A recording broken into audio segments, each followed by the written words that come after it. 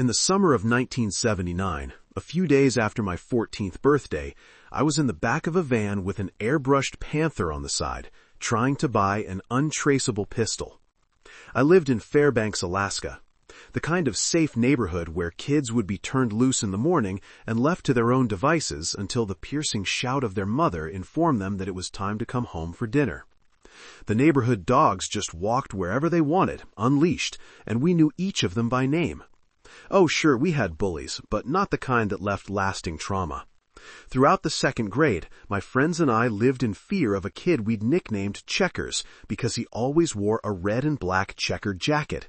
He was a huge, scary-looking kid, a third grader for sure. If we saw him on the playground during recess and he saw that we saw him, he'd immediately give chase, and we'd flee in terror. Sometimes we'd lose him quickly, and sometimes we'd spend the entirety of recess trying to escape a savage beating that would presumably involve broken bones and spurting blood. The only thing saving us was that his frightening bulk was perfect for intimidation, but not so great for endurance in a pursuit. The playground had some gigantic tires stacked on top of each other. You could climb on the outside of them, or also crawl around inside the tires themselves. I honestly don't know if they were somehow attached, or by 1970s playground safety standards, just stacked with the assumption that they probably wouldn't come crashing down and kill several children. One day, I was inside the highest tire, and when I glanced down, there was Checkers looking up at me. I was trapped. There was no escape. I was filled with the white-hot terror of a second grader who knows that a bloody nose is in his future. "I've got you now," said Checkers. Then he let out a maniacal, villainous laugh, and I suddenly realized that he meant me no harm. While my friends and I were completely convinced of the peril we faced from Checkers, he was just having fun chasing some younger kids around the playground. He never caught us because he didn't want to. If he had caught us, he would have simply released us, like fish. As I got older, there were other bullies, the kind who might try to trip you in the cafeteria or hurl epithets that were much more acceptable a few decades ago than they are today. But there really wasn't much in the way of danger. There were rumors that a kid froze to death when he forgot his house key and his parents were late getting home from work, but I didn't know him, and the story didn't really hold up to close scrutiny. Overall, it was a very safe childhood. Until some kids disappeared, and I knew exactly who did it. I knocked on the side door of the van, which was parked at our designated meeting spot in front of the old house. The house probably wasn't older than any other house in the neighborhood, but it had been abandoned for as long as I could remember, and it was falling apart to the extent that even kids who thought they were protected by the invincibility of youth didn't venture inside. But with the overgrown yard, you could park a van in front of it and not attract any real attention. The door slid open. A man with greasy long hair and a thick mustache looked surprised to see me. "Fuck off, kid," he said. "I'm meeting somebody." "You're meeting me?" "The hell I am. I'm Curtis." The man groaned. "Are you kidding me? What are you, 9? "I'm 14. "Sorry, kid. I don't sell guns to chubby 14-year-olds. Go away. My money's as good as anybody else's." The man massaged his forehead as if this decision was causing him intense pain. Fine, whatever. Get in." I climbed into the van, which smelled like what I was innocent enough to believe was a dead skunk. I started to pull the door closed. "Don't close it all the way," he told me. "I don't want you to be able to say I tried to kidnap you." I closed the door most of the way. The inside of the van had a mattress on the floor and red blankets. I was not so innocent as to think, oh, this must be in case he wants to sleep in his van during road trips. He lit a normal cigarette and glared at me. "This isn't cool at all." "Sorry." "What do you want a gun for anyway? You're not going to shoot your teachers, are you?" "No." "Don't your parents own a gun?" "Sure they do." "A bunch of them." This was Alaska. Every household had a gun collection. So why don't you use one of those? Because I don't want it to be traceable. That's the whole reason I called you. If I wanted something for target practice, I'd ask my dad to let me borrow a rifle. Why don't you want it to be traceable? Why are you asking so many questions? Because I don't sell guns to kids. I don't know what you're going to do with it. What if you're dumb? What if you accidentally blow your face off? I don't want that coming back on me. The whole point is that the gun can't be traced. If it comes back on you, then you're bad at your job. It's not my job. It's just a side gig. Are you going to sell me a gun or not? The man took a drag from his cigarette and blew the smoke in my face. Are you planning to kill somebody with it? None of your business, I told him, trying not to cough. If I coughed, he'd have the upper hand in our little power struggle. You sure as hell aren't planning to use it to shoot squirrels, so you're either going to commit a murder or you're going to plant it on somebody to get them in trouble. Which is it? How do you know it's not just for self-defense? Then why would it need to be untraceable? I honestly didn't know who was winning the argument. I can't force you to sell me one. I'll just take my business someplace else. Good. Get out of my van. I reached for the door handle, hoping he would suddenly change his mind. He said nothing. I really didn't have another option. Finding this guy had been extremely difficult. The internet didn't exist back then. And in fact, if somebody had described the wonders of the World Wide Web as something that would be available in my lifetime, I would have gaped at them in slack-jawed astonishment, and then laughed in their face for believing something so ridiculous. I figured that a drug dealer would know how to get a gun. I didn't know any drug dealers. I did, however, know a couple of older kids who I was relatively certain liked to smoke weed. I didn't know what marijuana smelled like, but I knew what it was. Those educational films we watched in class weren't a complete waste. I paid them $5 to give me the phone number of their dealer. I called him and asked if he knew how I could get an untraceable gun. He hung up on me. I called back later and a different person answered. I asked the same question, and while he didn't know, he gave me the phone number of another pot dealer who might. I called that dealer, and he said that he had no idea and wouldn't tell me even if he did. So I called the other dealer back, and this time the first guy answered, and I apologized for bothering him and asked if he could sell me some marijuana, though to make sure he didn't suspect I was a 14-year-old with no marijuana experience, I called it Mary Jane, and also recommend a prostitute. He said to call him back in half an hour about the Mary Jane. I didn't, but gave me the number of an affordable hooker. I called Candy with an I and asked if she knew anybody who could sell me a gun, and she passed me on to Barbarella, who gave me the number of this guy in the van whose name I didn't know. It's worth noting that I was so committed to acquiring this firearm that I barely thought about the fact that I'd spoken to 2 prostitutes and my own sexual experience maxed out at one astoundingly inept makeout session in a dark closet at a birthday party. The man didn't try to stop me from leaving his van without purchasing an illegal weapon. I know who abducted the kids, I said. What kids? You haven't heard about the missing kids? Should I have? It's on the news. I don't watch the news, and I don't like kids. For example, you're a kid, and I don't like you. I hated to blab my plan to a stranger, but it didn't seem like he was going to budge otherwise. I know who's doing it, but I can't prove it. I'm going to make him confess. At gunpoint? That won't hold up. People will confess to anything at gunpoint. You point a gun at me, and I'll tell you anything you want to hear. I'll tell you I'm a Kenny Rogers fan. You don't like Kenny Rogers? Nope. I'll whack off to Dolly Parton, but I hate that country music shit. I'm not going to make him confess at gunpoint, I said. I'm just going to make him confess. But if he tries to kill me, I'm going to kill him first. If I have to shoot him before I have proof, I don't want anybody to trace it back to me. That's why I can't use one of my dad's guns. The man nodded. That makes sense. But it would be irresponsible for me to sell you a gun knowing that you might kill an innocent man. He's not innocent. You said you don't have proof. I have my own eyes. Being able to prove it isn't the same as being positive. You know what? Screw it. I'll sell you a gun. There's gonna be a surcharge, though. What kind of surcharge?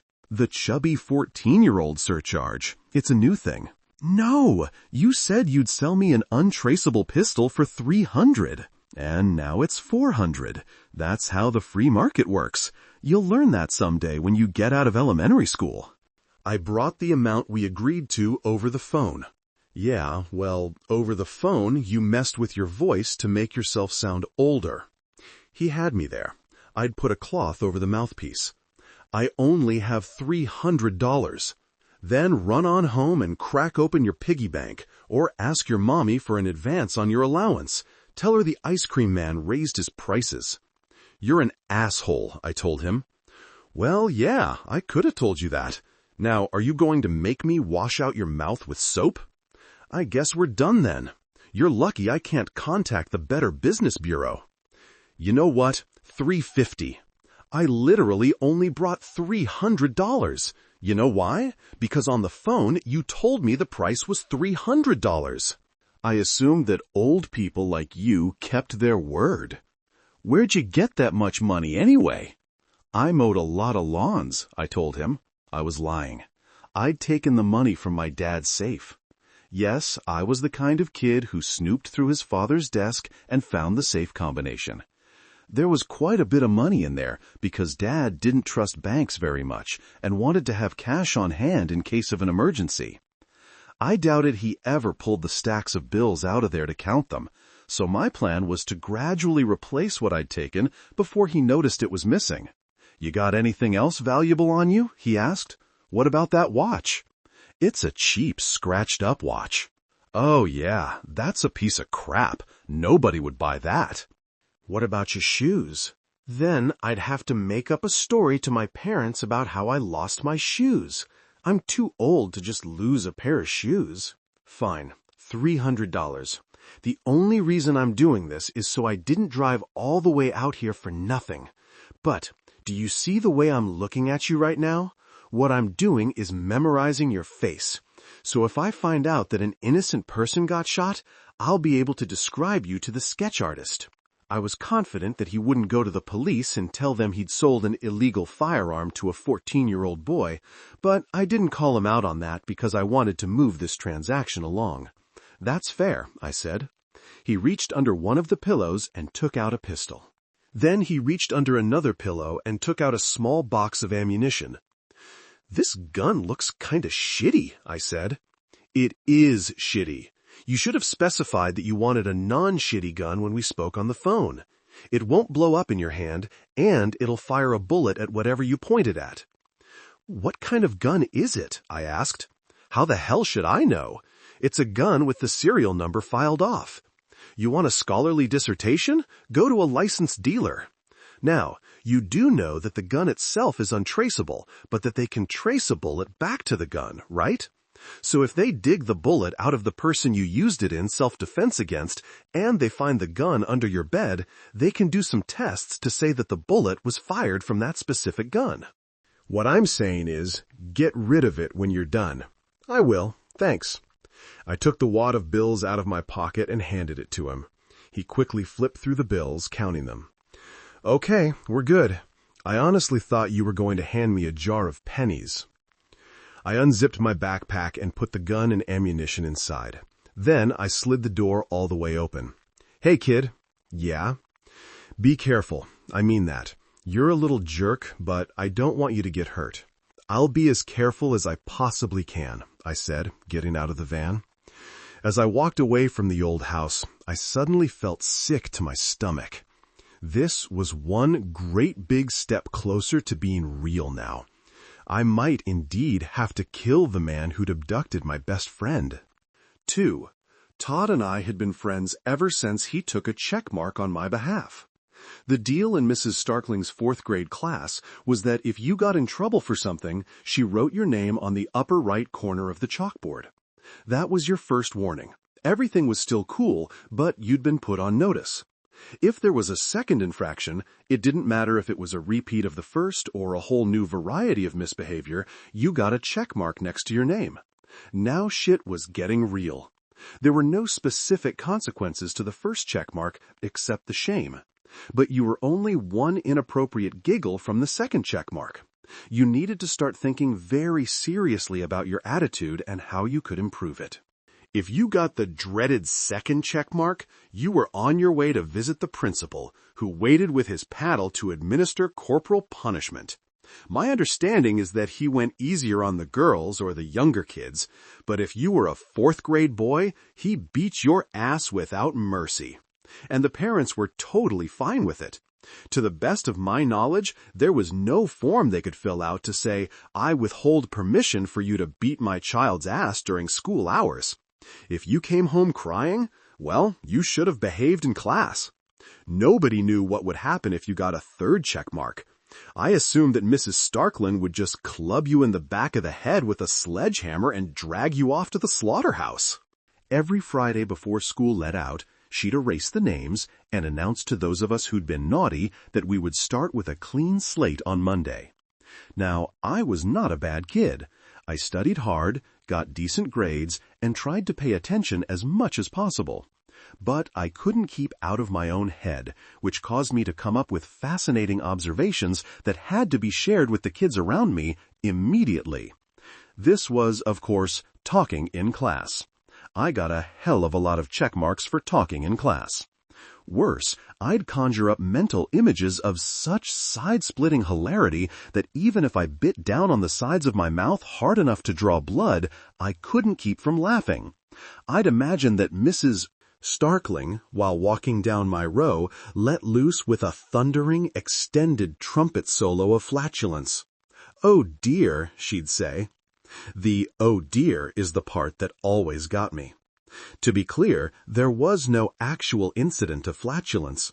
But thinking about the possibility of this happening, "oh dear," was so uproariously, hysterically, screamingly funny that I could not keep silent.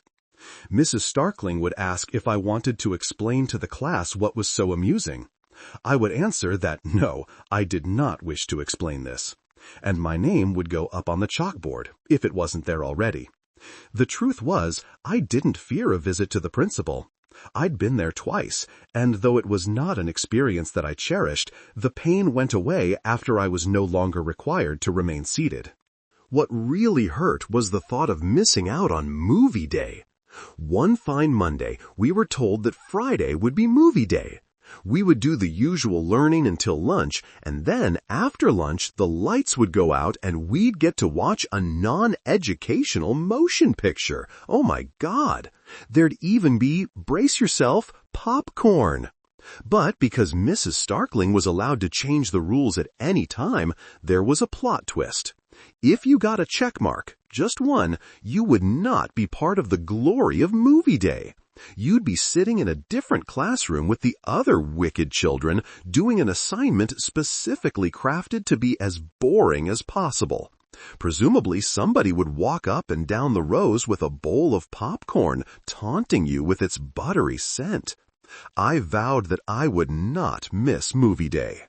But, oh dear! That was Monday. I got my name written on the board on Tuesday, but I made it through to Friday morning without a check mark. Then I forgot myself, and right in the middle of a math lesson, I asked the kid next to me if he'd seen Sanford and Son that week. Mrs. Starkling spun around. "Who was talking?" she demanded, looking straight at me. She knew perfectly well who'd been talking, but she was going to wring a confession out of me anyway. I froze. What had I done?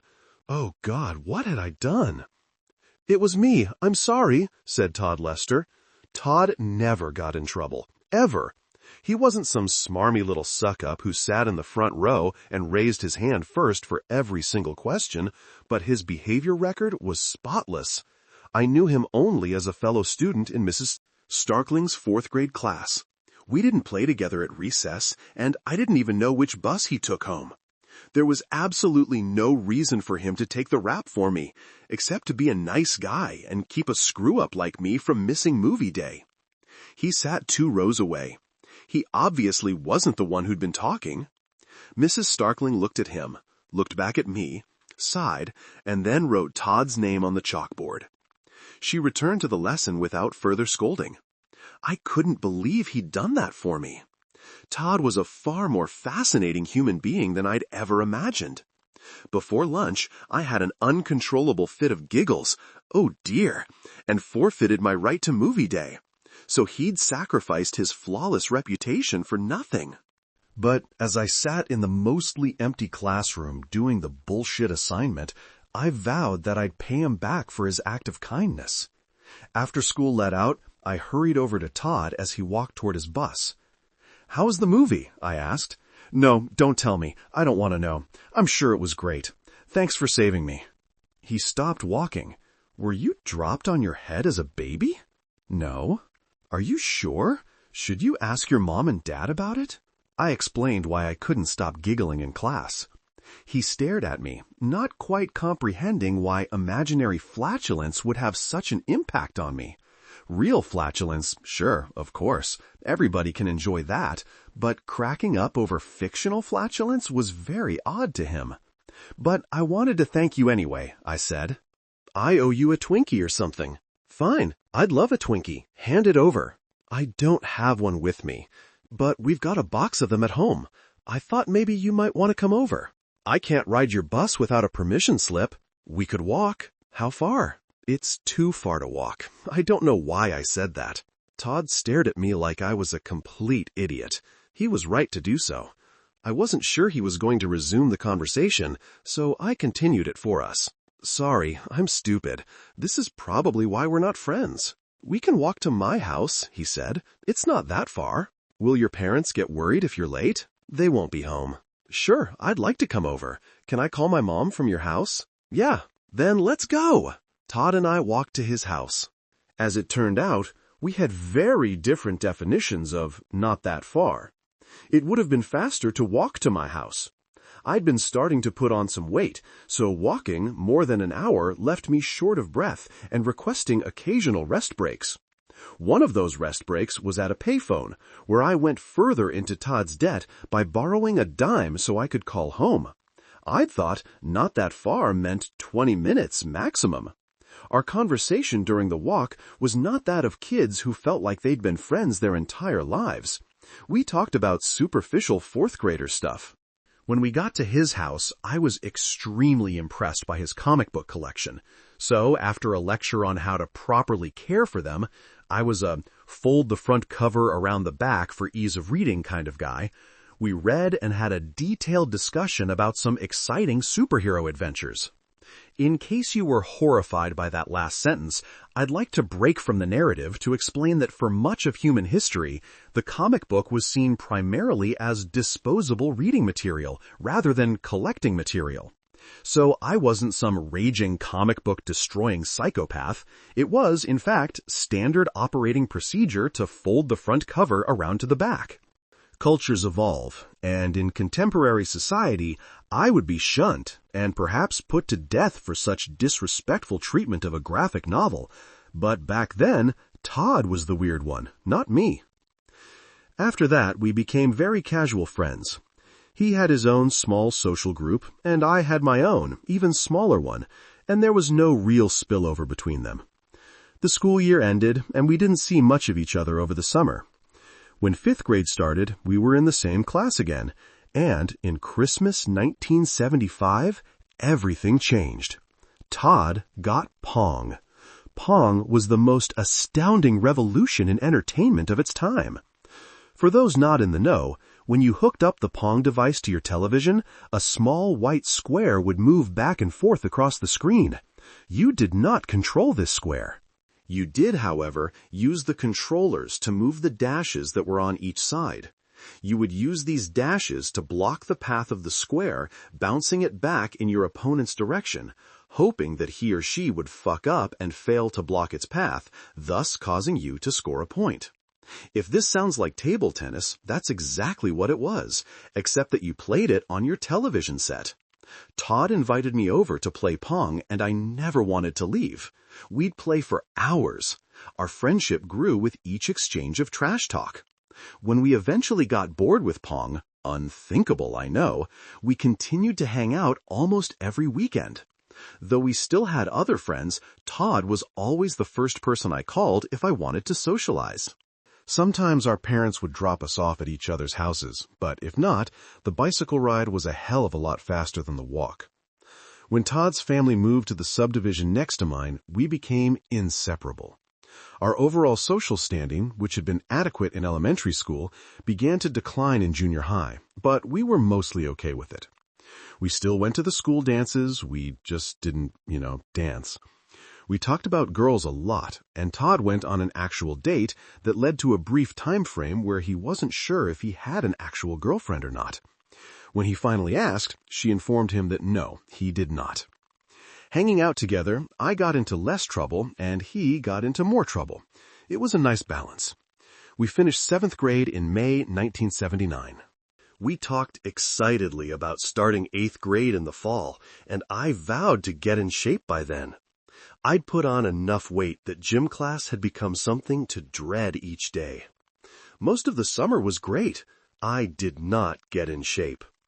At the end of May, a kid went missing, a 6th grader. We didn't know him. Todd and I lived out by the airport, and the kid lived on the other side of Fairbanks, up by Farmer's Loop. Apparently he was a troubled child, and though nobody was ruling out an abduction, he'd most likely run away from home. When his parents were on television, they begged their son to come back, rather than pleading to the abductor for his safe return. It wasn't the type of situation to make parents fear to let their children go out without adult supervision. In early July, Todd and I had a fight. It was not a huge fight, nothing friendship-ending, the kind of fight we might not even bother to acknowledge the next day. I made a joke about his mother that didn't land properly, he got pissed, and he no longer wanted to spend the night. He decided to walk home. It was 1 a.m. In most places, a 13-year-old would not be allowed to walk home alone at 1 a.m, even in 1979. I would have woken up my parents, or he would have called his own to pick him up. But this was Fairbanks, Alaska, land of the midnight sun. In July, the darkest time of night was like dusk anywhere else. And I lived in a safe neighborhood. He left. A couple of minutes later, I went after him. Oh, it wasn't to beg for forgiveness or to make sure he made it home okay. I'm ashamed to admit that I was angry that he'd taken such great offense to my harmless joke about my desire to bang his mom. So my plan was to sneak ahead of him, jump out, and scare the crap out of him. I brought my mouse mask. This was an unlicensed Mickey Mouse mask that looked less like the delightful Disney mascot and more like a nightmare plague rat that would gnaw off your lips while you slept. It had been a gift from my grandmother when I was 8, and I'd been too scared to wear it at Halloween. Once I'd gotten over my fear, around age 11, the cheap plastic mask was taken out of the back of my closet and went to its new home on my floor. I did not think that Todd would believe he was being attacked by Mickey Mouse's rabid cousin. But jumping out at him in a mask would be scarier than jumping out at him with my regular face. My neighborhood was a grid that was 8 streets divided by 3 other streets, creating 24 blocks. The grid was surrounded on 3 sides by woods. If you knew the path your angry best friend was taking home, you could hop on your bicycle, quickly ride to the street parallel to the one your friend was taking, get far ahead of him, ditch the bike right before sneaking into the woods, and await his approach. I did this. I waited. He came around the corner a couple of blocks away. I put on the mask. I hoped that after I leapt out at him, he'd punch me in the arm, we'd laugh, and our friendship would immediately revert back to where it had been 10 minutes ago. A silver car drove slowly past me. It stopped next to Todd. I watched, wondering what the driver wanted. At least I knew that Todd wasn't stupid enough to get into a car with a stranger at 1 a.m. He walked over to the driver's side door, apparently talking to the driver through an open window, but keeping a safe distance. Todd put his hand to his mouth, burst into tears. What the hell was going on? What had the driver said to him? Todd hurried around the front of the vehicle. Did he know the driver? He wasn't really getting in, was he? The door opened and Todd got into the passenger side. I ran out onto the street as the car drove off. It turned at the next corner. I tried to remember the license plate number. Had the driver seen me in his rearview mirror? It was weird to be praying that Todd bursting into tears was because he'd been given actual terrible news and not that he'd been duped. What if his parents had been in an accident? What if they were dead? That was nightmarish, but still better than the thought that he'd been kidnapped. Not bothering to take off the mask, I jumped onto my bicycle and rode as fast as I possibly could. I wasn't trying to catch up to the car, but if I pedaled like a madman and he didn't take the most efficient route out of the neighborhood, I might be able to make our paths cross again. My front tire wobbled, but I kept myself from falling off the bike. Todd's life might depend on this. I was already out of breath as I approached the street where I thought I might see the car again. I had no idea what I'd do if I reached it. I was so desperate to save my friend that I didn't even consider that I might be putting myself in serious danger. I could hear the car. I needed to go faster. I wasn't going to reach the street in time. The car crossed the intersection. The driver's side was facing me, and I saw the man behind the wheel. He glanced over and looked right at me. The car screeched to a halt. I knew the driver. Not his name, but I'd seen him outside a couple of times, doing yard work.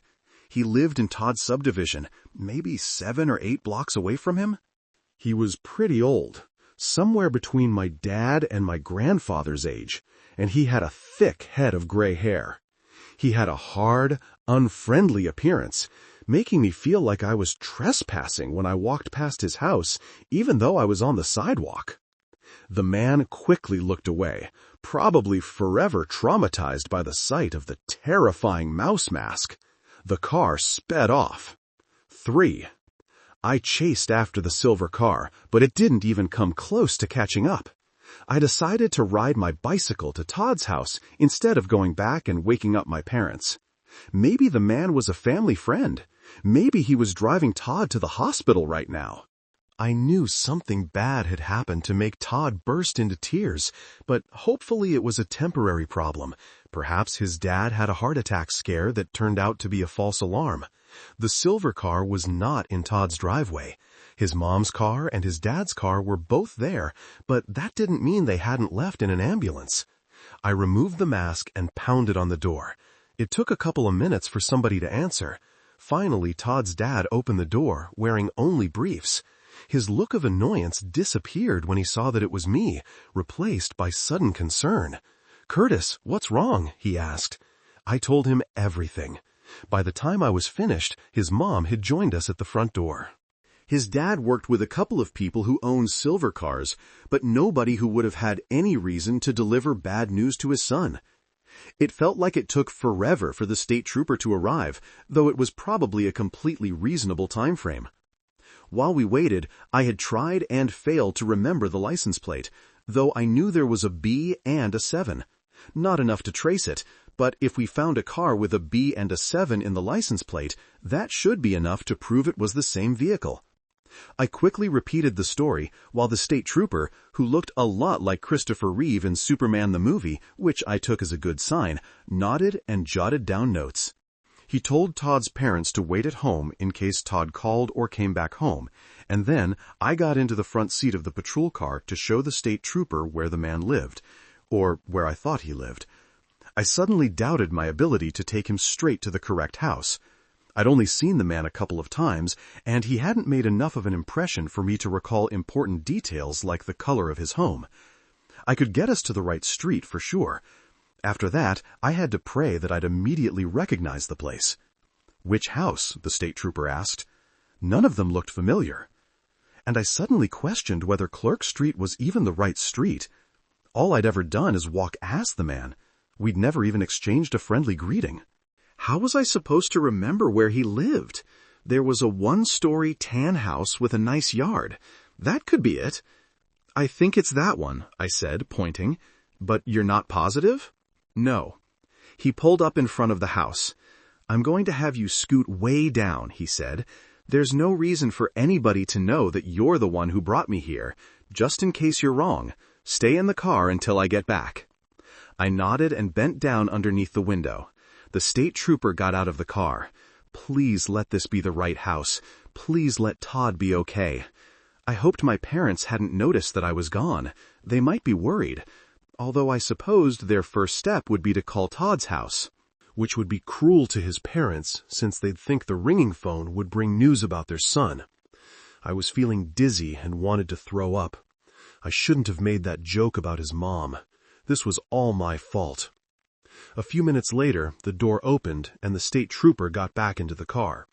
It wasn't the right house, he told me, but I described the man and they told me where he lives. You were close. He drove 3 houses down. Yes, this was definitely the right place. I now remembered him, trimming some bushes, glaring at me as I walked past. The state trooper told me to duck down again. I did. I didn't pop my head up to look out the window, even when this seemed to be taking a long time. In the rearview mirror, I saw another state trooper patrol car pull up in front of the house, and 2 more men got out. Please, don't let us be too late. It felt like I was waiting in the car for hours before the state trooper came back. Did you find Todd? I asked. No, stay down. He started the car's engine. I'm going to take you home. We'll get your story one more time, and then we're going to do everything we can to find your friend, I promise. When we drove around the corner, he told me it was okay to sit up. Was the man home? The state trooper nodded. Are you going to make him tell you where Todd is? Not quite that simple. What happened, as I found out later, is that the man was home. I had the right guy. They showed me pictures of several men close to his description, and I picked the correct one. Gerald Martin, 53 years old, single, never married, construction worker. He was cooperative, allowed them to search his home without a warrant as long as they promised not to make too big of a mess. He was, I'm told, more concerned about the missing boy than maintaining his own innocence. He did not own a silver car. Mr. Martin did not have an alibi beyond, I was sleeping.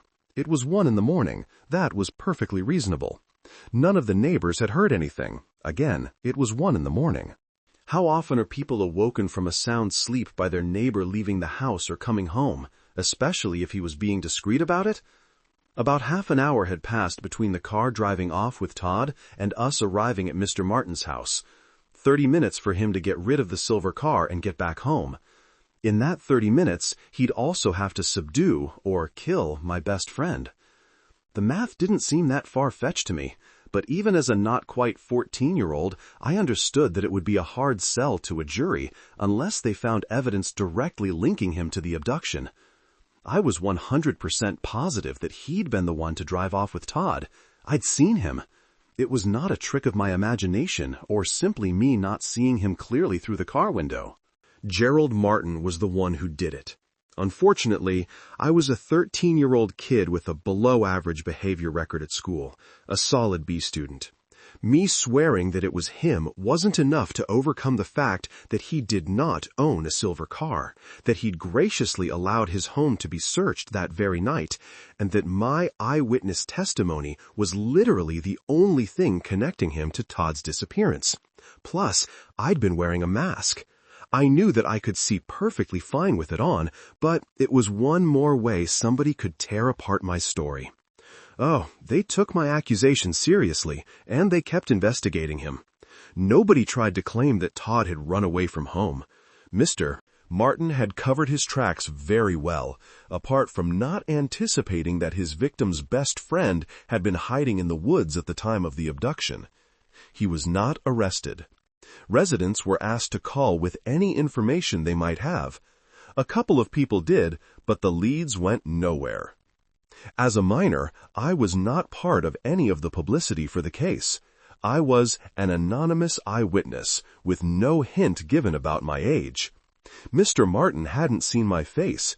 In theory, he had no idea who I was, unless he'd forced Todd to tell him. My parents forbade me to leave the yard by myself, but I wouldn't have gone out even with their permission. I barely went outside at all. It seemed unlikely that he'd drive up to me in broad daylight, drag me into his car and stab me to death, but I couldn't rule that out. A month passed. The search continued, though everybody pretty much knew that it was a lost cause by now. I turned 14, but didn't feel like having a birthday party. My mom still made me a chocolate cake, and I ate a couple of bites and blew out the candles so she wouldn't feel that her efforts to make me feel better were a waste. but it seemed truly horrible to be celebrating getting 1 year older when I didn't know what kind of nightmarish end Todd might have met. If he was dead, and he almost certainly was, I hoped it had at least been quick. If Mr. Martin was in a hurry to get back to his house, he might have killed him in a fast, painless way rather than taking his sadistic time.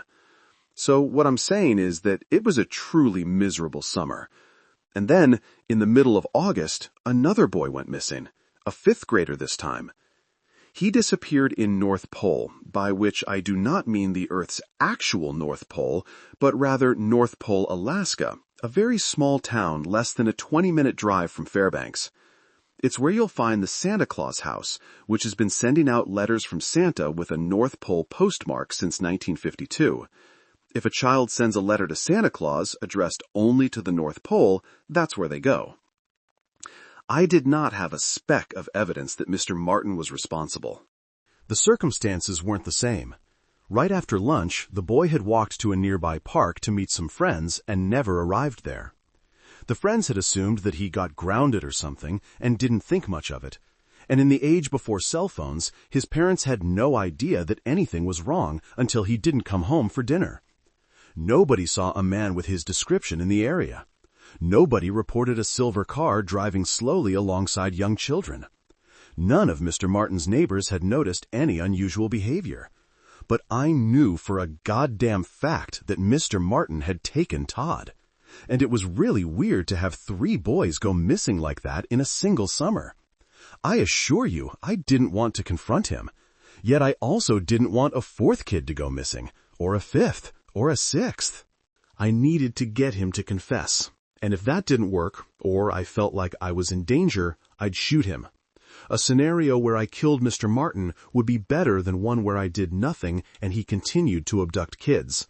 Perhaps he was innocent in the 2 other disappearances, but unless he had a twin brother that he hadn't bothered to tell anybody about, he was not innocent in Todd's. I had the right guy. And so I bought the untraceable gun. When I got home, I took it out of my backpack and hid it under my bed. It probably won't surprise you to discover that my bedroom was not an antiseptic environment in which every object was in its proper place. After many years of going to war over this issue, my parents finally said that they didn't care what my room looked like as long as I didn't leave food in there to rot. I had no reason to believe that anybody searched my room on a regular basis, so I was comfortable with the idea of just keeping the gun under my bed for one night. I slept horribly. I never remember my dreams, but I kept waking up thinking that the gun was going to go off, shooting right through my mattress into the back of my head, or into my spine, paralyzing me, so I'd have to lie there helplessly until my mom or dad came in to check on me. I got up when I heard my parents moving around downstairs. They seemed surprised to see me, since I was normally a lazy piece of crap who didn't get up until after they'd gone to work. For the past couple of summers, I'd demonstrated my responsibility by mowing lawns, but I hadn't been doing much of that since Todd went missing. My mom worked as a bank teller, and if you're thinking, wait, didn't he say earlier that his dad was distrustful of banks? Yes, I sure did. Very awkward. My dad was the manager at a furniture store, so we got great deals on furniture, which obviously should have made me the most popular kid at school, yet somehow didn't. We ate oatmeal together, then they left for work. As soon as the door closed, my stomach began to hurt from the task that awaited me. I didn't actually know that Mr. Martin was home. I hadn't spent weeks stalking him, learning his schedule and habits like a professional assassin. I just figured that as a construction worker, he might not stick to a standard 9 to 5 Monday through Friday work week. If he wasn't home, I'd come back another time. I wrote a note to my parents, explaining where I'd gone, and left it on the dining room table. I had no intention of them ever seeing this note. When I got home, I'd throw it away. The note was only there in case I didn't come home. Then I tried to figure out where to put the gun. I hadn't anticipated that this would be a difficult task. I'd just stick the gun in the waistband of my pants, right? The problem was that I wasn't acquiring new clothes at the same rate that I was putting on weight. And even with a sweater, and why would I be wearing a sweater in August, you could see the bulge. I could have worn a jacket, which would pose the same "why is he wearing that" question as a sweater, and if Mr. Martin offered to take my jacket and I refused, he'd know I was hiding something. Not to mention that a few tests made it clear that I couldn't yank it out of my tight pants at lightning speed. If I actually needed to use it, he would not stand there politely waiting for me to fumble with my firearm. And having the gun wedged in there filled me with the intense fear that it would go off, even though I quadruple checked that the safety was on. So I'd have to keep the gun in my backpack. This wasn't ideal, but I'd keep my backpack with me the entire time, mostly unzipped, and I'd make sure I knew exactly where the gun was. I tested it a few times, reached in and grabbed the gun as quickly as I could. Nobody would ever come up with a catchy nickname honoring my fast draw abilities, but I was confident that, if necessary, I could pull the gun on him in time. The confession presented another problem. Microcassette recorders might have been around in 1979, but I sure didn't have one, nor did anybody I knew. We had big, clunky tape recorders. Though technically it would fit in my backpack, I couldn't shove it under some other stuff like I did the gun, or it would be too muffled to record anything. And if I was there longer than half an hour, it would shut off with a loud snap, which would be extremely inconvenient. Thus, I couldn't present a recorded confession to the authorities. I just had to get something I could use against him. A confession obtained at gunpoint wouldn't be admissible in court, but my goal was to force him to give me proof about what he'd done. And if I couldn't make that happen, I'd kill him. I rode my bicycle over to his house, hoping he wouldn't be home. A car was in the driveway, the same car that had been there when I brought the state trooper over. I stared at the house for a long time, trying to work up my courage. I finally accepted that there was not going to be a moment where I wanted to do this. I just had to walk up there and knock on the door. Feeling like I was going to throw up, pass out, and wet my pants, I went up to his front door. I stood there for a moment, sweating. Then I knocked. Gerald Martin answered the door. 4. He frowned when he saw me. He hadn't seen my face on the night of the abduction, but he might know who I was. Todd and I weren't very popular. It wouldn't take a whole lot of sleuthing to discover that we were best friends. Seeing Mr. Martin behind the wheel of that car was permanently seared into my memory, and if he had a clear memory of looking at me, he'd know my hair color and body type. I'd knocked on his door, knowing perfectly well that he might immediately realize who was standing there. "Yes?" he asked. His tone was annoyed. More, "Why are you bothering me, kid?" than, "It's you." "Hello," I said. "I'm Curtis Black." "Okay." "I wanted to call, but you're not in the phone book." "That's right. There's a reason for that." Mr. Martin scratched his chin. He was fully dressed in jeans and a plain white t-shirt, but he hadn't shaved, and from the smell of him, hadn't bathed. I could see a tan line around his neck. He had the lean but muscular build of somebody who spent his days working outside. "I apologize for that," I told him. "I was wondering if I could interview you." "About what?" "About you. I have a school assignment where I'm supposed to interview somebody and write an essay about them. School's out. They give us work to do over the summer." This wasn't true, but would a childless construction worker know that? My cousins in Ohio said they got a summer reading list, so this didn't seem completely out of the realm of possibility. "Then interview your mom." "We're not allowed to interview relatives. That would be too easy. It's supposed to be somebody we don't know." "Why me?" I had toyed with the idea of making up something, like wanting to interview him about what steps were involved in paving a road. But when I made the final decision that I was really going to do this, I decided to stick to the truth as much as possible, to decrease the chances that he'd figure out that I was a lying little weasel trying to get him to confess to a trio of murders. "You were falsely accused of kidnapping Todd Lester. I thought that would be an interesting interview. Most of my friends are picking really lame subjects." "Such as?" "Excuse me? What really lame subjects are your friends picking?" I honestly hadn't expected him to question me on something like this, and my mind suddenly went blank. I hoped my eyes didn't go wide. You know, I said, teachers and stuff. Your friends are interviewing teachers? Yes, you're right. That sounds boring. This seemed like a comment that would be accompanied by a smile, but it wasn't. And one of my friends is interviewing a barber. Another one is interviewing the guy who owns the bowling alley. Was I giving too much information? I was definitely giving too much information. I needed to shut up now. Which bowling alley? Arctic Bowl. Okay. I didn't know there was another one. I don't know if there is or not. I don't bowl. I do sometimes, I said. Mr. Martin said nothing. Anyway, would it be all right if I interview you? I asked. It sounds like your friends are interviewing people about their jobs. They are. Most of them are. But the assignment doesn't say we have to do that. We can interview them about anything. Mr. Martin stared at me for too long of a moment. Do I get to read your essay before you turn it in? Yeah, sure, of course. All right. Though he'd said, all right, he just continued to stand in his doorway and stare at me, as if waiting for me to make the first move. I was hoping to do it now, but I can come back later, I said. When's it due? Next week. Procrastinator, huh? Yeah. Come on in, he said. Place is a mess. That's okay. I switched my backpack, which felt extremely heavy, from my left shoulder to my right as I followed him through the doorway into his living room.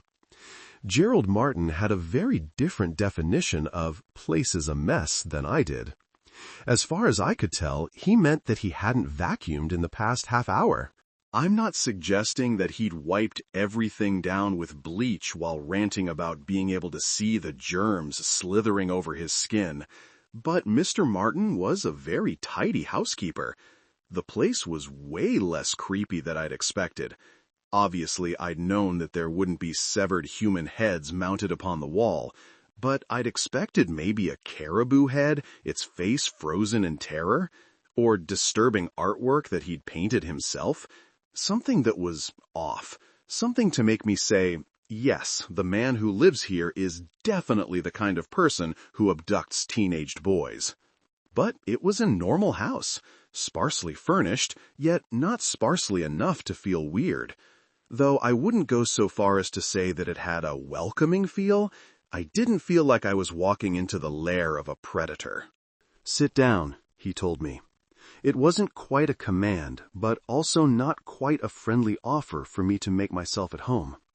I was extremely self-conscious about my backpack as I sat down on the couch. I had this vision of a prominent gun-shaped bulge on the side. I unzipped the backpack, took out a notebook, then set the backpack on the carpet next to my feet without zipping it up again. Want a glass of water? He asked. Oh, no, thank you, I said. My throat went dry as I said it, and I barely got the last word out. I coughed. I'll get you a glass of water, he said.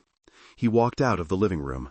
He was probably going to be gone long enough for me to take the gun out of my backpack and shove it between the couch cushions for easier access, but if he heard the rustling and poked his head back into the room, that would be outrageously bad. Instead, I just sat there, hoping I wasn't sweating too much.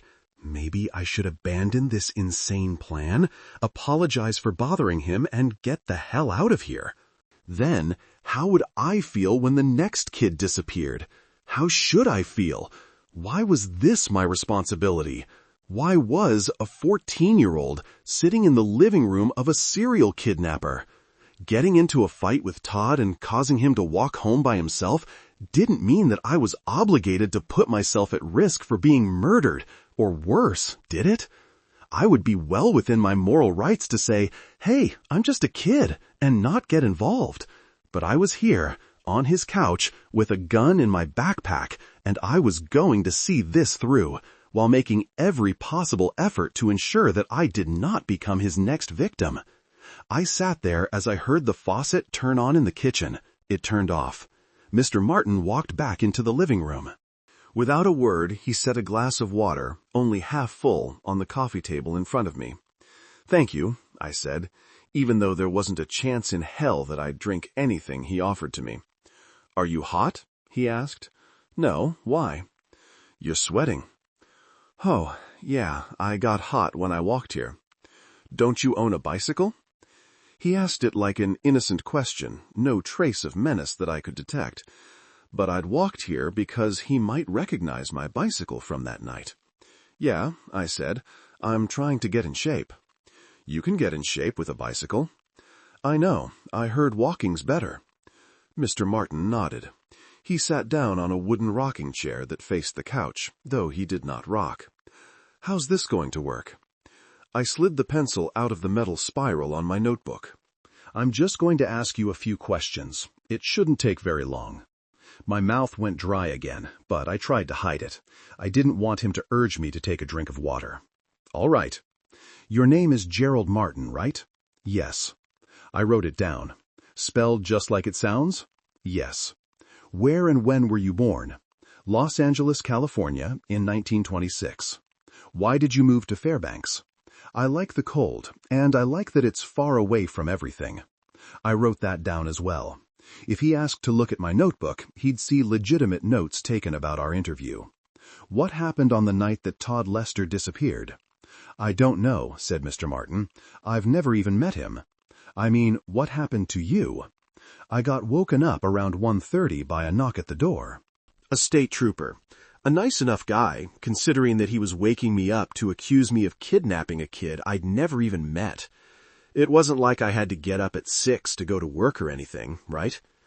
I told him that I didn't know anything about it, and that he was welcome to look around my house even though he didn't have a search warrant. Are you getting this? Should I slow down? I'm getting it, I said, frantically scribbling. Are you sure? I don't want to read this paper and find out that I've been misquoted.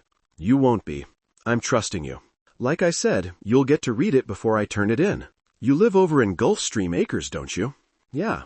I'm not sure you ever told me your name. I did. Curtis Black. Oh, that's right. Go on. Did anything else happen that night? I asked. Some more state troopers showed up, searched my place, left it a mess even though I specifically asked them to be respectful since I was letting them do it without a warrant. They didn't find anything, of course. Every once in a while they come back to ask me more questions and harass me some more. All my neighbors think I did it, and now I've got kids coming to interview me about it. I should have stayed in L.A. How long have you been here? 3 years. I'm not here to interview you because I think you did it, I assured him. My interview is about what it's like to be falsely accused.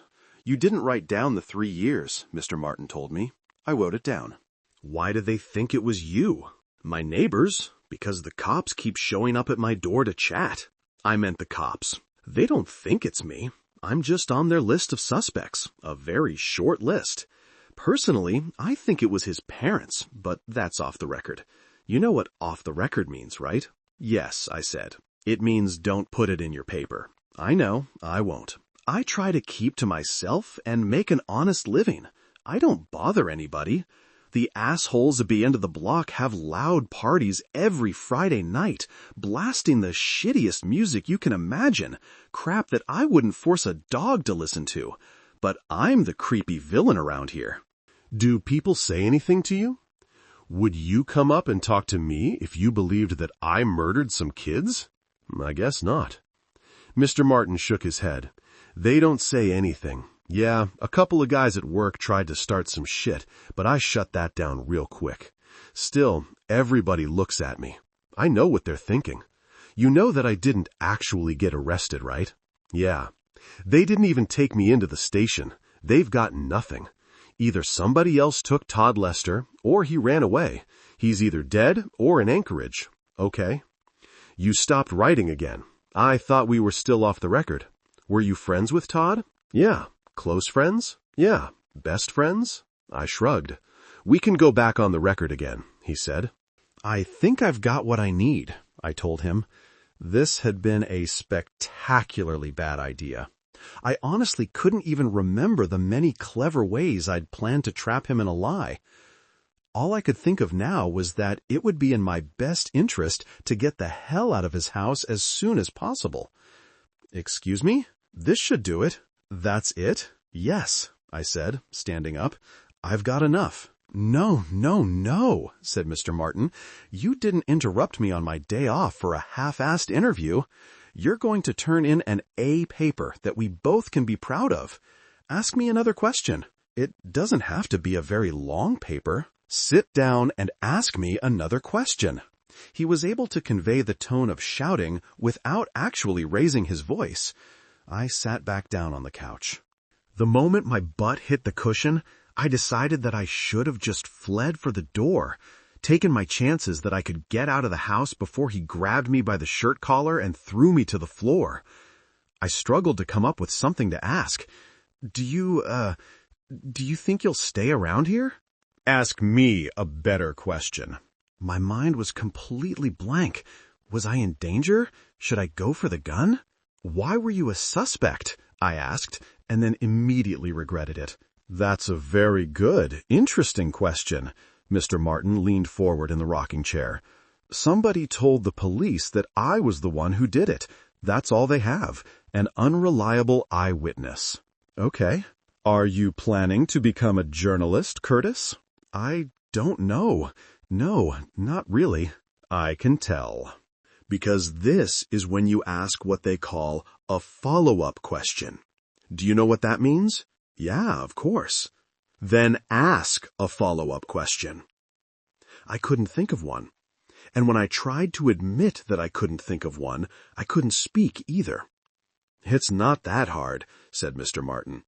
If you're trying to get the full story for your paper, ask me if I know who told the police that I kidnapped Todd Lester. Do you know? Mr. Martin shook his head. No, I don't. They wouldn't tell me. Oh. Since you're not doing a very good job with the questions, do you mind if I ask you one? Sure, I said. What's your favorite Halloween costume? I don't know. Of course you do. You're not too old to trick or treat, are you? Maybe you are. I don't know when kids stop. But you had a favorite Halloween costume in the past, right? Spider-Man, maybe? That gold robot from Star Wars? Something scary? A skeleton? A vampire? What was it? I should go for the gun, but I couldn't make my arm move. I asked you a question, said Mr. Martin. If you're not going to ask me questions, you can at least answer the ones I ask you. I guess Spider-Man, I told him. Good guess on my part, then. When did you dress as Spider-Man for Halloween? Last year? The year before? When you were 6? I don't remember. Try to remember. When I was 8, maybe. You dressed as Spider-Man for Halloween when you were 8 years old. I bet you were adorable. I'd like to see the Polaroids. Now I'm going to be a good journalist and ask you a follow-up question. Are you ready? Yeah. How old were you when you went as a mouse? 5. I did everything I possibly could to keep my expression neutral. I'd gone through countless scenarios in my mind before I showed up here, and most of them included a moment where Mr. Martin figured out that I was the little bastard who'd ratted him out. In those scenarios, I thrust my hand into my backpack, grabbed the gun, and pointed it at him before he knew what was happening. Now, in the actual moment, I doubted my ability to whip out the gun in time. I'd be fumbling around in there while he casually walked over and slashed my throat with the knife he'd probably stashed in his pocket while he was getting my glass of water. I also doubted my ability to actually shoot another human being, even an evil one. In my imagination, I'd open fire with deadly accuracy, hitting him a few times in the chest and sending him flying across the room, with about as much blood as you'd see in a PG-rated movie. In real life, I suddenly knew that it would be ugly, awful. I'd never recover. Mr. Martin had not stood up from the rocking chair. Even if he rushed at me, I could probably get the gun. I was quick. I'd practiced. This was why I was here, not to run off like a coward, with absolutely nothing to show for this botched plan, except the certainty that a psychopath knew who I was. I couldn't make myself reach for the backpack. Maybe that was for the best. Maybe my uncooperative muscles were being controlled by the part of my brain that didn't want me to make a fatal mistake. I just had to pray that my face hadn't given anything away. I'd play dumb. Mighty Mouse? I asked. Maybe, said Mr. Martin. Some cartoon mouse.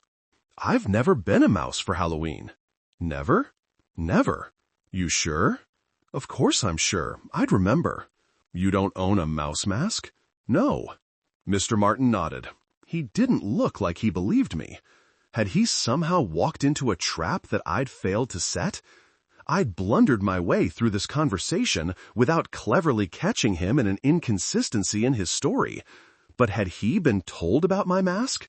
None of the news articles, and I'd read all of them, identified the witness as a chubby kid in a mouse mask.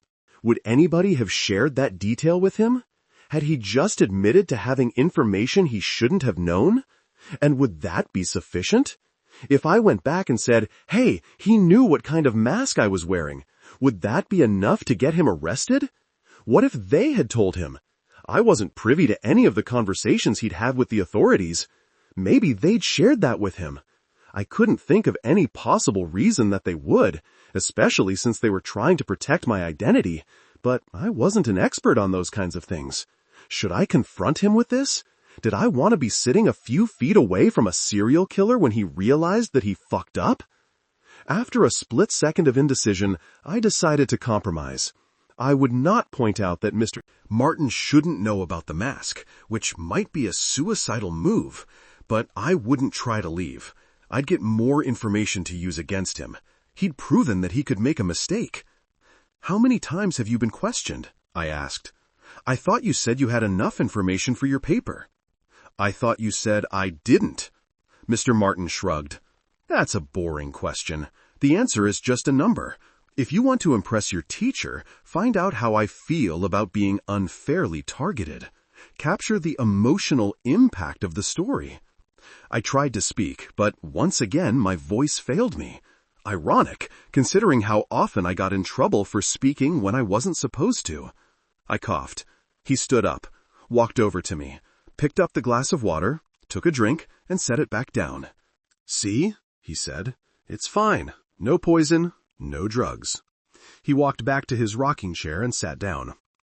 I didn't think there was, I managed to say. I still didn't want to drink the water. He might not have put anything in it, but I didn't want to drink from the same glass as the man who'd killed my best friend. Well, I can't force you to drink. I'd offer you something else, but all I've got is beer in the fridge. Pretty sure your mommy and daddy wouldn't appreciate that. At least not this early in the morning, I said. Mr. Martin stared at me for a moment. Was that a joke? He asked. Yeah, not bad. Thanks. Is humor your defense mechanism? Sometimes, yeah. I figured. You're all sweaty and inarticulate, but you can make a joke. Feeling like you need a defense mechanism now, huh? Why are you so scared? I'm not scared, I insisted. Oh, come on, Curtis. I know what fear looks like. I wiped some sweat from my forehead. I'm just hot. It's not hot in here. And I get it, fat kids sweat a lot, but you've just been sitting there. I'm sure you've recuperated from your vigorous walk by now. You seem flustered. Why? You're the one who knocked on my door. Do you think I kidnapped your buddy? Is that what this is all about? No. If I called your school, would somebody be able to confirm your homework assignment? I made a point of looking him directly in the eye. Yes, he was bluffing. He wouldn't actually call the school. And if he did, I'd get the hell out of here while he was flipping through the phone book. All right, he said. He rocked the chair back and forth, just once. I told you to find the emotional impact of the story, but maybe when you write it up, you should focus on your own emotions. Make the story about you, how scared you were sitting in my living room, talking to the man that you thought took your friend away from you. I don't think it's you. You absolutely think it's me. I wouldn't be here if I did. Mr. Martin smiled. I'm not as smart as your teachers, but I'm smarter than a teenager. I'm a suspect in 3 different disappearances. That's gotta be scary for somebody like you who fits the profile of the missing kids. So if I thought you were really here to do an interview for a summer assignment, I'd say, well, sure, of course he's nervous. That makes total sense. But I don't believe that's why you're here. You're trying to play amateur detective. You think you're Encyclopedia Brown or the Hardy Boys. You think you're going to solve the mystery of the disappearing kids, be a great big hero all around Fairbanks. That's not it at all, I said. No? Then is it revenge? It's a school paper. You keep saying that, and you keep sweating like a goddamn pig. Look at yourself. It's disgusting. Just being across the room from you makes me want to take a shower. No girl will ever want some overweight boyfriend that she has to towel off before she gets near him. Stop eating so much junk food. Play a sport or something. What did you think you were going to do? Get a confession out of me? You've got the wrong guy. Now, why don't you just run along home before you waste even more of my time? This where I could have simply stood up and walked out of his house. That would have been the safe way to play this.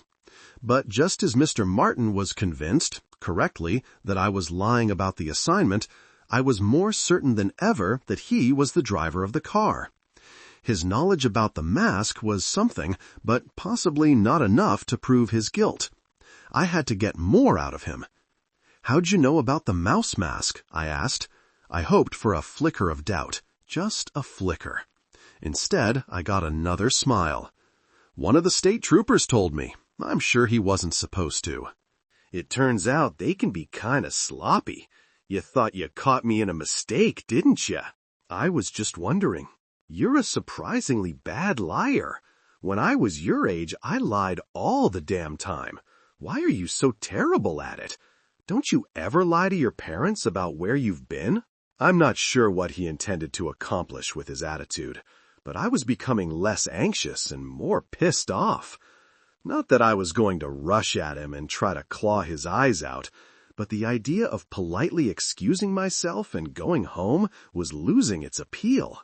He abducted Todd, probably killed him, and I'd make sure he didn't get away with it. "Fine," I said. "I think you did it." "Now we're getting somewhere. What makes you say that?" "I saw you." "And you don't think it's possible that you were mistaken?" "Do you have a twin brother?" I asked. "No." "Then it was you. You sound pretty certain of this." "I am." "I wasn't there, so I don't know the whole story," said Mr. Martin. "The way I understand it, the witness didn't get close enough to press his face against the windows and peer inside.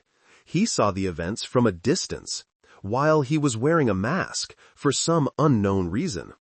When you go trick-or-treating with your little friends, how well do you see through those narrow eye holes? I see fine. It's not a blindfold. What are you hoping for here, Curtis? Think I'll just spill my guts? Maybe, if you know you're caught. You're wasting your time. I was fast asleep that night, at least until the state trooper woke me up. I'm heartsick over your friend's disappearance, what his parents must be going through, what you must be going through, and I pray that he'll find his way home. All you're doing is harassing a hard-working, honest citizen. I thought of a follow-up question, I said. Let's hear it. You were going to call my school to see if the assignment was real. If I call the cops who talked to you, will they verify that they told you about the mask? Yep. Should we do it? No, said Mr. Martin. Why not? Because you know they'll say you're lying? Because you haven't earned my trust. What's to stop you from telling them that I'm holding you here against your will? I shouldn't have let you in my home in the first place. In fact, I'd like you to leave now. May I ask one more follow-up question? Go ahead. What the fuck did you do to my friend? Ooh, the tone has changed, said Mr. Martin. I'm not sure if I like it or not. Let me be perfectly clear, Curtis. If I was the person you're looking for, if I'd lured poor Todd into my car, sawed off his arms and legs, and thrown his body into the Chena River, I can assure you that you wouldn't get that information out of me by faking a school assignment. If I was the guilty party, which I'm not, do you think I could fool the authorities, the people who devote their entire lives to catching criminals? And yet you're going to stumble on in here and catch me red-handed? Is that seriously what you thought? Do you think you're some kind of genius, Curtis? That wasn't a rhetorical question. I'd like to know. Do you think you're some kind of genius? No. Good.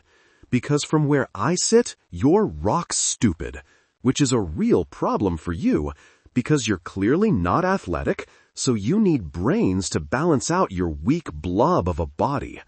I know the assignment doesn't exist, but you should write it up anyway. Write up an entire paper about what an idiot you were for doing this.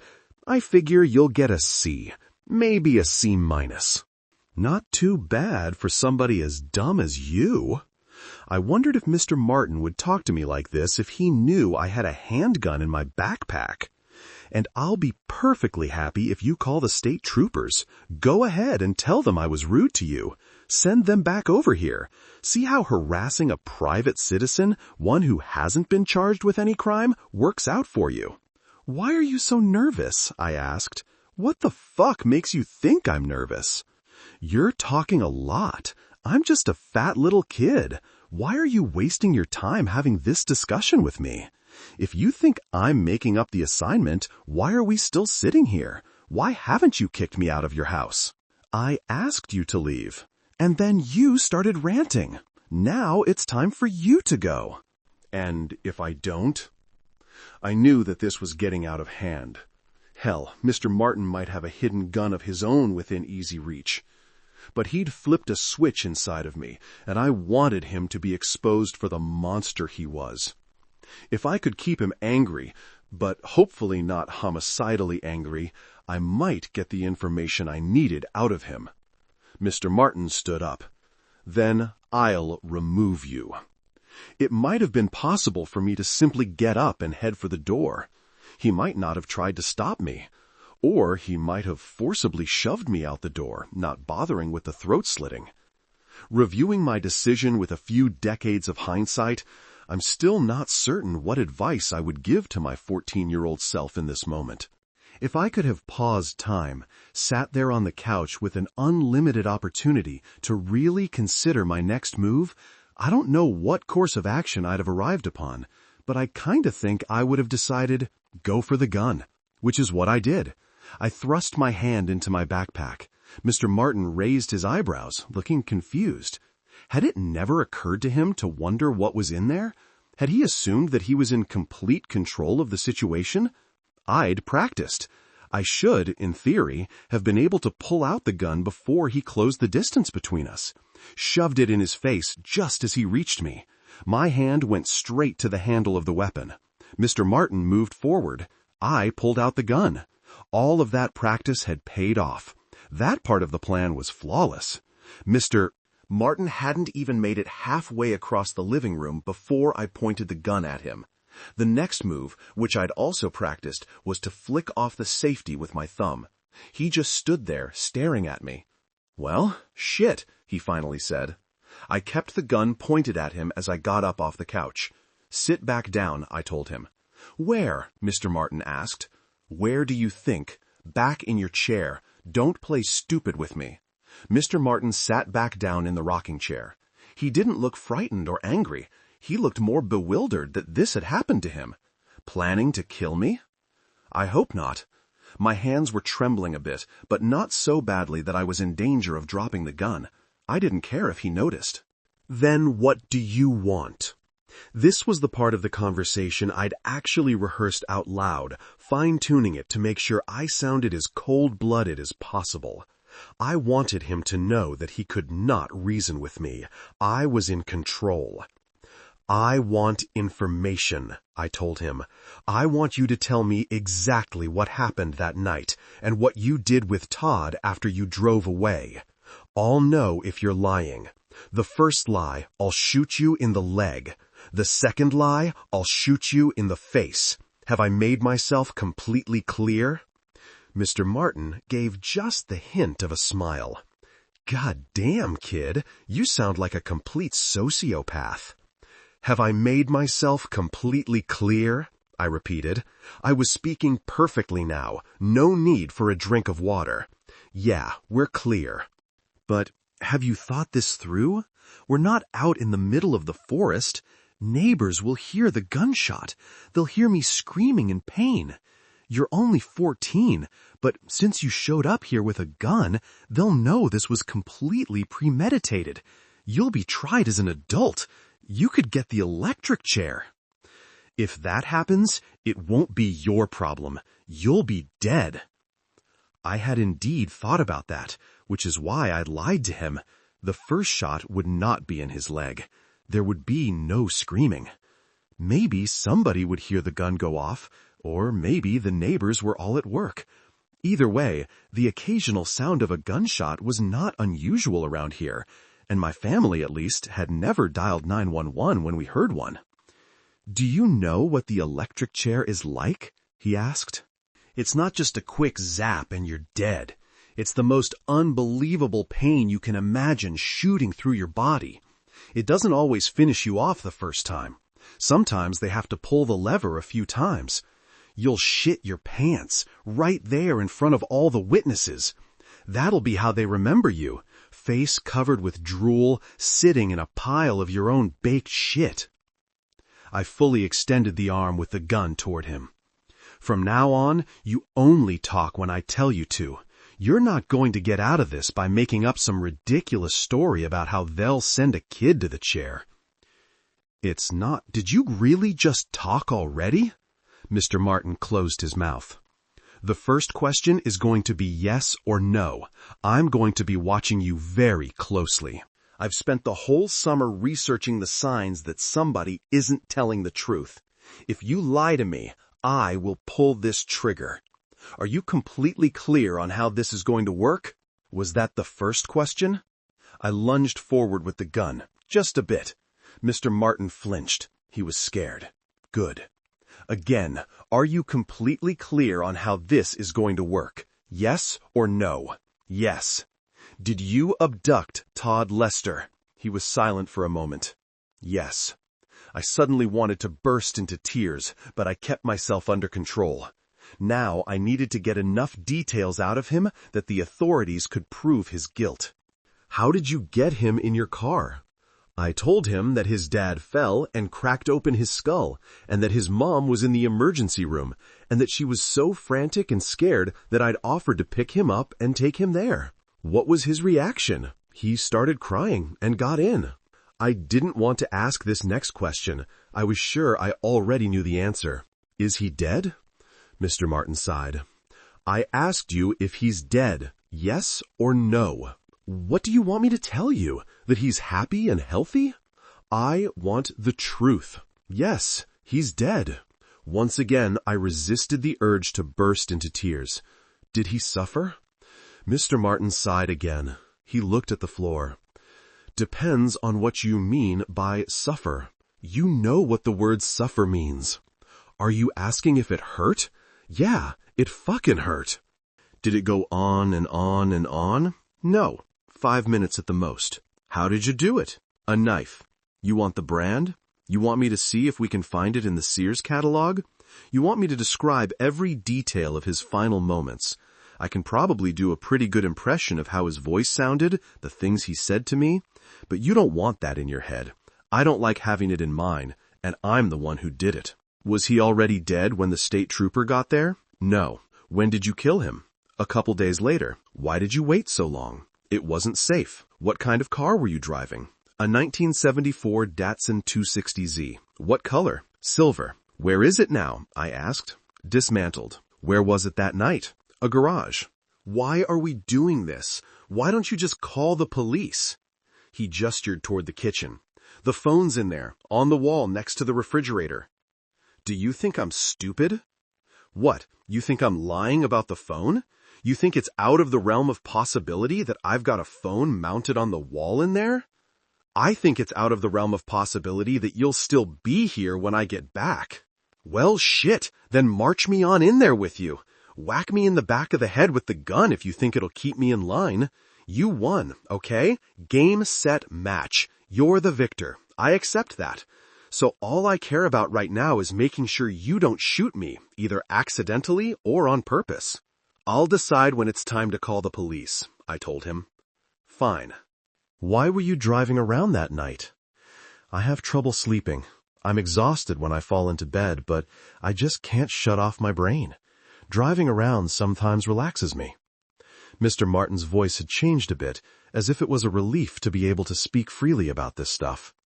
On that particular night, all I wanted to do was drive around for half an hour or so and then go back home, but I saw an opportunity and took it. I didn't sleep well that night, in case you were wondering.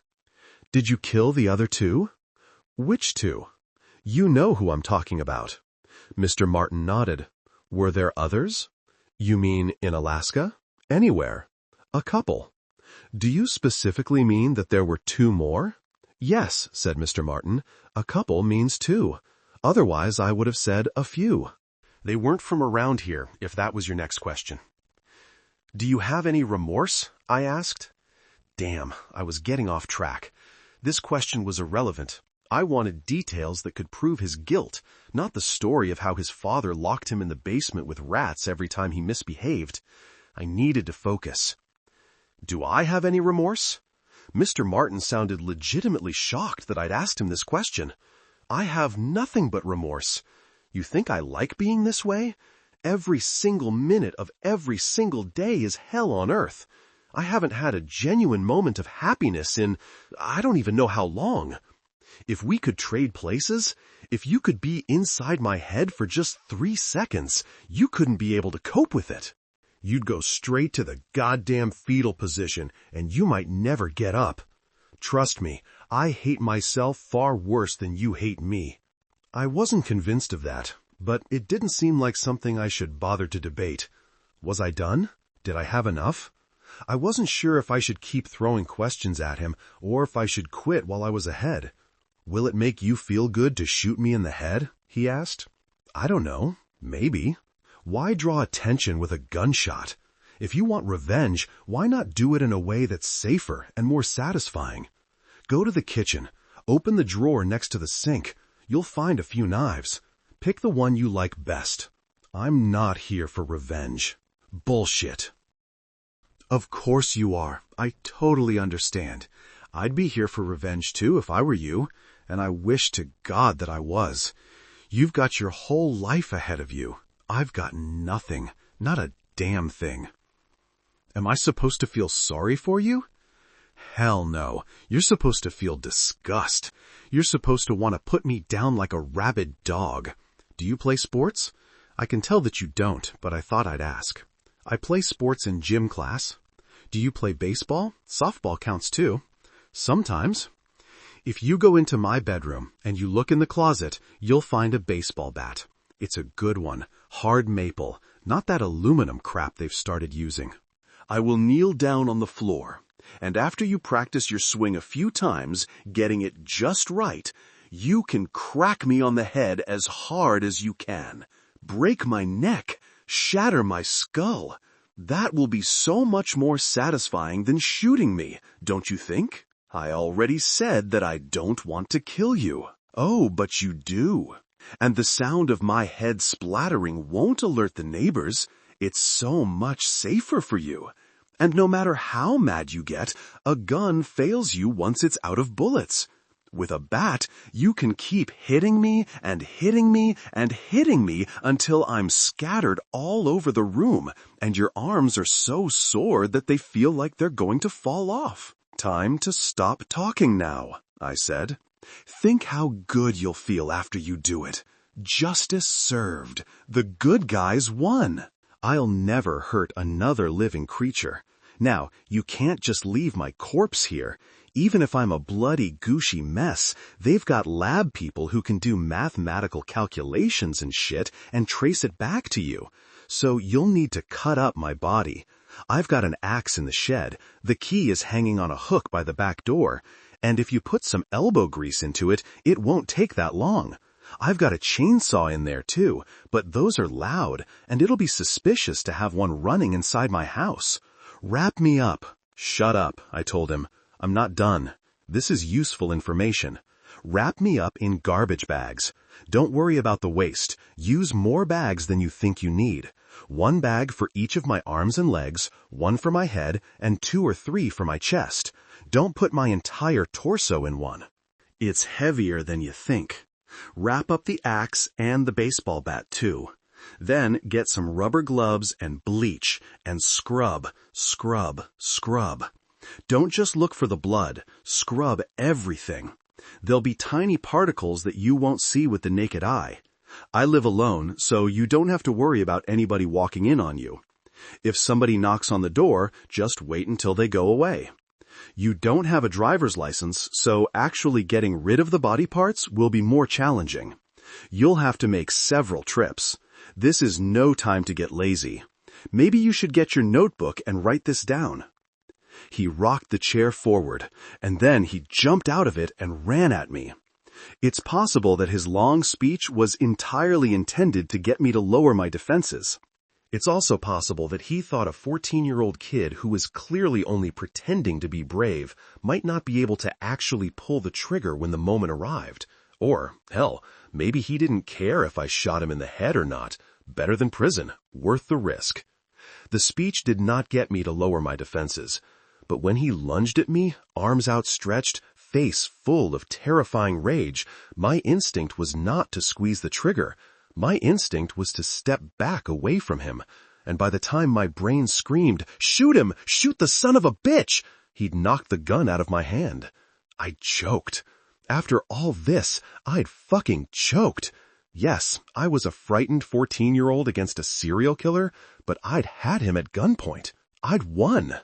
I'd beaten the man who murdered my best friend, and now I was suddenly in danger of sharing Todd's fate. Mr. Martin punched me in the gut. I dropped to my knees, gasping for breath. He picked up the gun. "Pathetic," he muttered. "You should be more embarrassed than scared.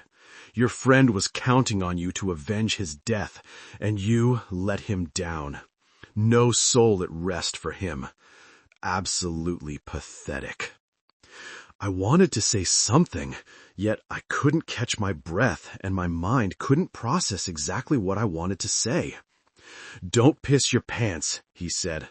"I don't mind cleaning up blood and gore, but piss is just plain gross." I tried to stand up, but instead tumbled forward, catching my fall with my hands. I continued violently coughing. "Don't puke either." "Can I trust you not to go for the gun if I leave for a second?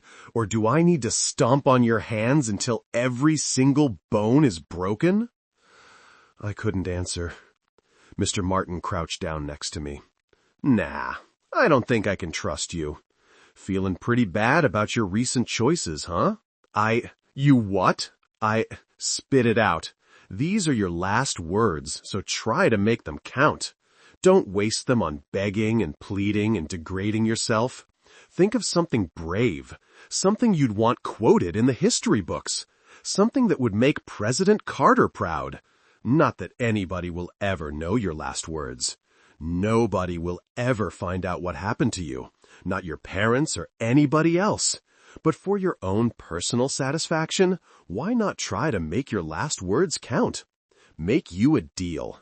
If your last words impress me, I'll bury you next to your friend. I left a note. Okay, tell me about this note. It says where I am. Oh yeah? I nodded. I stayed on my knees, but got back up from a crouched position.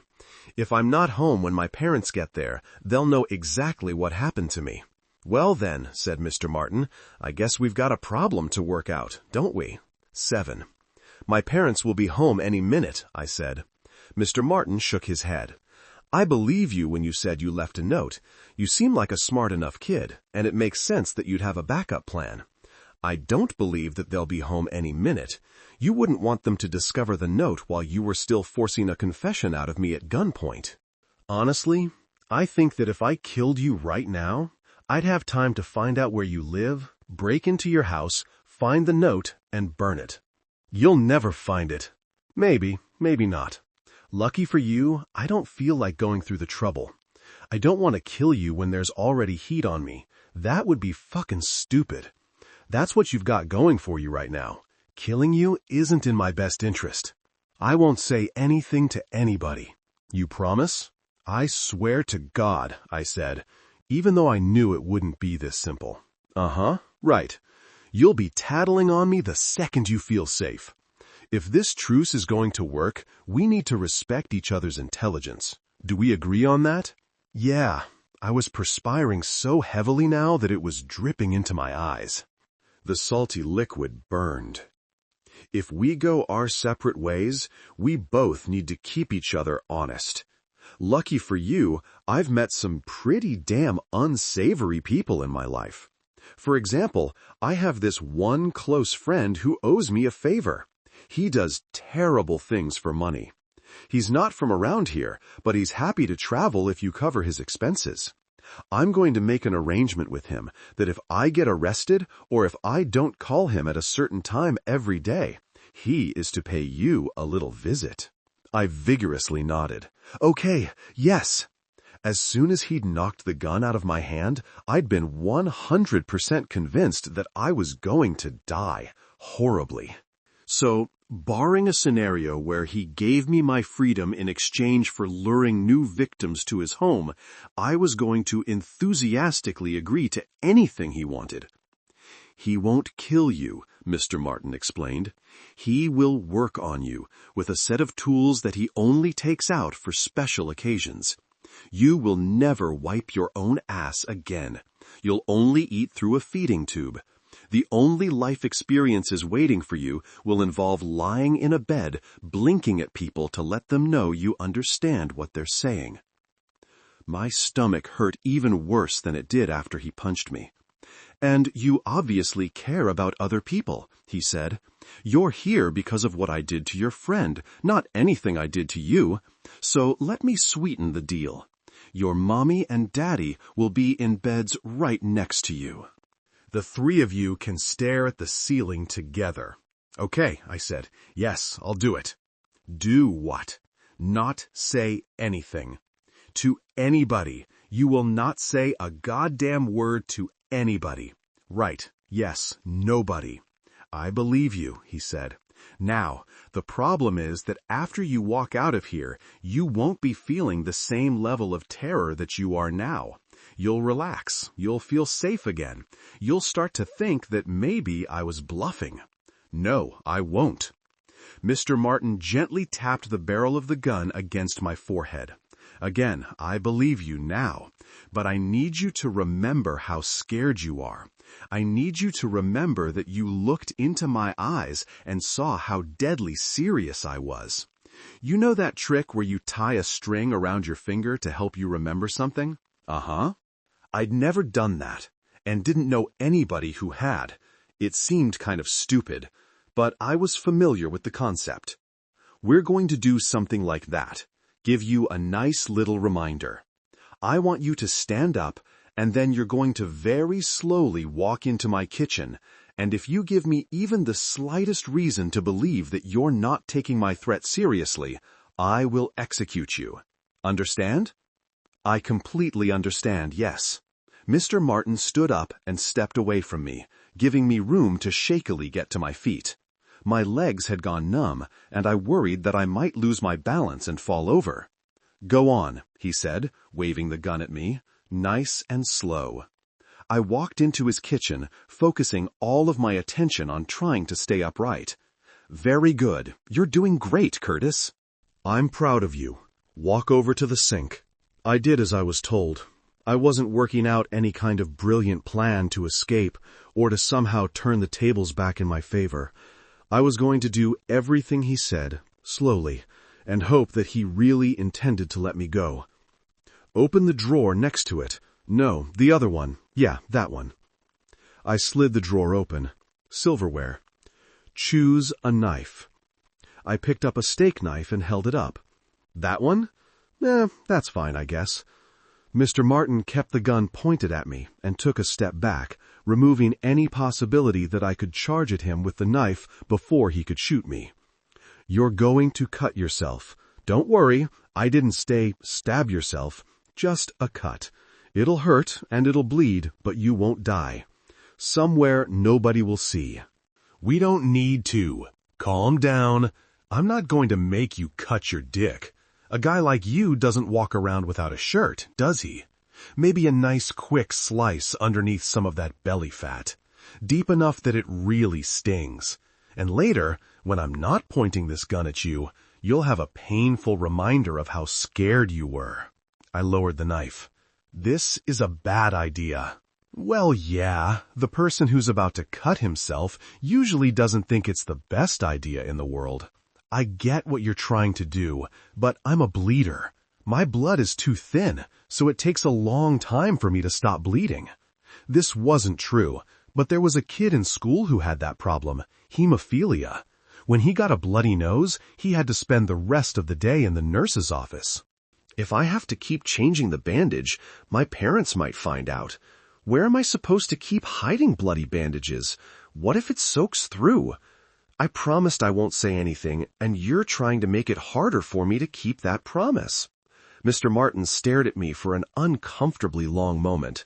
Then he nodded. Fair point, he said. Put the knife back. I'm pretty sure that a large part of his motivation was that he simply wanted to watch me cut myself, but I was relieved that he could see reason. I put the knife back in the drawer. I just want to say that I admire how brave you're being about this, Mr. Martin informed me. No bawling or blubbering or anything to make me just want to shoot you. I can see why you were friends with Todd. He was brave, for as long as could reasonably be expected. I said nothing. I'm going to let you go now, said Mr. Martin, and we'll never speak of this again. If I get arrested, even if it's not your fault, I won't be able to make the call to keep you and your parents in one piece. If I find out that anybody knows details that I shared with you in confidence, it's a feeding tube for you. Got it? Yes. Shake on it. Wait. What? Will there be anybody else? I asked. Mr. Martin chewed on his lower lip for a moment. No, I couldn't ask you to stay quiet if there were. I can control this, so I'm telling you, man to man, before we shake on it, that there will be no more victims. Deal? Deal. He stepped over to me, switched the gun from his right hand to his left, and then extended his right hand. I shook it. He had a painfully tight grip. We silently walked out of the kitchen into the living room and then over to the front door. Don't break our truce, he said. I won't. He opened the door for me and I stepped outside. After he closed the door, I resisted the urge to break into a sprint. I simply walked away from his house at a normal pace. I wanted to scream. I wanted to cry. I wanted to punch things. I'd completely failed. Not just that, I'd made things worse. I'd gone from not being able to prove that Gerald Martin had abducted Todd to desperately needing for nobody else to prove it either. Utter and total failure. I'd let down my best friend. All I'd had to do was pull the trigger. I didn't have to murder him. Just shoot him in the leg or the gut. He would have fallen down. There would have been a lot of explaining to do, but eventually I would have been a hero. Todd's parents would experience the devastation of extinguishing the last bit of hope that their son was alive. But at least they'd have closure. They could figure out how to move on. Now they'd never know the truth. They'd have to gradually come to accept that Todd was never returning home, yet have this lingering doubt that would last for the rest of their lives. Squeeze the trigger. That's all I'd had to do. I had the son of a bitch at gunpoint. I felt a dizzy spell coming on, so I stopped walking for a moment until it passed. It came back as soon as I started walking again. I sat down on the sidewalk, closed my eyes, and tried not to throw up. I couldn't sit here very long. It would be suspicious for some kid to just be sitting right there in the middle of the sidewalk, and I now had to do everything I could to not seem suspicious. I wished that I thought Mr. Martin was making up the whole thing about his unsavory friend, but I completely believed him. That friend was real. I got back up and continued walking home, filled with anger and self-loathing and regret and pretty much every negative emotion I could summon. Hell, from a purely practical standpoint, I still had to repay the money I'd stolen from Dad's safe.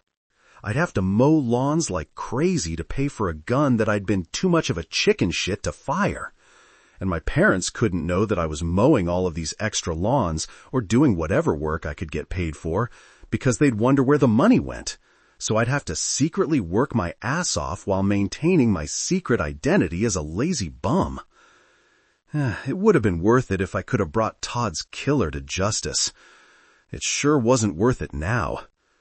To keep myself sane, I needed to focus on the positive. I'd gotten out of there alive. Right now I could be dead, or more likely, several minutes into my slow death. There could be duct tape over my mouth and a thin blade carefully working its way around my eyeball socket. I could see staring into Mr. Martin's grinning, leering face with my good eye, begging him not to kill me, knowing that my muffled words wouldn't change his mind. So, yeah, I was still alive. That was something. I'd monumentally fucked this up, but I'd also played it well enough for him to let me go. The note to my parents had served its purpose. Good planning there. And I'd successfully talked him out of making me cut myself. And, while I was praising myself, I should note that I'd pulled the gun out of my backpack before he could. Shit, I'd left my backpack there. God damn it. There wasn't anything irreplaceable in there. A few books, just random stuff that I could put in there so that if he asked to peek inside, he wouldn't immediately see the gun. But I didn't own another backpack, and now I'd have to hope that my parents didn't notice that I'd lost it. I sure as hell wasn't going back for it. For all I knew, Mr. Martin was kicking himself for letting me go.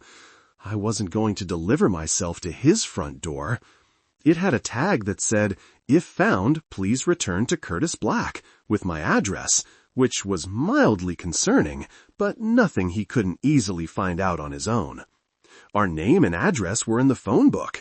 It wasn't like my parents were worried about serial killers finding us. Okay, so I'd done a couple of things right, but I was also stupid enough to forget my backpack. My attempt to build up my self-esteem had, like this entire plan, been a dismal failure. At least I didn't have any more dizzy spells as I walked out of Mr. Martin's neighborhood and into my own. I'd go home, rip up the note, take a really long nap, and then try to forget that this had ever happened. I couldn't let my parents suspect that anything was wrong, because if they pushed me too hard, I was liable to just start sobbing. Sure, ever since Todd disappeared, it wasn't uncommon for me to have an emotional reaction out of nowhere, but now I had to be conscious of the truth versus the lie. I was having a meltdown because Todd was still missing, not because he'd been murdered. The thought of police protection did occur to me. Tell them everything, especially about the man who would be on his way to mutilate us. He couldn't get at us if we were being closely watched by the authorities, could he? Maybe. And they wouldn't have a patrol car parked outside of our house forever. What were we going to do? Go into a witness protection program? Change our identities? Did they even do that in real life, or was that just something I'd seen in movies? Better to simply stick to the terms of our agreement and pray that Mr. Martin did the same. I was sweating again, or more likely, I'd never stopped, as I turned onto my own street. I had my plan. Go home, destroy the note, sleep, wake up, and behave normally. Simple enough. Then I saw my mother's car parked in our driveway. I normally wasn't a very fast runner, but I could have qualified for the Olympics with how quickly I sprinted to my house. What the hell was my mom doing home? She never came home like this. If I were the kind of son to throw massive parties as soon as his parents left, which, alas, I was not, I'd never have been caught, because my parents never surprised me with an early arrival like this. Never. Had she forgotten something? Was she sick? Had she been fired? Why was her car there? Okay, maybe this wasn't so bad. Maybe she hadn't looked on the dining room table yet. If she'd forgotten something, she might have just gone straight to retrieve it without a side trip to the dining room. If she was sick, maybe she'd gone right up to bed. If she'd been fired, maybe her vision was too blurry from crying to see the note I'd left on the table. Yes, I'd have to make up a story about why I hadn't been home, but I could handle that. I'd think of something in the next few moments. This might be all right. It might be fine. It might be okay. Shit. I ran up to the front door. It wouldn't be smart for me to fling open the door and burst inside the house, gasping for breath, so I decided to waste a few valuable moments just standing there, regaining my composure. I wiped the sweat off my face as best I could, then opened the door. "Curtis?" my mom called out. "Yeah, it's me," I said. I walked through the foyer into the living room. My mom was seated on the couch, holding the phone receiver to her ear. My note was on her lap. "Never mind," she said to whomever she was speaking to. "He just came home." "Yes, thank you for your help. Goodbye." She hung up the phone, not quite slamming it down, but also not gently placing the receiver back in its cradle. She held up the note and waved it at me. "What the hell is this?" Hell was the strongest curse word in my mother's vocabulary, and she used it sparingly for maximum impact. My dad swore all the time, though he didn't go further than the S word. I'd never heard him utter the F word or any of the truly crass terms, as if he were obligated to report to the Standards and Practices Department of a basic cable station. That question, "What the hell is this?" conveyed an emotional combination that was 75% anger, 20% concern, and 5% relief. In the seconds after I said, "Yeah, it's me," she was probably at 100% relief, but upon seeing that I was home and safe, relief quickly slid down the scale, and anger took its place. Now I had to figure out what to say. I was going to lie. That much was certain. Should I pretend it was a joke? She'd never believe that. I was a smartass, but mean-spirited pranks weren't my thing. There was only one credible way to explain this. "It's a note," I said. That was not my plan. That was a delaying tactic while I tried to figure out how best to phrase what I needed to say. Mom stood up. I was taller than her now, but it sure didn't feel like it at the moment. She had long brown hair that was completely straight, not a hint of a curl or frizz to be found. She was somebody who ate right, exercised regularly, but 14 years later had never quite been able to reclaim her pre-Curtis body. Though it had been a long time since she'd been a physical threat to me, having her angrily get up off the couch was an intimidating sight, and I'd just spent some time with a serial killer. She read the note out loud. "Dear Mom and Dad, as you know, I am absolutely positive that Gerald Martin is guilty, and I have gone to his house to confront him. If you found this note, it means that I did not come back. Call the police and tell them everything. I love you, Curtis." "Yeah," I said. I'm not sure what "yeah" was meant to convey. "Did you go?" I shook my head. I was walking over there, but the second I saw his house, I changed my mind. It was a stupid idea. You've got that right. So I came back home. I don't know what I was thinking. I'm sorry. It'll never happen again.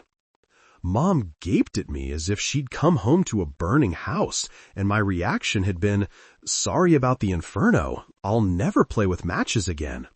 "This is a big deal, Curtis," she said. "You're positive that he abducted Todd, so you went over there alone? How would an idea like that even cross your mind? What did you think you were going to accomplish? How did you think it was going to turn out?" I shrugged. "Don't shrug at me. You're not 6. Answer my question. How did you think it was going to turn out?" I said I don't know what I was thinking. I don't know how I thought it would turn out. It was a huge mistake, and I realized it as soon as I got there, so I turned around and came right back home. I messed up. I'm sorry I scared you. You're sorry. A dubious statement, not a question. Yes. You could have been killed. I know. I get that you're angry about what happened. I completely understand. I'm angry too. But you left us a note because you thought you might never come back.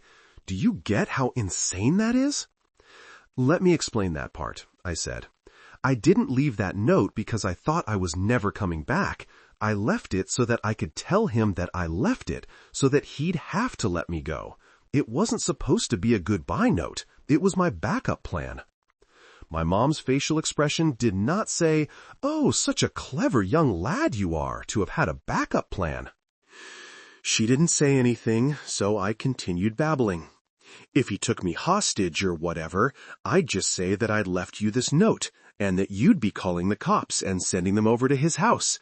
then he'd have no choice but to set me free. I was careful about this whole thing.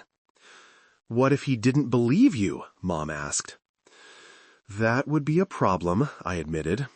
What if he decided that if he let you go, you'd go straight to the police, so he might as well kill you anyway?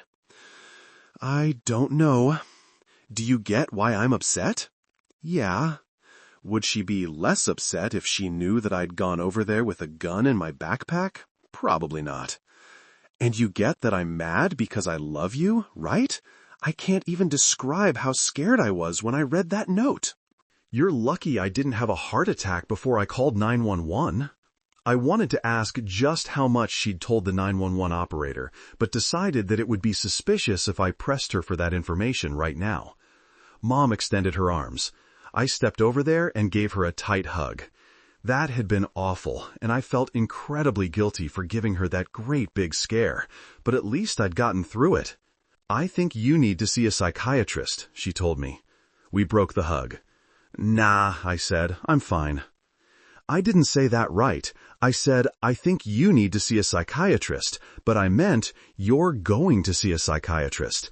I'm going to start making calls today. Why?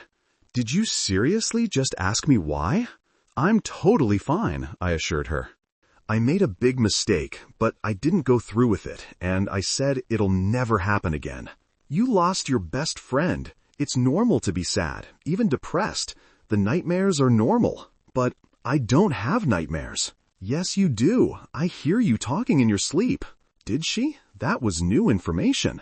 This is all normal, Mom said. But what is not normal is marching off by yourself to confront the man you think murdered Todd. I don't care if you changed your mind. The fact that you decided to do this and planned it out carefully enough to leave your dad and I a note makes me think that you really need to talk to somebody about how you're feeling. I'll talk to you about how I'm feeling. I mean an expert. I don't want to see a shrink. There's no shame in it. I wasn't very popular before. Now you not only want me to go back to school without my closest friend, but while I'm in therapy, I will literally be the least popular kid in the entire school. Nobody will want to be seen with me. I'll never have a girlfriend. I'll have to live with you for the rest of my life. Do you really want me living with you when I'm 80? Mom raised an eyebrow.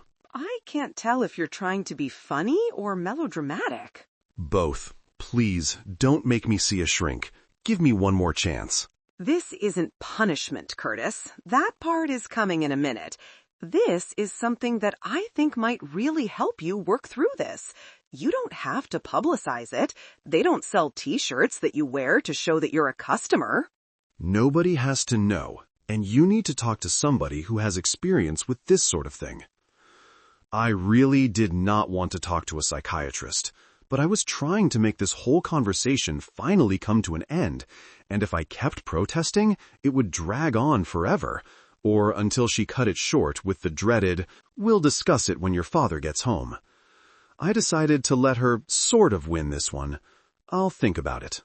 I'm not saying you have to see a psychiatrist every week for the rest of your life. I'd like you to go once. If you hate it, you don't have to go back. But I'm going to ask you to go one time with an open mind. Will you do that for me? What was I supposed to say to that? She thought I was completely deranged, and the truth was even worse than what she knew.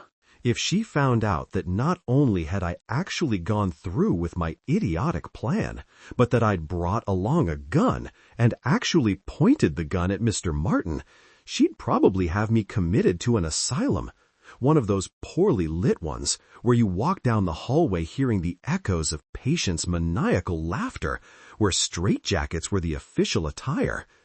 Yeah, I said, I'll do it at least once. She gave me another hug. I love you, Curtis, she said. I just don't want to see anything bad happen to you. I love you too. And now, punishment. Damn it. She broke the hug and stepped away.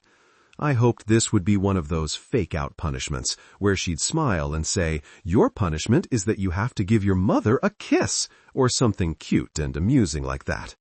"You're grounded until school starts again," she informed me. "Think of it as house arrest." "What's house arrest?" I asked. It's something they've started doing. Instead of going to jail, criminals can't leave their house. There's some kind of monitoring equipment. You won't have the monitoring equipment, and you can go out into the yard to get some exercise. But I expect you to be close enough to hear the phone ring, because I will call and check up on you, and if you don't answer, we will repeat this conversation, but it won't be anywhere near as enjoyable. Got it? What about mowing lawns? I asked. You haven't done that since Todd went missing. I thought I might start again. Do you even have any customers left? Wouldn't they all have found somebody else to do it? Maybe. Mom sighed, like I was trying to exploit a loophole in my punishment. If you want to earn some money, I'll allow that, but you have to give me their name and phone number. And if you think I won't bother to call them to check up on you, you are very sorely mistaken. Okay. Consider yourself lucky. If I waited to discuss this with your father, your punishment would have been worse. I'm glad you took the initiative. Mom glanced at her wristwatch. And now I'm going to get in trouble. I said I was just running straight home and back. I forgot my purse. She gave me one more hug, grabbed her purse, and left. Now I could properly react to the events of the day, which I did by hurrying into the bathroom, crouching down beside the toilet, and vomiting until there was nothing left to purge. I flushed the toilet, but continued to sit on the bathroom floor for a while. How bad was my situation, really? I didn't much care that I was grounded, and maybe talking to a shrink would do me some good. He might have some useful insight on navigating the tricky social situation of maintaining a truce with a serial killer. Mr. Martin wouldn't be punished for Todd's death, but I wasn't some knight in the Middle Ages who'd sworn an oath to avenge the king. I was a teenager. It wasn't my responsibility to see the bad guy brought to justice. I hadn't been some trembling little kid who was too frightened to tell the authorities what he saw. I'd shared every detail about that night, and it wasn't my fault that they didn't have enough information to hang him for it. My official level of peril came down to whether or not I could trust Mr. Martin to keep his end of the deal. He'd promised there would be no more victims. Would he stick to that? Would he decide that I was a loose end that needed to be cut off? If I was wondering if he could be trusted, maybe he was wondering the same thing. And if he decided that I couldn't be, hard to believe that I'd thought this day would end with Mr. Martin being handcuffed and shoved into the back of a patrol car, while reporters gathered around me to hear the tale of the brave boy hero who'd ended the string of Alaska abductions. Of course, right now I could also be standing in Mr. Martin's living room, staring at his bloody corpse, hearing sirens blaring in the distance as I desperately tried to find and get rid of every bit of evidence that I'd been there. I'd flee through his back door, praying there were no witnesses, and then I'd replay the events over and over and over and over in my mind, wondering if I'd missed something. And when there was a loud knock at the door and voices ordering me to open up immediately, I'd know that yes, I had indeed missed something, and hopefully my parents could afford a lawyer who was good enough to keep me from being tried as an adult. If Mr. Martin stuck to the truce, things were okay. Until he gave me reason to believe otherwise, I'd assumed that he was going to keep his word. Yes, if I waited until I had a reason, it might be too late, but it wasn't as if I had a wide array of options right now. That was my plan. Wait and see. Maybe Mr. Martin would flee the country. My mom called about 2 hours later to check up on me. Then she called 5 minutes after that, just in case I'd thought her calls would happen in a predictable time frame. I spent the day trying and failing to accomplish simple tasks like reading a book or paying attention to a TV show. When my mom got home, she didn't say anything about our talk this morning. And she didn't pull my dad aside for a private conversation when he got home, so I wasn't sure if she'd decided he didn't need to know about my blunder or if the time simply wasn't right. After the dinner that my mom cooked, she cleared the table and started doing the dishes, because though times were changing, this particular gender role remained firmly in place in my house in 1979. My dad sat on the couch to watch television. He patted the cushion next to him to encourage me to join him. At the commercial, he turned to me. "We need to talk." This wasn't a surprise. Mom must have called him at work. Okay. Have you been in my safe? 9. Speak. God damn it. Speak. My brain screamed at me as I just kind of sat there with an unintelligent expression on my face. I needed to say something like, "Goodness, dear father, where would you get such an absurd idea? Me? Disrespecting your privacy and committing vile acts of thievery? Never. Why, I take offense at the very idea. I challenge thee to a duel." What I said was a mix of "huh" and "what?" If it had come out as "wuh," that would have been bad enough, but I actually said "hut," which made no sense. I'm pretty sure that a thick sheen of perspiration instantly materialized on my forehead, with the word "guilty" magically appearing in the way the light reflected off the moisture. "Have you been in my safe?" he repeated. "Stay calm. Maintain eye contact. Look innocent." "No. Why?" "Some money is missing from it." "Are you kidding?" My father liked puns and knock-knock jokes. He'd sometimes make up knock-knock jokes on the spot, with varying degrees of success, and his puns often required so much explanation afterward that the humor was unable to make the full journey. What he did not do is falsely accuse his son of getting into his safe in an attempt to be amusing. "I'm not kidding," he said. $350 is gone." I couldn't believe this. He actually counted his money? How often did he count it? Weekly? Was it a creepy ritual that he performed every night before bed? I had a mental image of him as a greedy and miserly Scrooge McDuck, going through his precious stacks of cash, one bill at a time, to ensure that each and every one of them were accounted for. This was an inaccurate mental image, of course, since Scrooge McDuck was known for joyously diving into huge piles of money. Ebenezer Scrooge would have been a better comparison. I wasn't really into Dickens at the time. Much later, reflecting upon this moment, it would occur to me that Dad almost certainly had not been counting his money as part of some obsessive-compulsive ritual, but rather that I'd left behind some sort of evidence that I'd been in the safe. A smudge on the combination dial or something. I wasn't exactly a master criminal. But at the time, my only explanation was the Scrooge McDuck one. "Well, it wasn't me," I said. "Do you think somebody broke in?" "No." "Did you ask Mom about it?" "Of course I asked your mother about it." Dad was not a fan of dumb questions, especially those that implied that he was so careless as to not bother asking my mother, who also had the combination to the safe and would be entitled to its contents, about the missing cash before confronting their child. "Oh, I don't know what to tell you." My father was able to convey a lot with In this case, it meant, "I don't believe you for a second, but I'm not going to push the issue for now." I had to lie. What else was I going to do? Confess to buying a gun from some sleazy guy in a van? Being forced to see a psychiatrist would be the least of my worries. I could say that I stole it to buy myself something else, which would at least keep the unregistered gun element out of the discussion, but then I'd have to produce the item. Though my parents couldn't account for everything randomly strewn around my room, nor could I, there was nothing that I could present as an illicit $350 purchase. Should I say that I stole the money to pay for some hookers? Nah. The only good move here was to continue to lie my ass off. He knew I'd taken the money, but he couldn't prove it beyond all reasonable doubt. Unlike a criminal case, I could be convicted and punished without a trial. "We know damn well you did it," was sufficient.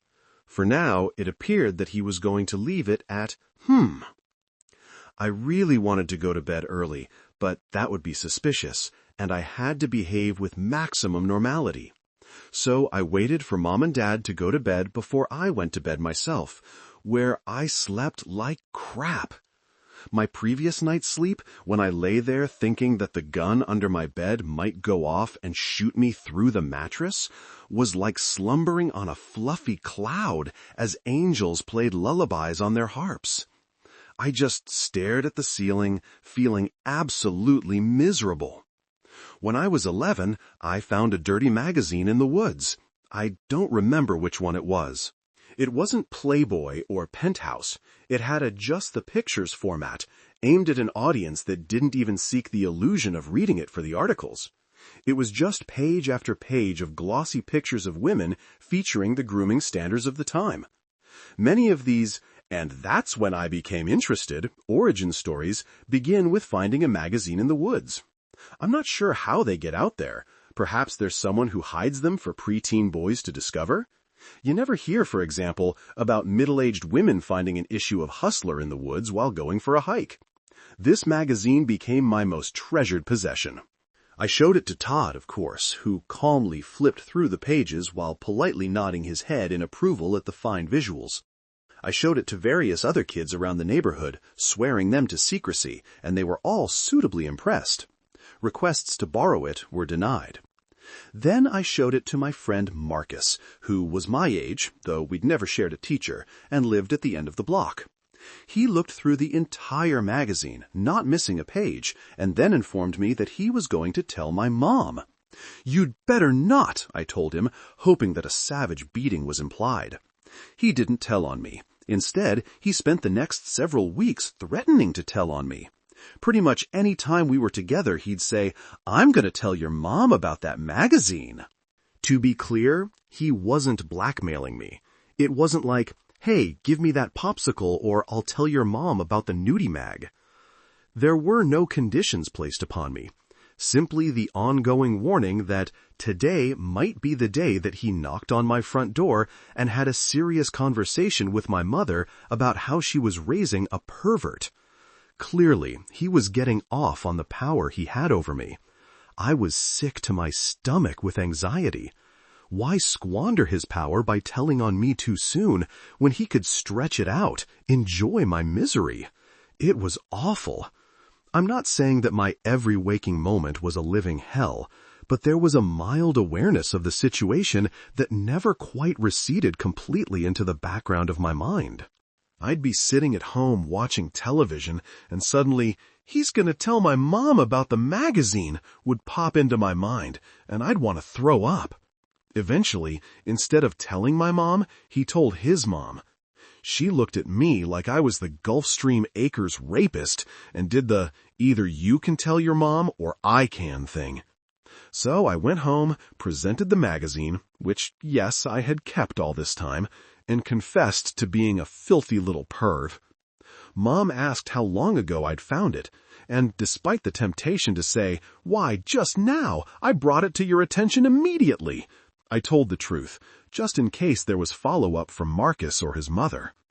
At the time of my confession, we conveniently had a fire going in the fireplace, so my mom made me toss the magazine into the flames. I was a little heartbroken as I watched the pages, upon which I had gazed so very many times, curl up, blacken, and turn to ash. But there was also intense relief. It was over.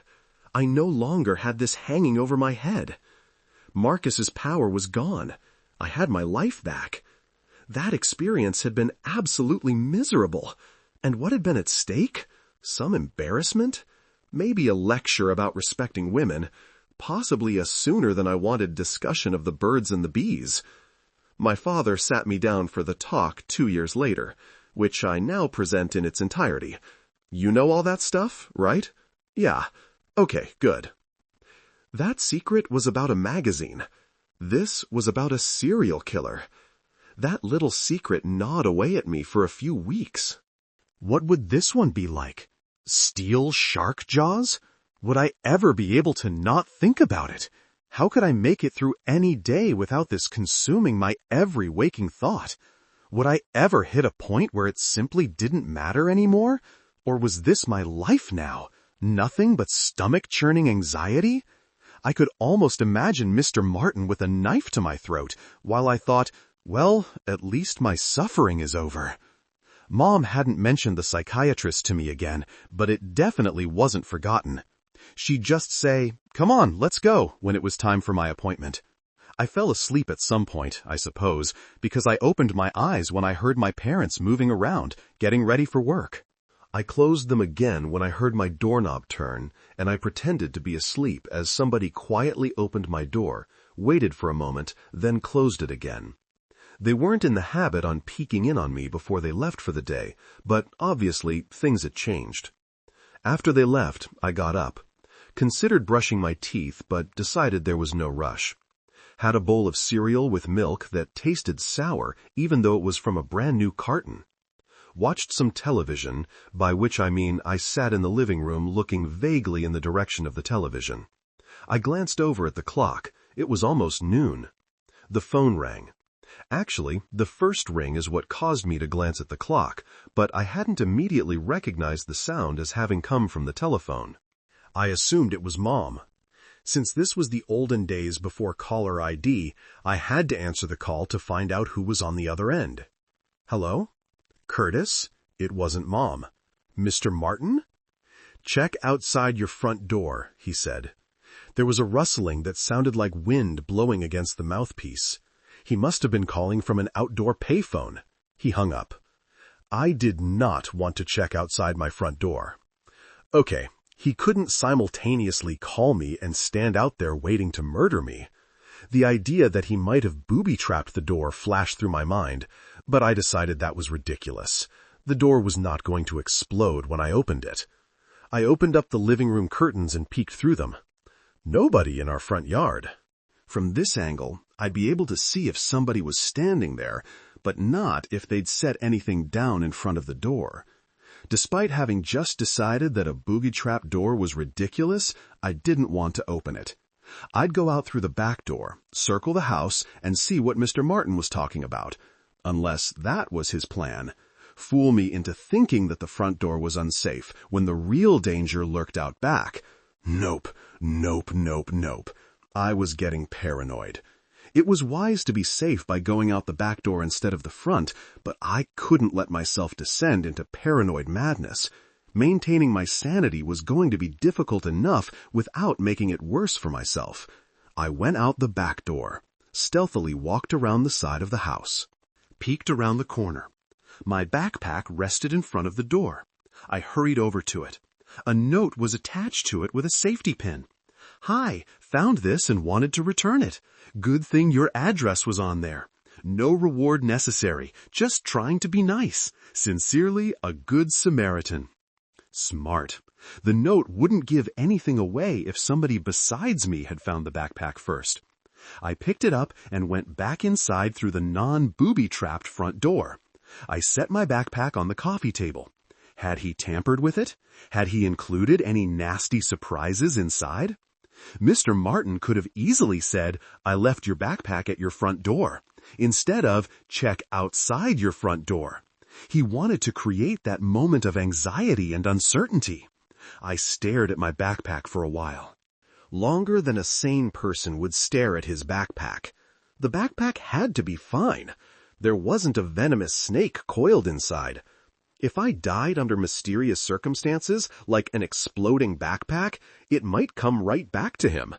If he wanted to assassinate me, this isn't the way he'd go about it, right? That sounded right. Not that I was in any way an expert on the inner workings of the mind of a serial killer. Maybe I was looking for logic where it didn't exist. He'd done me a favor. School was about to start soon, and now I didn't have to explain to my parents why I needed a new backpack. He didn't want me to have to tell lies any more than necessary. Returning my backpack made complete sense. I unzipped it very slowly. No cobra lashed out at me. I unzipped it all the way and peeked inside. It looked okay. Finally, I worked up the courage and rifled through the contents. Everything was there. Apart from the gun, the backpack and its contents were no different than they had been when I walked into his house. I took my backpack to my room, one less thing to worry about. The phone rang about half an hour later. It was Mom, checking up on me. She called 3 more times, but Mr. Martin didn't call again. I skipped lunch, had to force myself to eat dinner. Slept horribly. The next day, I skipped lunch and breakfast. Dinner was chicken pot pies, which I loved, though I still had to struggle to get down the last few bites. Mom didn't bring up the psychiatrist, and Dad didn't bring up the safe, but I knew that neither of those subjects would stay buried for long. Slept horribly again. Woke up angry. I'd been mad at myself, but now all of my anger was directed at Mr. Martin. He'd murdered Todd. He'd murdered at least 2 other kids in Fairbanks and possibly a couple more elsewhere. He'd turned my life into nothing but 24 hours a day of dread. Well, fuck him. I wasn't going to keep playing his game.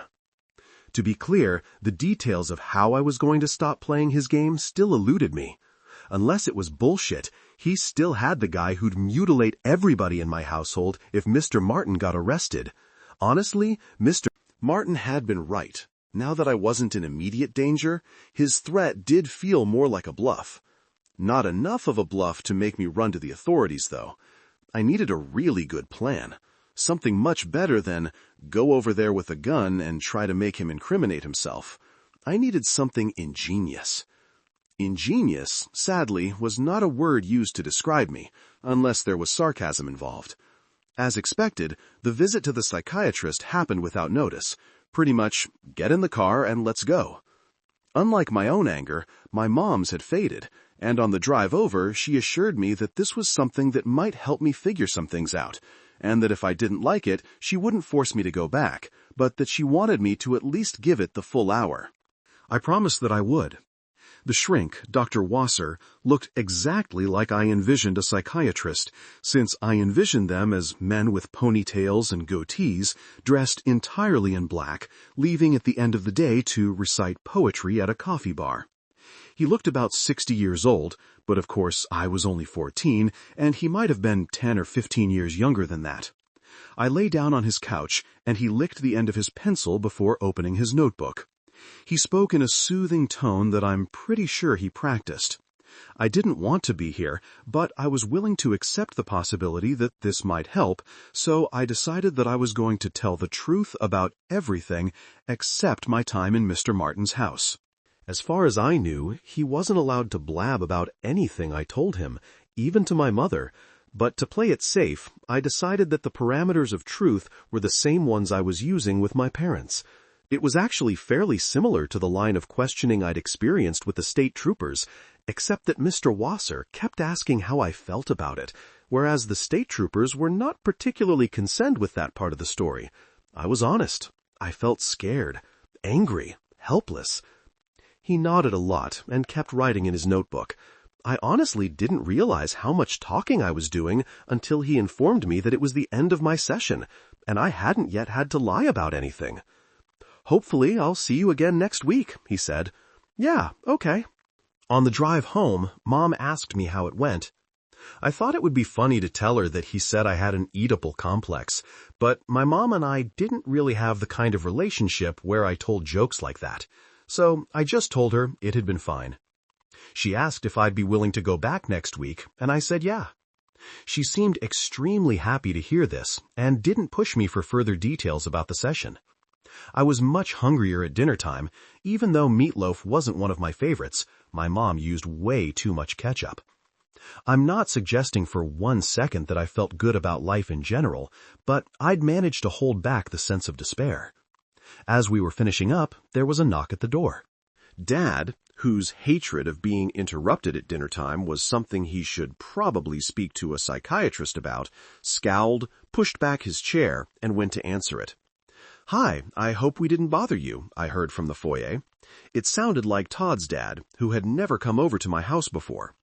"No, not at all. Come in," said Dad, whose rage about being interrupted during his meal did not extend to grieving parents. Mom and I got up from the table as Dad came into the living room with Todd's parents. They both looked like they'd been crying, though Todd's dad had done a better job of drying his eyes. "We apologize for interrupting you," said Todd's dad. "We just came over to say goodbye." "Goodbye?" I asked. "We're moving," he gestured to his wife. "We're going to stay with her sister in Oregon for a while until we figure out what to do next." "It's been really hard, as I'm sure you can imagine," said Todd's mom, her voice trembling. We've tried to get through it the best we can, but with school starting next week, it's too much. We haven't given up hope. We just need a new environment." I could see in Todd's father's face that he had given up hope. He knew his son was dead. He knew Todd wasn't going to return home and wonder why a different family was living in his house. I desperately wished I could give his mom that same level of closure. "Thank you for what you did," Todd's dad told me. "You were always a good friend to him. You did everything you could, and we'll never forget it." I didn't know what to say to that. Mostly, I just wanted to start crying, but I held it together. "If you need anything, please don't hesitate to let us know," said Mom. The 5 of us stood in the living room, ill at ease, until finally Todd's dad said, "Well, we'd better get back. We've got a lot of packing left to do." Nobody seemed sure if this was a hugging moment or not. They knew each other as my son's friend's parents, but had never been friends themselves. Finally, Todd's mom decided that it was indeed such a moment. Hugs were exchanged all around, and then they left. I stood in the shower and decided that though I couldn't let Mr. Martin get away with his crimes, there was no rush. As long as he stuck to the truce, I had time. Todd was dead. There was nothing I could do for him. He and the others weren't going to come back to life. I like to believe that I was seeking justice instead of revenge, but either way, I thought the dish served cold saying was appropriate. I'd nail that son of a bitch in due time. By waiting, I'd gain more of an advantage. His advantage over me was that the authorities couldn't protect my family and I forever. If I ratted Mr. Martin out, I'm sure there'd be a state trooper parked outside of our home for a while. But they weren't going to assign us 24-hour protection forever. Eventually, and probably fairly soon, Mr. Martin's friend would have his opportunity. But this worked the other way too. Was his plan to call his friend once a day for the rest of his life? Surely there would be a point where he'd decide that he was safe, that the situation had blown over.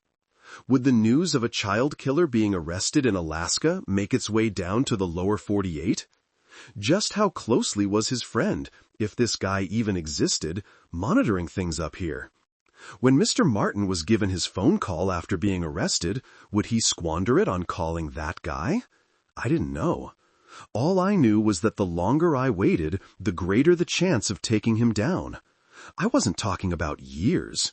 Whatever sickness in his mind made him commit these atrocities might become uncontrollable if I waited too long. But weeks? Months? Enough time for him to let down his guard? For all I knew, he was having sleepless nights too, waking up in a cold sweat from a nightmare where the FBI broke down his door, seeing steel bars everywhere he looked, wondering if each day, each hour, each minute could be his last moment of freedom. I loved the idea of him suffering like this. So, yeah, I'd wait. And then school started again. Fairbanks had 3 different elementary schools where you went from 1st through 6th grade. In 7th grade, everybody was together at Ryan Junior High, so your possible social groups suddenly tripled in size. In 9th grade, everybody would be divided between 2 different high schools, so former friends would become fierce rivals. So, as I began 8th grade, there were a lot of unfamiliar faces walking the halls, 7th graders who'd gone to different elementary schools. And though I recognized pretty much all of the 8th graders from last year, only a third of them were kids I'd grown up with. I hadn't been particularly popular last year, mostly just hanging out with Todd. This meant that my new identity, as I walked into the school, was the kid whose best friend is missing and probably dead. 8th graders are not very good at expressing sympathy for this sort of thing. My presence in the school was awkward and strange, lots of stares and whispers. I'm not saying that the crowds parted as I walked down the hallway, but there was a definite sense, possibly imagined on my part, that they felt like my tragedy might be contagious. Todd and I weren't devoid of other friends, but while I'm not saying that our mutual friends tried to avoid me, I got the definite sense that they weren't comfortable talking to me. The usual, "Hey, how was your summer?" small talk didn't work anymore. They were his friend too, but it felt like all of the weirdness was on me. In 5th grade, my classmate Mark's mother had died, and before he returned to school, the teacher had given all of us a lecture about how we needed to be really nice to him. When he came back, we all just kind of stayed away from him, which in retrospect was horrifically cruel. I didn't actually make the Mark connection at the time, but I could tell that the other kids didn't much want to be around me, because if they were, they might have to say something about Todd. I had all new teachers, who presumably hadn't been given a dossier on who was friends with the missing boy, so they didn't treat me any differently, at least. This school year was going to suck. When my mom asked how the first day went, I told her it had gone fine. Maybe school would be okay after everybody had a chance to adjust, after my peers realized that I wasn't going to burst into tears at random times and scream, "Why, God, why?" The entire week sucked, but Friday sucked less than Monday had, so yes, it was entirely possible that 8th grade might eventually cease being completely miserable. Friday at lunch, I sat in the cafeteria. I wasn't seated at a table by myself. There wasn't enough room for somebody to be a complete outcast, but I wasn't actually eating with anybody. A girl I didn't recognize sat down across from me. She'd clearly chosen this seat on purpose, not just because it was the only open spot. She had thick glasses, short brown hair, freckles, crooked front teeth, which I saw when she smiled as if in greeting. "Hi," she said. "Hi. Are you Curtis?" "Yeah." "Hi. Hi. I'm Tina." "Hi, Tina." She sat there, as if working up her nerve. "I just wanted to say that I'm sorry about what happened to your friend." She glanced down at her lap, then looked back up at me again. "And if there's anything I can do to help, don't hesitate to let me know." "Thanks, Tina," I said. "That's really cool of you." She nodded. "Thanks," she said back. She immediately grimaced, as if realizing that thanks was the wrong thing to say. She reached up and adjusted her glasses. As she lowered her hand, I saw that she'd written on it in pen. Had she given herself crib notes for our conversation? She noticed that I'd seen her hand and immediately looked positively mortified. She looked like she wanted to say something, couldn't find the words, and then got up from the table, seemingly on the verge of tears. She hurried out of the cafeteria. I wanted to call out or go after her, but I thought that might draw everybody's attention to her and make things even worse. I continued on with my day.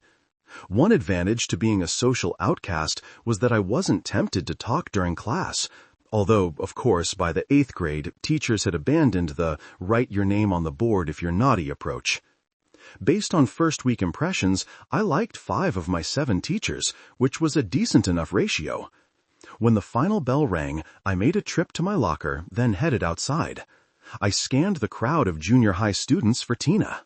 Thought I saw somebody who might be her, walking toward the furthest bus. I hurried after her, still not sure I had the right person. "Tina?" I called out. She stopped walking right before she got on the bus and turned around. I had the right person. She looked at me, looked at the ground, looked at me, looked at the bus, then looked at me again.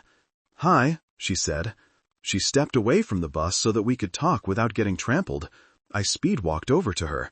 "Hi." "I'm not stupid," she informed me. "I never said you were. I get nervous, and sometimes my mind goes blank.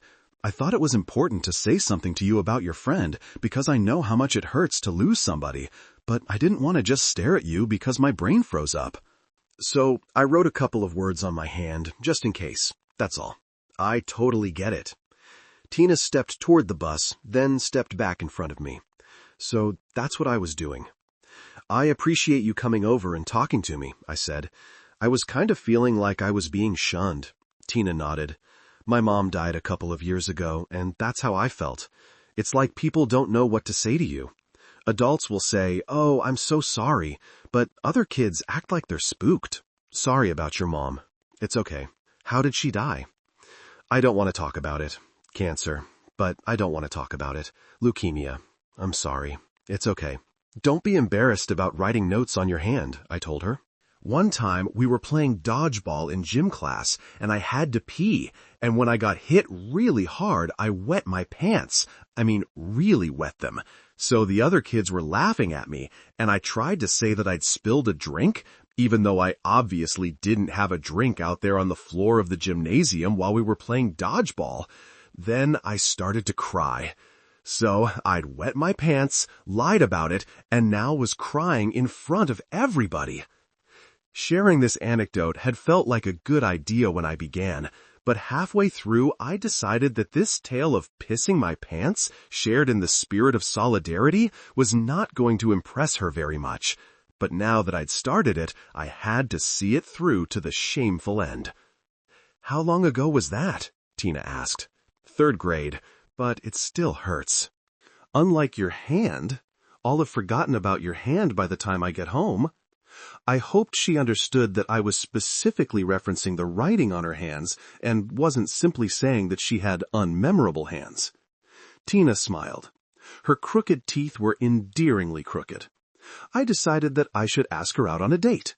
I'd never asked a girl out on a date, but I'd also never faced off against a psychopathic serial killer until recently. If I could walk into Mr. Martin's living room with a gun, I could ask Tina out, right?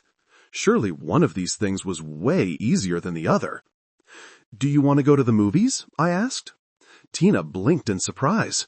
She glanced down at her hand, as if she might have written a note on it to explain what to say in response. "What's playing?" The Goldstream Theater in 1979 had only 2 screens. One was playing Alien, which was rated R, and which I'd heard was the goriest movie ever made. Apparently, the alien popped out of some guy's stomach and you saw every grisly detail. And the other was playing Rocky II. Tina didn't look like somebody who was into boxing movies. Maybe the movies weren't the best choice right now. "Or we could go to the library," I said. Or we could go to the library. That is what came out of my mouth. Or we could go to the library. I might as well have invited her to the Geek Festival of Nerdy Dorks. Or we could go to the library. Jesus Christ, I could now see the merit of taking notes on your hand. "I love the library," said Tina. "I mean the real library, not the school one," I said, in case she thought I was inviting her to the Ryan Junior High library for our first date. "I'd have to ask my dad," she said. "Okay. He's very overprotective. He might say no." "Well, if he says no, we'll, I don't know, something. I'll let you know what he said on Monday." If she let me know on Monday, we'd be making plans for the following weekend, which meant that there might be a non-R-rated, non-boxing movie playing. But I'd stick with the library idea, since she hadn't immediately pointed at me and let out a braying laugh. We both stood there for a moment. "I should get on my bus," Tina said. Yeah, me too. Nice meeting you." "Nice meeting you." She smiled and got on her bus. Holy shit. I'd asked a girl out and she'd said yes, with a disclaimer. I hadn't seen that coming, after the way this week started. I walked away from the bus and heard some snickers. I glanced over and saw Ed Loreen, bully supreme, standing with a couple of his sycophantic friends, Bert and Josh. Ed had gone to a different elementary school, so I hadn't made his acquaintance until last year. He was tall and about as muscular as a 14-year-old gets. I'd witnessed him picking on several other kids, but because we didn't share any classes, he'd generally left me alone. "Did you just ask her out?" Ed asked. "Yeah. I didn't know fat fucks like you were allowed to do that." He placed a cupped hand to his ear. "I think I hear her puking on the bus right now." Bert and Josh laughed hysterically. Ed mimed the way Tina was probably puking, and their laughter intensified. I had been raised with the idea that a bully was only seeking attention, so the best thing you could do was ignore him. But, again, I'd faced off against Mr. Martin and not been decapitated.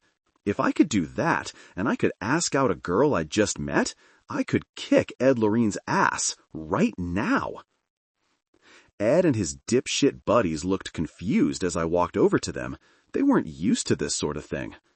In a perfect narrative, I would have laid him out with one punch, a solid haymaker to the jaw.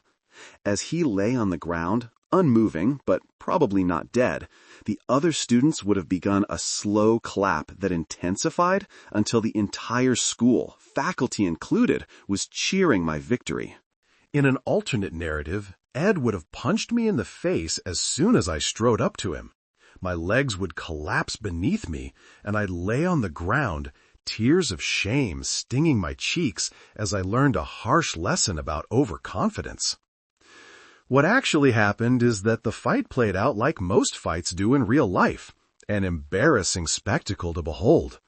More of an awkward shoving match, with few punches thrown and none of them landing particularly well.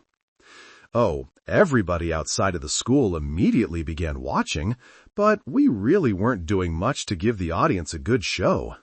I said, "You want some? Huh?" once, and Ed said it twice. He scratched my arm, and I accidentally stepped on his foot while we were bumbling around, but there wasn't much else in the way of injuries. "Break it up! Break it up!" a teacher shouted, making his way through the crowd of kids who'd circled around us. He tugged Ed out of the way, and the fight was over. "Not even 1 week?" Principal Taylor asked. "You couldn't keep it together for 1 single week?" "He called me a fat F blank blank blank," I said. We were alone in his office. Ed sat right outside, awaiting his turn in the hot seat. "He called you a what?" "A fat, you know." "I don't know. That's why I asked." I was not dumb enough to say, "A fat fuck, Principal Taylor. He called me a fat fuck." "He used the F word when he was calling me fat," I explained. That sounded very tattletale-ish. I wasn't trying to get Ed in trouble for his use of salty language. I was trying to justify why I'd attacked him. The F word. "You know what the F word is, right?" I asked. "Yes, Mr. Black, I do. Why did he call you that?" I wasn't sure how to answer this. Because I was obese? This was long before anybody would wag their finger at you for fat-shaming. Making fun of somebody's weight was considered totally within the bounds of fair play. I didn't think I should say, "because he's a dick." I shrugged. Principal Taylor rubbed his forehead as if suffering from an excruciating migraine. I didn't doubt that he had a headache, but the gesture did seem calculated to show me how much dismay I was bringing into his life. "I don't want to give anybody detention the first week. That starts things off on a bad note.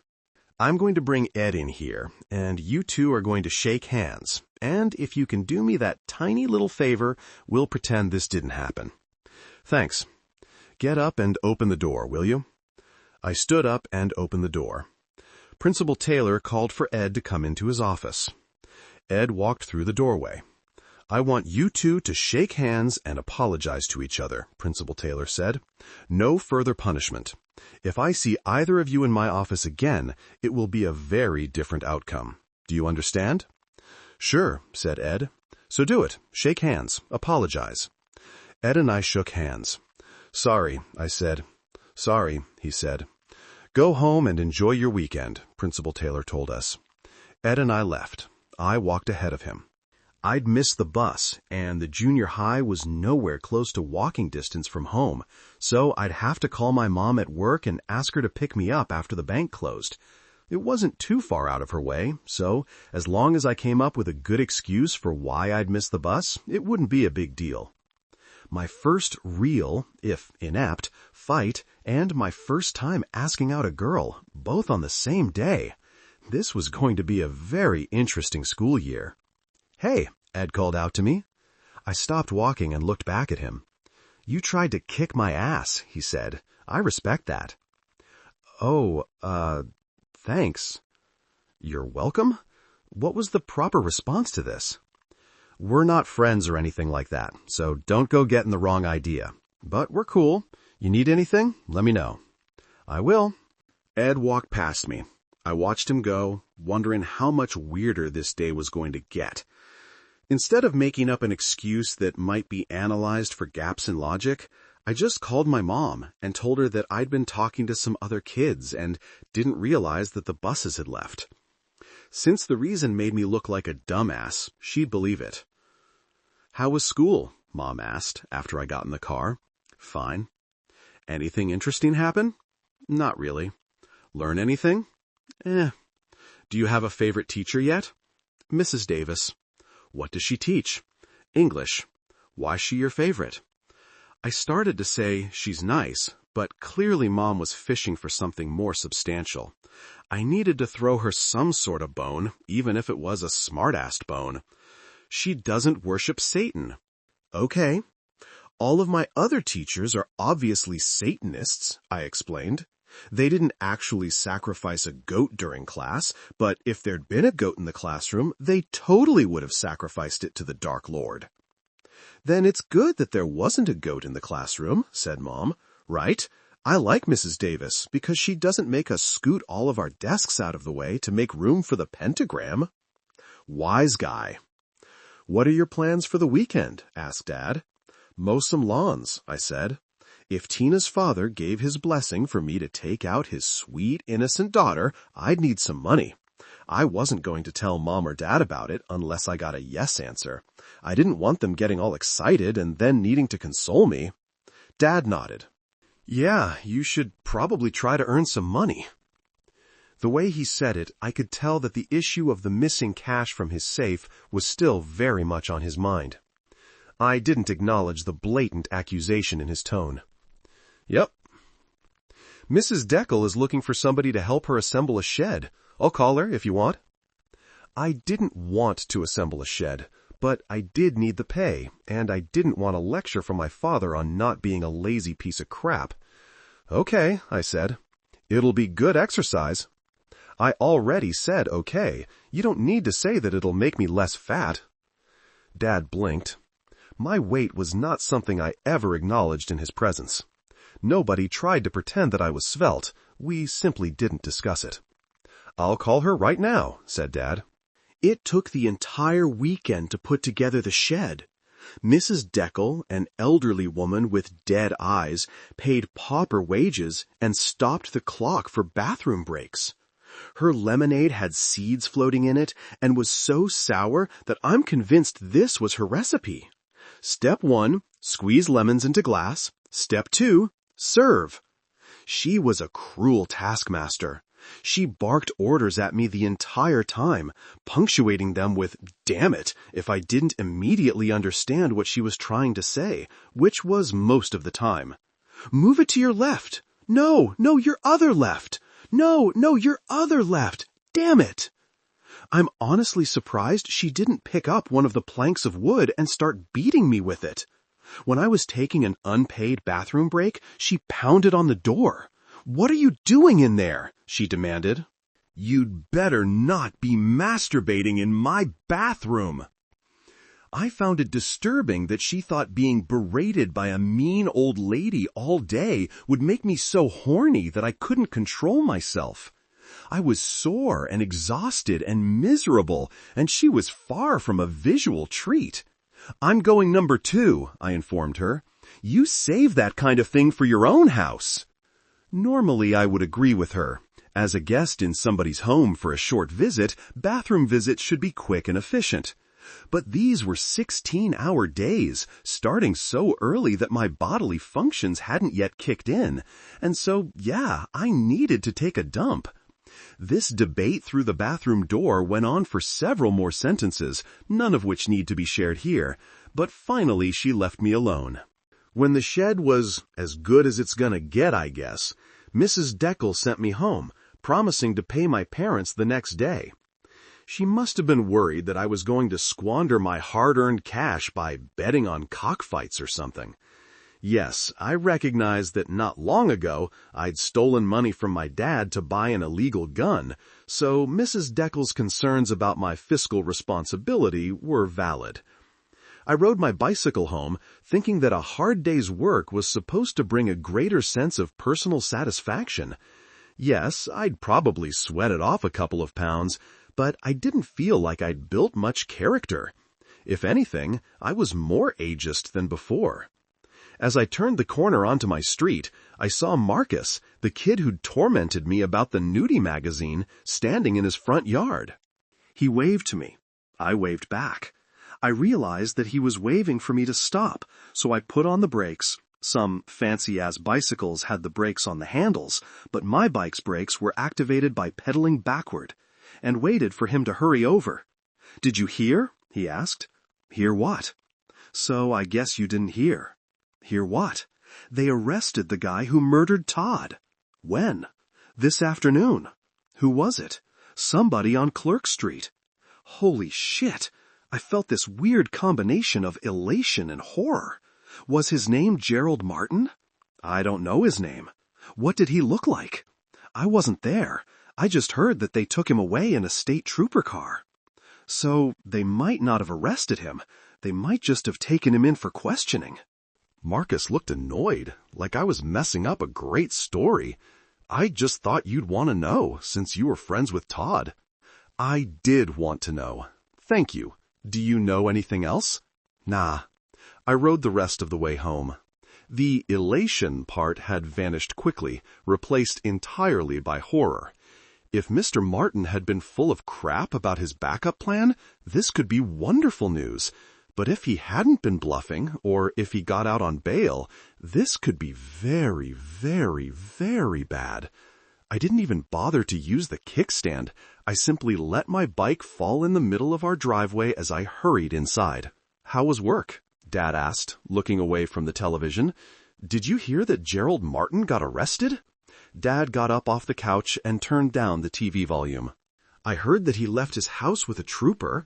I watched the news and they didn't mention it. It would be on the news if they actually arrested him, right? Of course it would.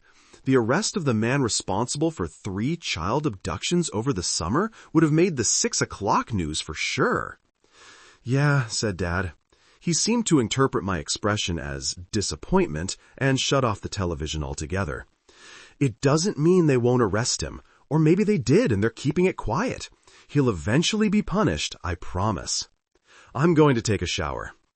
In the bathroom, I stripped out of my sweat-soaked, dirt-laden, and slapped mosquito-covered clothes. What the hell should I do? This could actually be fantastic news. In fact, I could go to the authorities, tell them everything that had happened, and pile that onto whatever new information had allowed them to take Mr. Martin away. This could be the end of him. But what if they didn't have enough evidence to arrest him? What if they didn't believe me? What if he'd gone to the station to give his statement about the psychotic 14-year-old who'd come over and held him at gunpoint?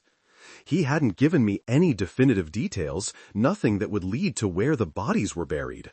He could say, "Yes, I told the kid these things, but he had a gun on me. What was I supposed to say?" Nobody else was in the room during our conversation. I was the only one who stared at his face as he spoke, who knew for certain that his confession had been real. Would sharing the truth make things worse? I hated to choose an official plan of action that was do nothing for now, but it seemed like the wisest move, or lack of a move, I guess. If Mr. Martin was placed under arrest for the abductions, I'd blab every detail of what I knew and explain that my parents and I might be in serious danger. If they let him go, I'd find out what happened. This might require me to talk to him again, to try to smooth things over, which was not ideal, but I'd do it if necessary. Unfortunately, I'd have to wait until after school tomorrow. I was on thin enough ice that playing hooky my second week back would be disastrous. My mom left for the bank after I left for school, so trying to sneak out 15 minutes early so I could ride over and check on Mr. Martin before the bus got here wouldn't work. Unless there was some sort of update in the Daily News Miner in the morning, I'd be in a news vacuum until tomorrow afternoon. Maybe everything would be all right.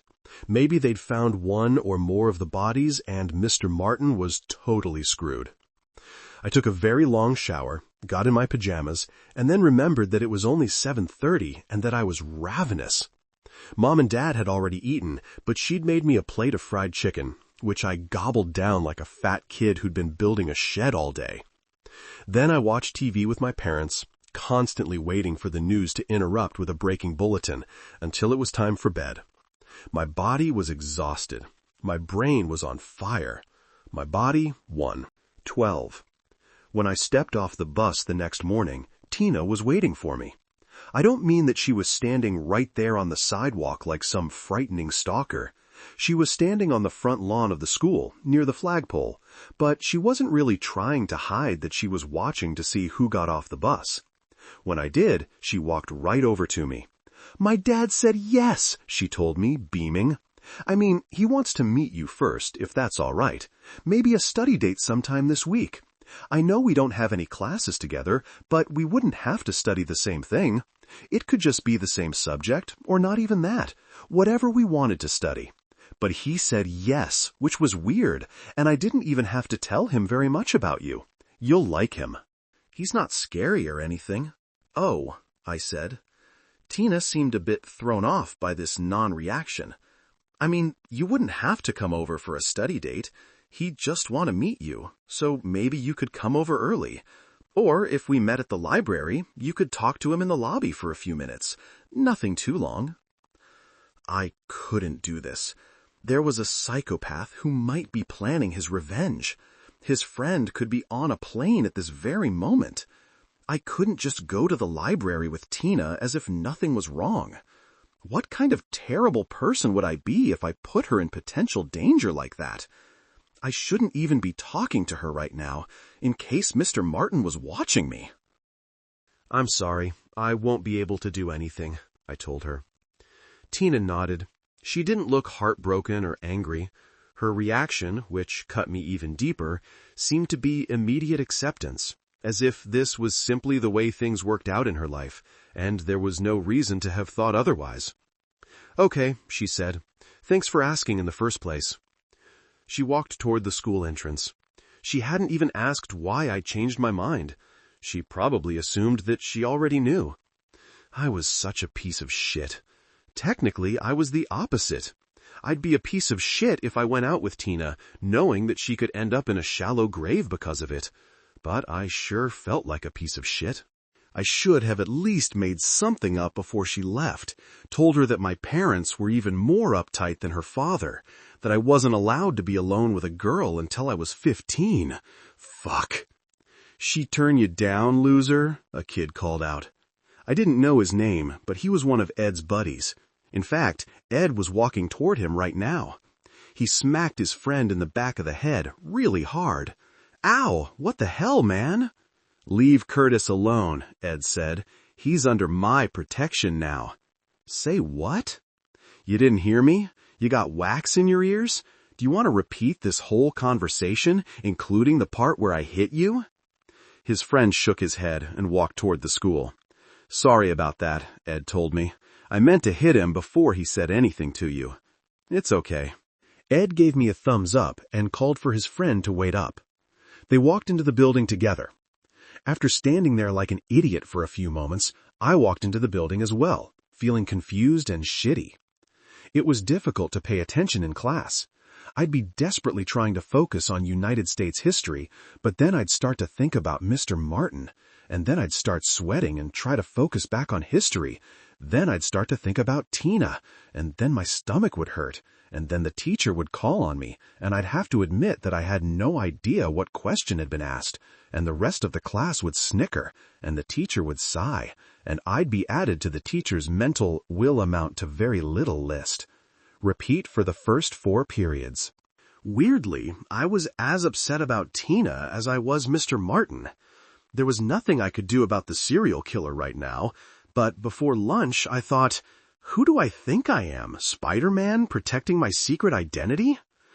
Though I stood by my decision not to go out with Tina, why not explain my reasoning to her? Why let her believe that I simply didn't like her? Hell, it might also be nice to have somebody I could talk to about what was happening. I walked into the cafeteria and looked for her. Didn't see her. We were allowed to eat outside if we wanted, as long as we stayed on school grounds, so I went out to look for her. It didn't take long to find her. She was seated by herself in the back of the school, leaning against the side of the building, a paperback book in one hand and a sandwich in the other. "Hi," I said. "Hi. What are you reading?" She held up the book, A Spell for Chameleon by Piers Anthony. "Is it any good?" "It's great." "Is it all right if I sit down and talk to you?" "If you want." Tina scooted over to make room for me, even though we had the entire side of the school building to ourselves, and I could have sat on either side of her just fine. She slipped in a bookmark and set her novel aside. Mr. Martin had not given me the impression that he was a huge risk-taker, so I couldn't imagine that he would be hiding somewhere, watching the school through binoculars, in the unlikely chance that I'd come outside during lunch. Before or after school, maybe, though even that wouldn't be a very smart thing for a guy accused of abducting kids to do. So it was better to talk to Tina out here than risk being overheard by nosy fellow students. "I'm sorry," I said. "It's okay, I understand." "No, you don't. It's not about you. Well, it is about you, but in a good way. Well, not in a good way, but—" She was making me babble. I didn't typically babble. "Can you keep a secret?" "Of course. I mean it. This isn't a small secret, and you might feel like you need to tell somebody. But you can't tell anybody. Not your friends, not your teachers, not your dad." "I don't have any friends, so the first one is pretty easy," said Tina. "Is this something where I could get in trouble for not telling?" "No, you won't get in trouble." "Then I can keep a secret. Is it that you like boys?" "No." "Okay, you know that my friend Todd got abducted, right?" "Yes, that's how we met. I told you that I was sorry about it." I know. I knew that you knew." More babbling. "I'm just trying to set things up. I know who did it. I saw Todd get into his car." "Oh my God," said Tina. "Did you call the police?" "Yes, I told them everything that happened, and they questioned the guy who did it, but they couldn't prove anything. He's still free. So Telling the complete story would either make me sound like a complete badass or a suicidal idiot. I didn't want Tina to think I was a suicidal idiot. But the whole, "it might be nice to have somebody I could talk to about what was happening" thing wouldn't work as well if I started changing my story right away. So total honesty was the way to go. Tina just looked at me, waiting for me to continue. "So I bought a gun from a sleazy guy in a van, and I went over to try to get him to confess. Not confess at gunpoint. I wanted to have the gun in my backpack just in case." "Did he confess?" "Yes, but it was at gunpoint." "Oh." "It basically got all messed up, and first I had the upper hand, and then he had the upper hand, and it pretty much ended with both of us agreeing not to say anything. Except he said that if anything happened to him, if he got arrested, his friend, who I guess is a hitman, would make it so me, my mom, and my dad all had to eat out of feeding tubes." "I guess yesterday the state troopers took him away. I don't know if he's in jail or not. So I can't be seen with you in public because it would put you in danger. That's why I canceled our date. That's what I meant when I said that it was about you, but in a good way." "All right." Tina scratched her forehead. "You don't seem like you're lying to me." "I'm not." "Then I need you to tell me again, but with a lot more detail." I told her everything that had happened, from the night Todd and I had our fight until the moment I heard that Mr. Martin had been taken away. She now knew that I was the kind of person who would steal money out of his dad's safe, but it was for a good cause, right? Tina asked a lot of questions as I told my story, and she apparently had no ability whatsoever to maintain a poker face. Her eyes widened at appropriate moments, she put her hand over her mouth when I was in danger, she giggled occasionally, and there was more than one gasp. "Your summer was way more eventful than mine," she said. "Yeah.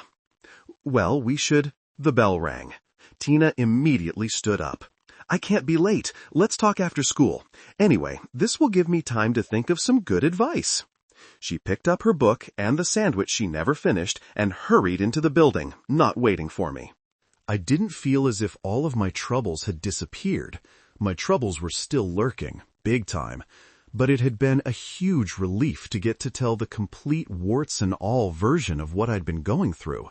I no longer had to suffer alone. I spent the afternoon paying more attention in class than I had in the morning. After school, Tina walked up to my locker. "Hi." "Hi." "You're right. We shouldn't be seen outside of school together. I'm not worried about him coming after me, but we have a strategic advantage if he doesn't know that we're friends. I can walk by his house and he won't suspect anything. I don't want you to walk by his house, I said. I didn't say that I was going to knock on his door. But there may be a situation where you need me to keep an eye on him from a distance. The first thing we have to do is find out if he actually got arrested. If he did, then your job is to tell the police everything you know, every single detail.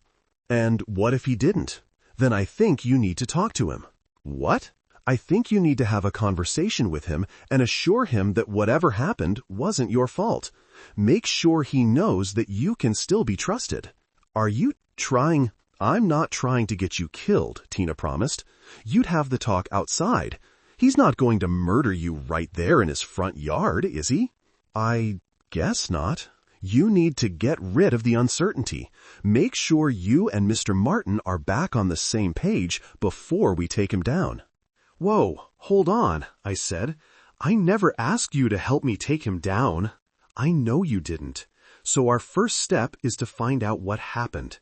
My dad's friend works for the newspaper he works in the classified ads section, but he'd be able to talk to somebody else at the Daily News Miner and find out if Gerald Martin was arrested. So you just need to wait for me to call you, and maybe get another gun. I can't get another gun, I said. I still have to replace the money for the first one. What you do is you call the guy who sold you the other gun and tell him you want to buy another one. Tell him you'll pay 20% more. Let him negotiate you up to 25. Then, when he opens up the door to his van, take a picture of him and tell him that if he doesn't give you the gun for free, you'll turn him in for selling an illegal gun to a kid. That would be a pretty crappy thing to do. You'd be crossing a moral line. Yeah, she admitted. I think Todd would want you to do that. Tina seemed energized by this whole thing. There did not appear to be any notes written on her hand. I really liked her, but I was also a bit scared of her. I'm not going over there with a gun, I said, but you're right. He's not going to attack me in his front yard in broad daylight. Then just wait for my call and build up your courage. I honestly didn't know which outcome I was rooting for. Mr. Martin going to prison would be nice, and I was really starting to doubt that he was telling the truth about his backup plan. If he was back home, then Tina was probably right. I should go speak with him and smooth things over, or at least confirm that he wasn't plotting blood-soaked revenge against me. Having another conversation with Mr. Martin had very little appeal, but it was better than a hired killer coming after me.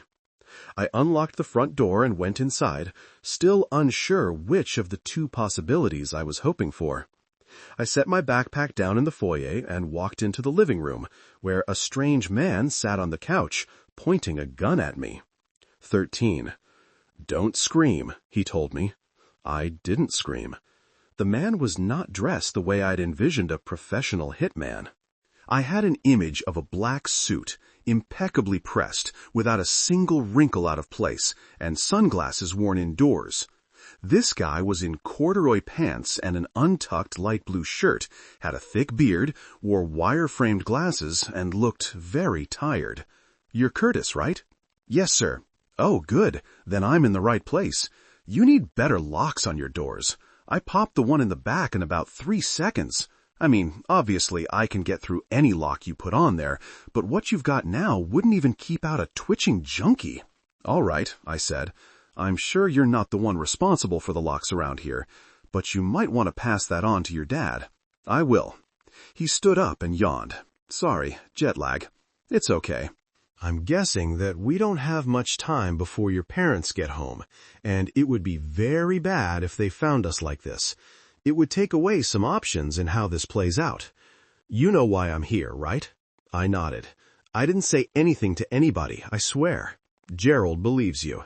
The pigs came and took him into their pen to ask some questions, but nothing they asked made him think you'd ratted him out. Seemed like they were fishing without bait, so they took him back home. And while he was rolling around in the pigsty with them, he didn't call me like he was supposed to. It seemed like things were going to be okay, at least for now, but the man was still pointing a gun at my face.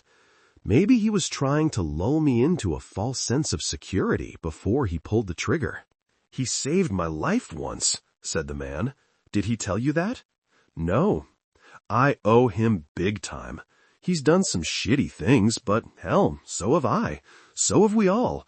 Doesn't cancel out the good. Anyway, I jumped on a plane and flew my ass over here the way I'd promised. Called him when I landed. Found out it had been a false alarm."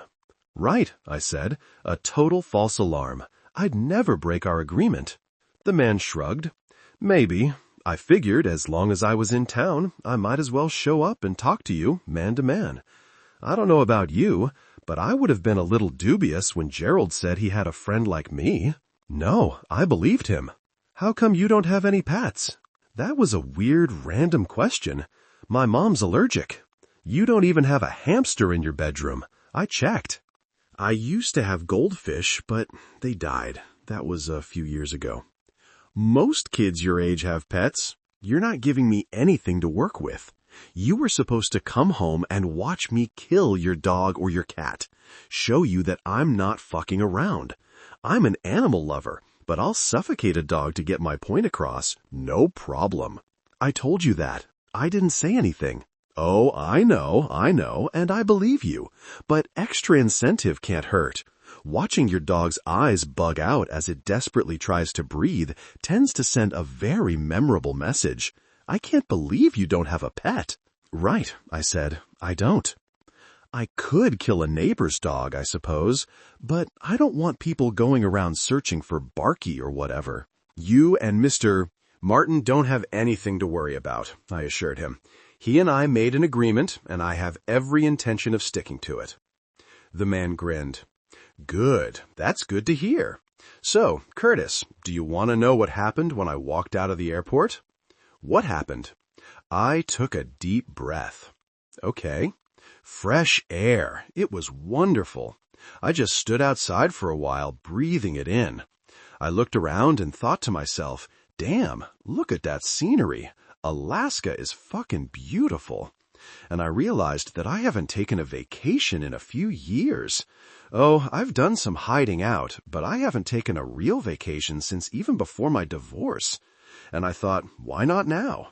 Why not spend some time in the natural beauty of Alaska? Now, you may be wondering why I'm sharing this. What does it mean to you? Well, young man, it means that I'm going to be around. I'm going to be close. Maybe not lurking right outside your bedroom window, or maybe I will be. It means that if you have this sudden moment where you're feeling brave, you'd goddamn well better shove it down deep, because you cannot protect yourself from me. Got it? Yes, I said. Absolutely. Like I keep saying, we had a deal and I'm sticking to it. I'm not happy to hear that. Had I misheard him? You're not? In my job, people usually want quick, clean kills. A lot of make it look like an accident. That's fine. I understand why they want that.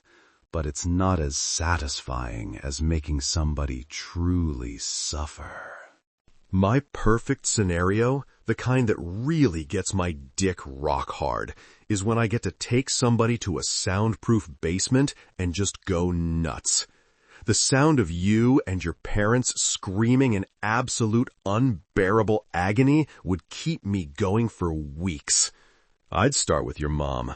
Totally emasculate your dad as he has to watch me do shit to her that I bet they haven't done since you came into the picture. If you try to close your eyes, I'll slice off your eyelids. By the time I'm done, you'll be begging me to kill you just because you wouldn't want to live with those images in your head. When your mom is dead, and by then you'll only recognize her as your mother because you watched it all happen, I'll start on your dad. Am I leaving out too many details? I can include as many details as you want. I've given this a lot of thought. I couldn't answer. I could barely keep upright. If I tried to move, I was certain that my legs would give out beneath me. The phone rang. We both looked over at it.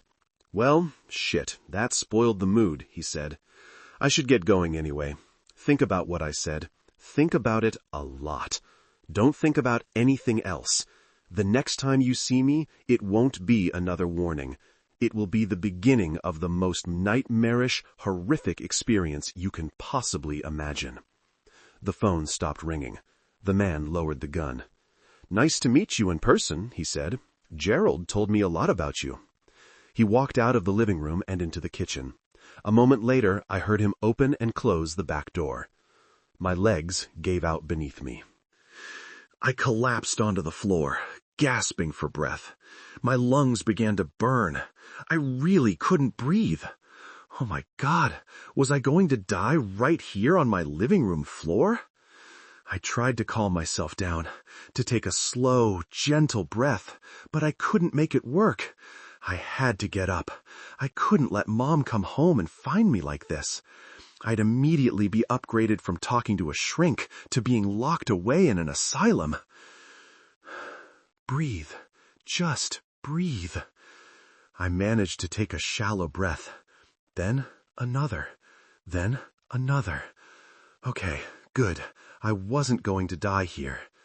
I crawled over to the couch and managed to climb up onto it. Not surprisingly, I was sweating like I'd run around the block with a high fever. I closed my eyes, focused on my breathing, and tried to calm down. A couple of minutes later, I figured I was as calm as I could possibly get given the circumstances.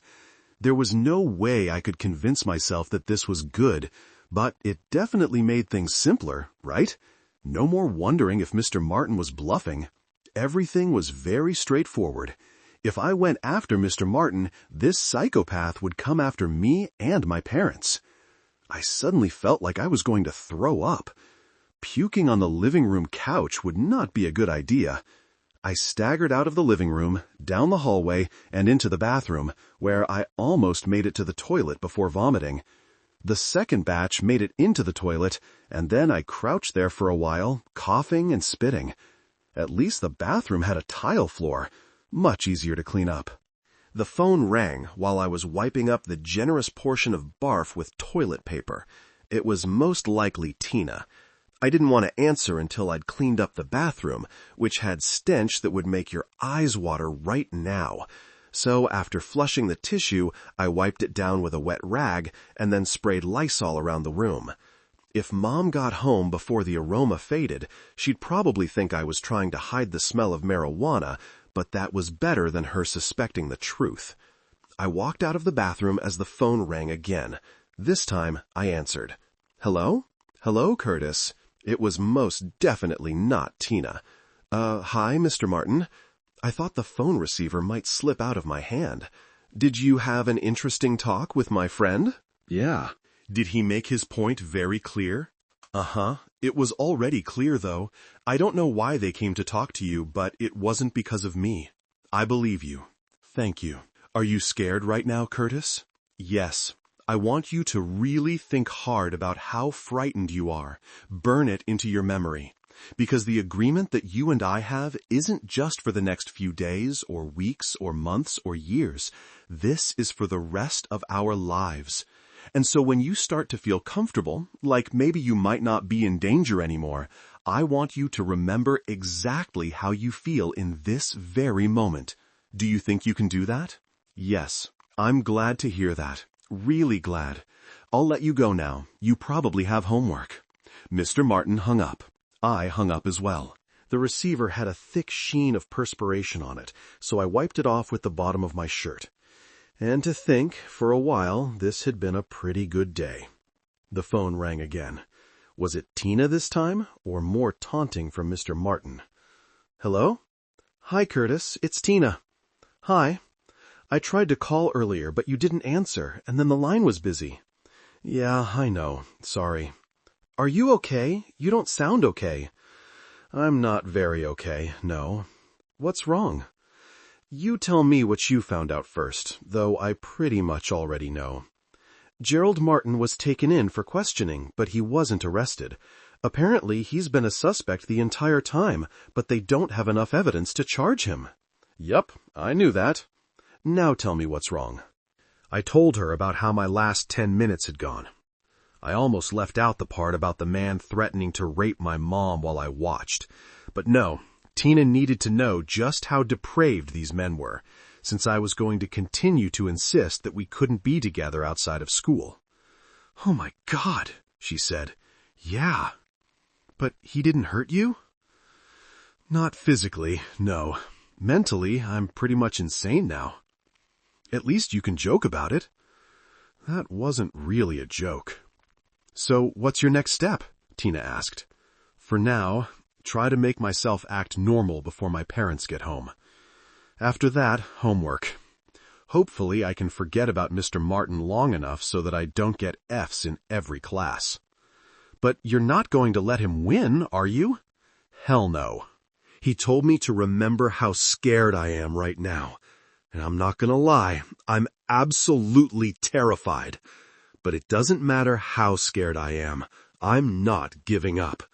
I don't know when it'll happen, and it may be a long time from now, but I am going to destroy him." "Good," said Tina. "I'll help." I got myself more or less under control before Mom got home. If she suspected that anything was wrong, well, I'd been acting weird a lot lately, so this wasn't unusual. She asked how my day at school had gone. I told her it was fine.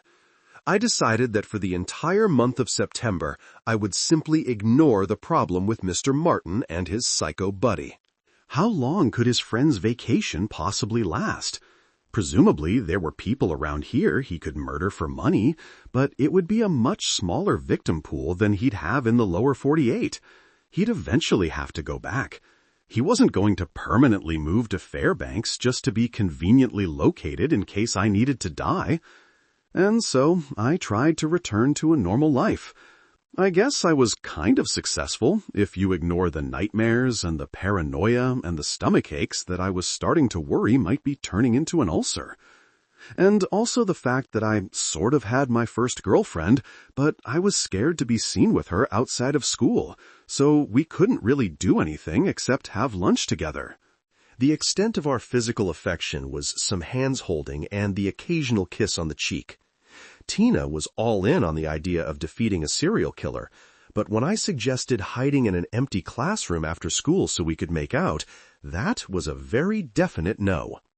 Like most kids, I thought of the end of summer as the day school started, but technically it was September 23rd, a Sunday. I'd made it to autumn without getting killed. Could I make it to winter? 14.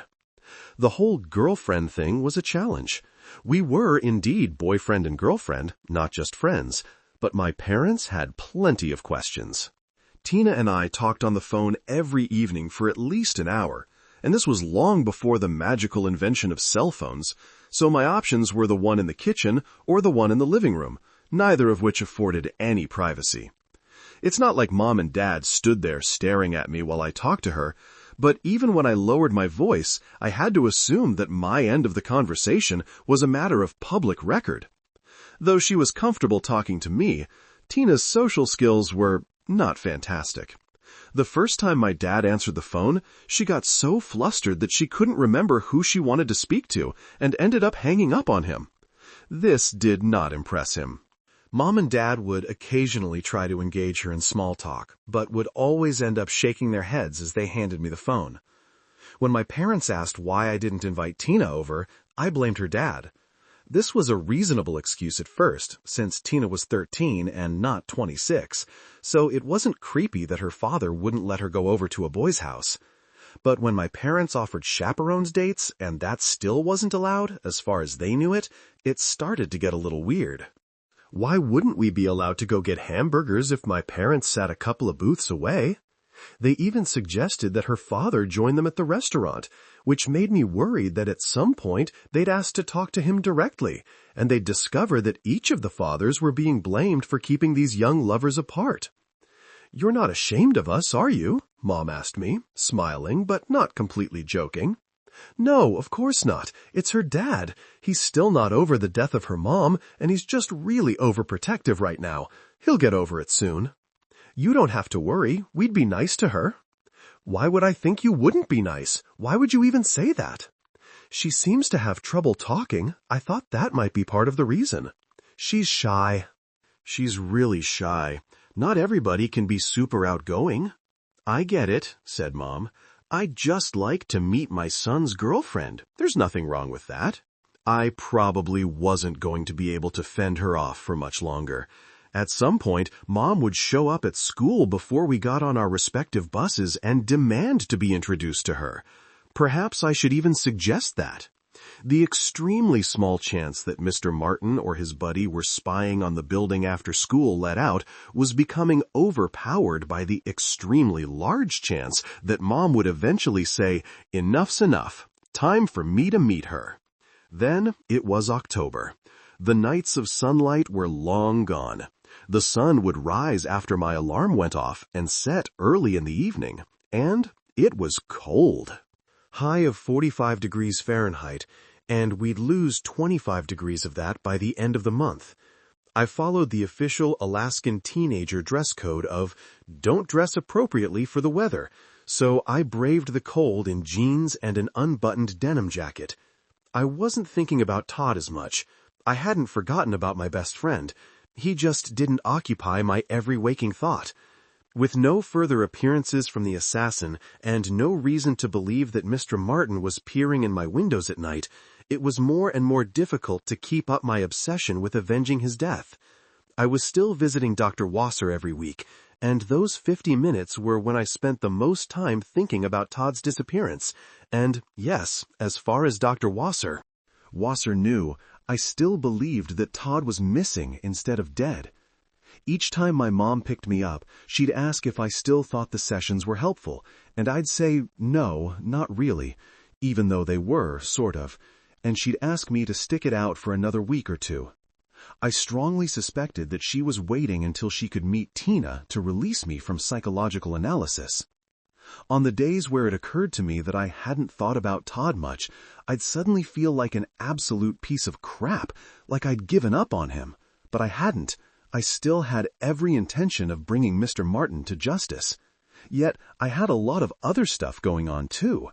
Tina was a straight-A student, and though I'd always been a pretty good student, she made me want to do better.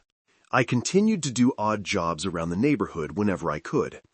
Dad had changed the combination of his safe, foiling my effort to sneak the occasional $20 bill in there, but the money I earned went into two piles.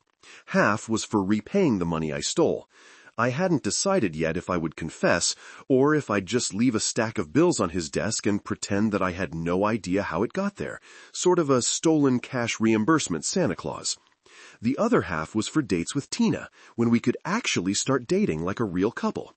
I was getting a lot of exercise, and thus losing a little weight, I guess, not much.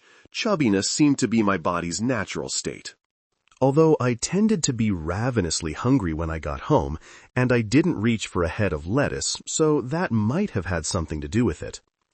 "What are you doing for Halloween?" Tina asked, as we spoke on the phone one evening. "I don't know."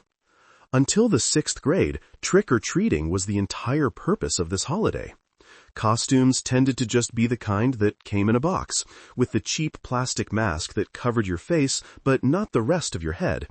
If you were Spider-Man, the suit was not Spider-Man's costume, it just had a picture of Spider-Man on the chest. I didn't care.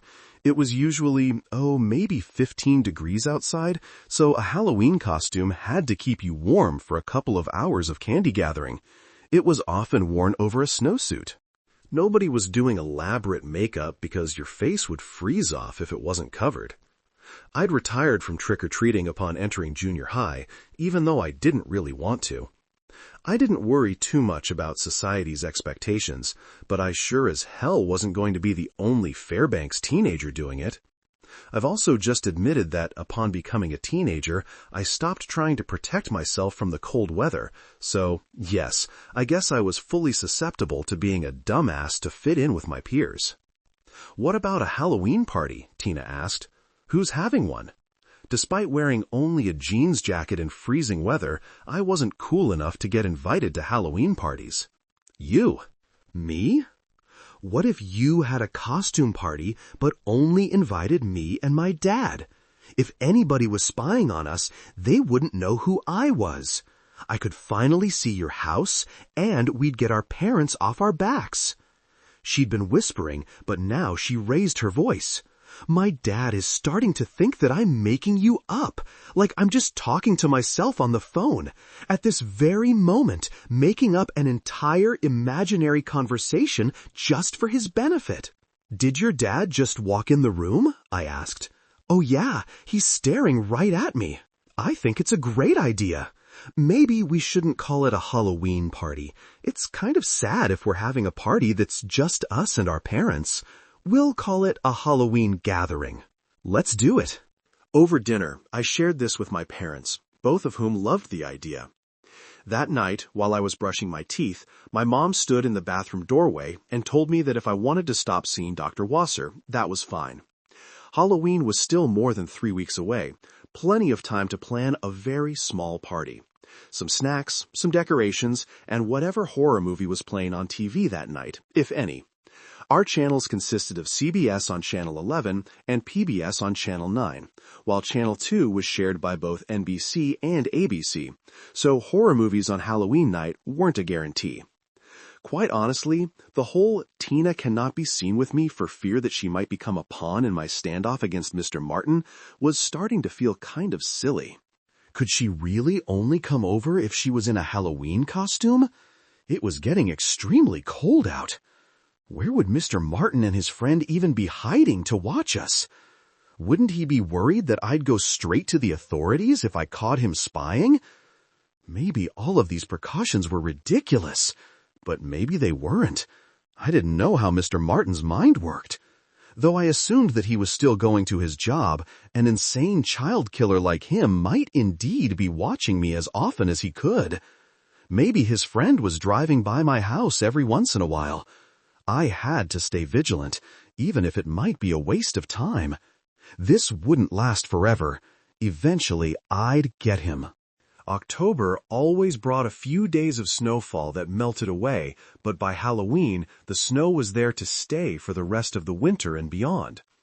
Each day we lost 6 or 7 minutes of daylight, down to less than 8 hours by Halloween. At least we still had a couple of daylight hours after school let out in the coming months. In the coming months, it would be pitch black when the bus arrived, and pitch black when the bus left. My parents and I decided to make our own costumes. Since we weren't going anywhere, they didn't have to be cold resistant. I dressed as a hobo because this was back when you would say hobo instead of homeless person, and you didn't really see homeless people in Alaska in the winter. My mom was a green-faced witch.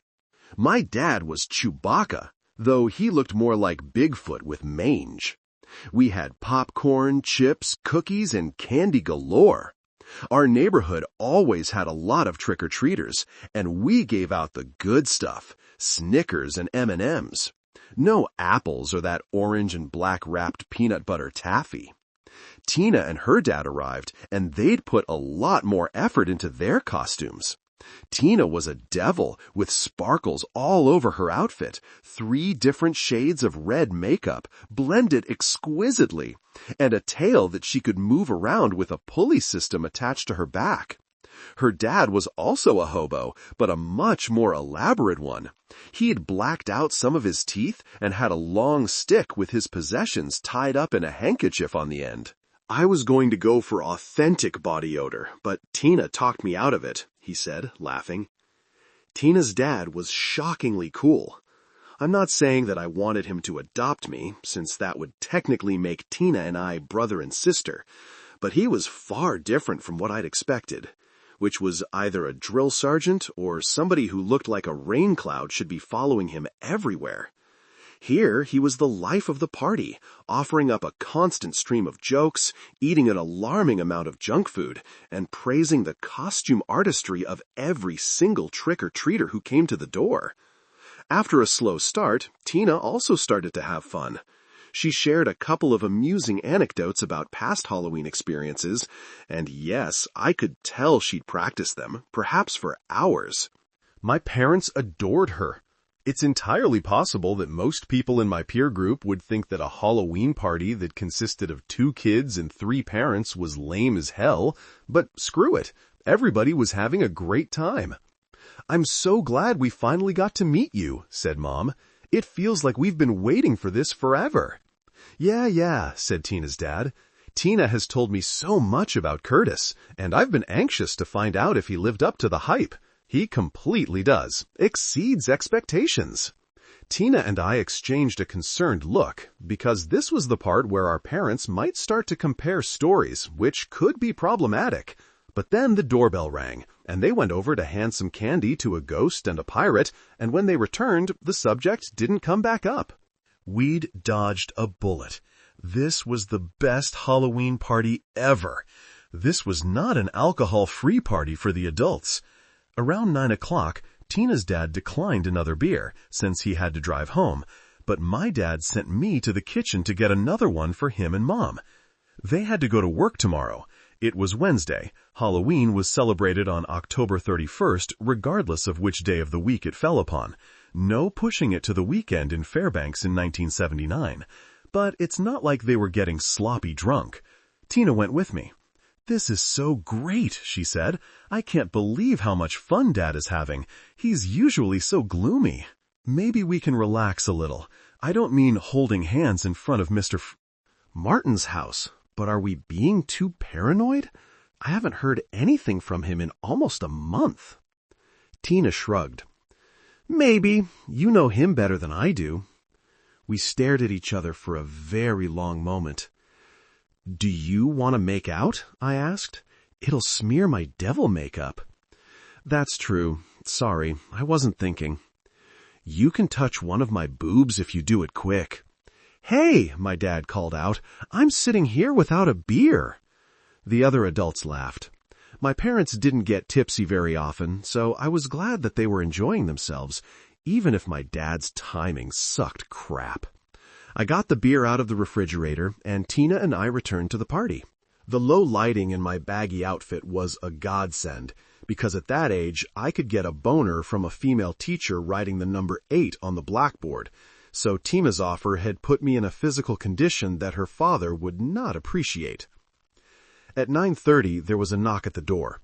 We hadn't turned off the porch light, but trick-or-treaters didn't generally show up after 9. My mom got up and answered. It wasn't a kid in a costume. It was a frantic-looking woman in a parka.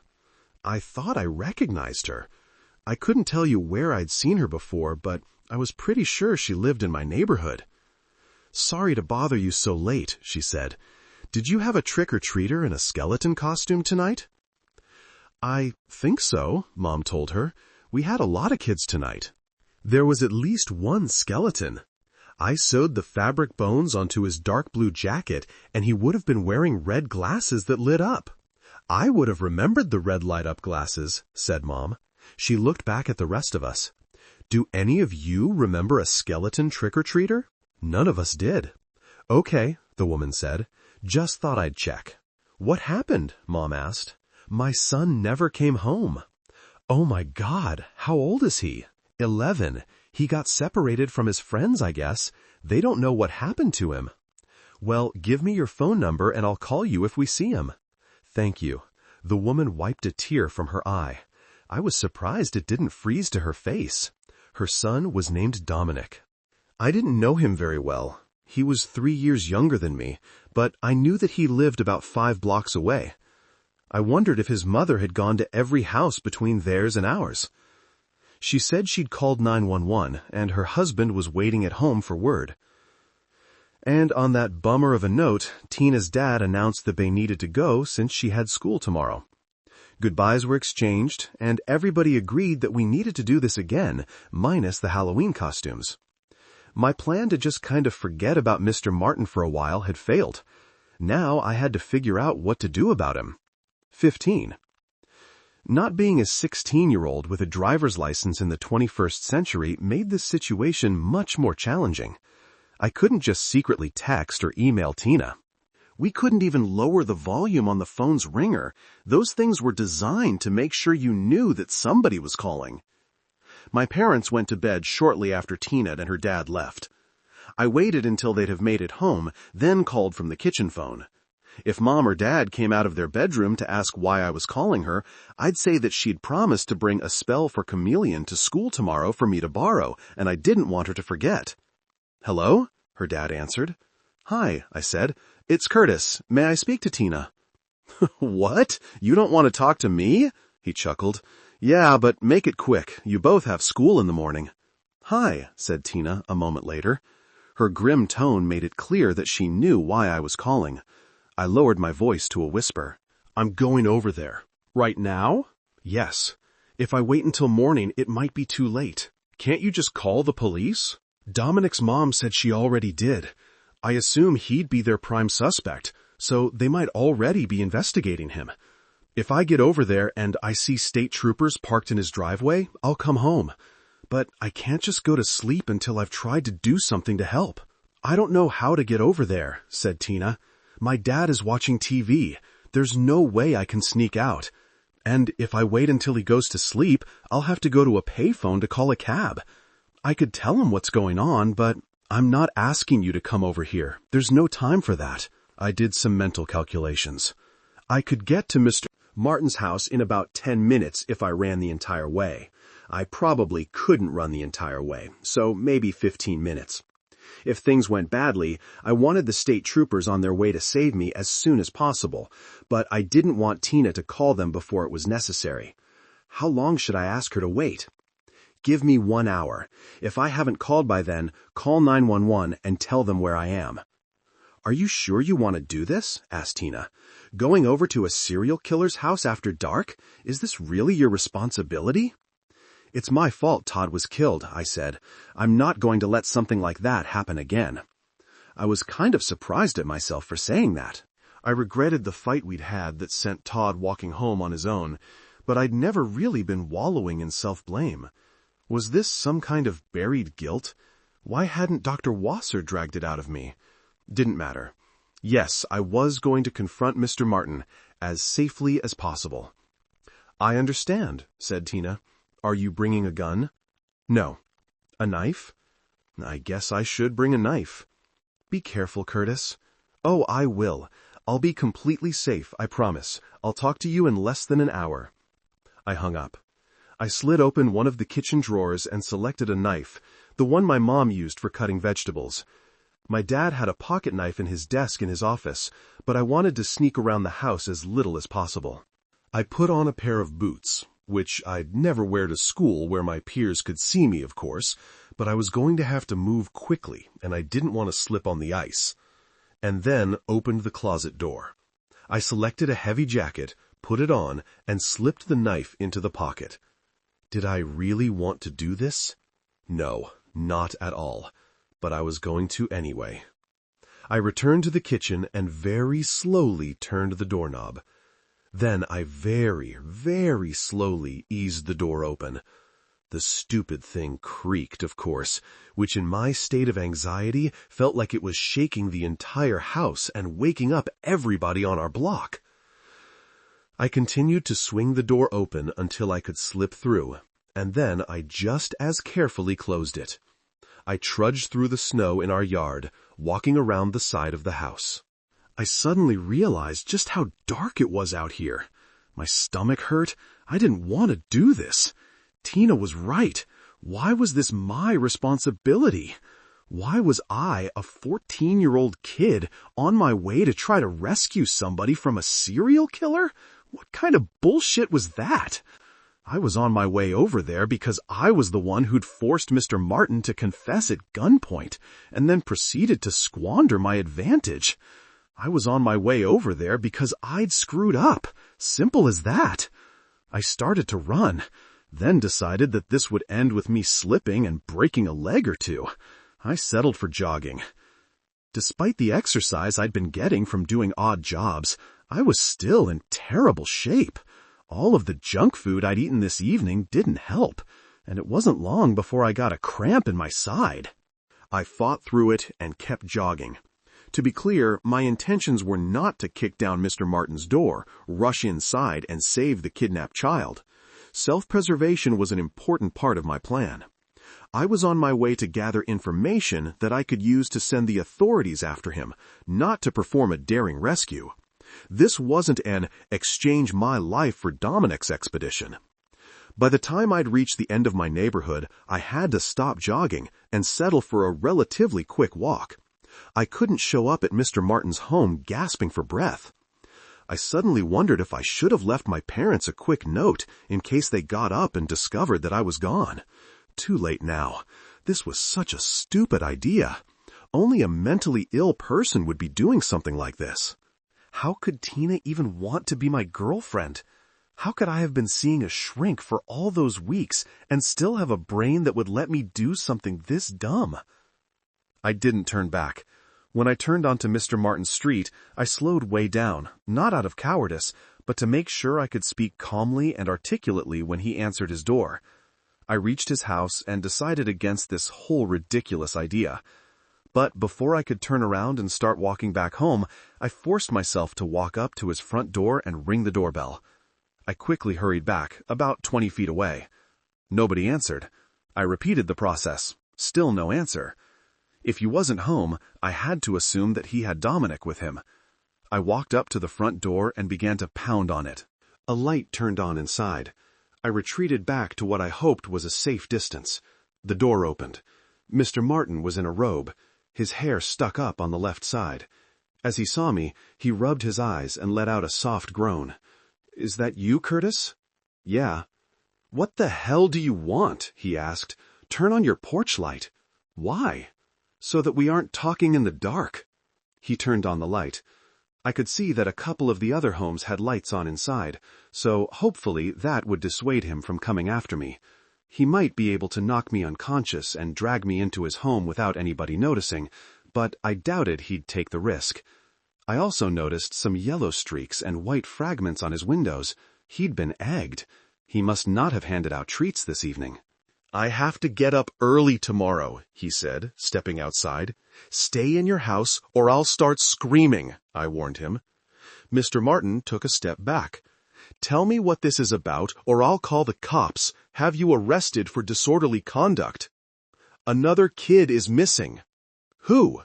"You tell me." "No, you tell me. I don't know anything about a missing kid. I haven't left the house tonight." Honestly, he sounded like he was telling the truth. "So you're saying it's a coincidence that another kid disappeared?" Mr. Martin glanced around, as if making sure nobody else could hear him. "Yes, that is exactly what I'm saying." "I don't believe you." "Did you call the cops?" "No." "You sure?" "I'm sure, but the kid's mother did." More harassment on the way for me, huh? Wonderful. I love operating heavy machinery without any sleep. What did you hope to gain here? Did you think I was just going to burst into tears and confess? I thought I'd be able to tell if you were lying. Well, your internal bullshit detector is all messed up. It's Halloween night. A lot of stuff could happen to a kid. All right, I said. I guess we're done then. Mr. Martin didn't look like a sadistic killer hiding a secret. He looked like a guy who was genuinely annoyed at being woken up when he had to get up early for work the next morning. "Are we?" he asked. "Yeah." He stepped outside again. "Stay in your house," I told him. He took a step closer. "Stay back or I'll make a lot of noise," I warned. "Then scream. People will think it's some obnoxious little brat trying to get in a last scare on Halloween. I'm not going to hurt you, but I've got some more things to say." He continued walking toward me. I spun around to try to flee, and my foot came right down on a patch of ice. I flailed my arms wildly to try to keep my balance, but there was nothing to grab onto, and I fell on my ass. As I tried to scoot away, Mr. Martin crouched down. He wasn't close enough for me to stab him. I decided not to scream quite yet. "We have a problem here," he informed me.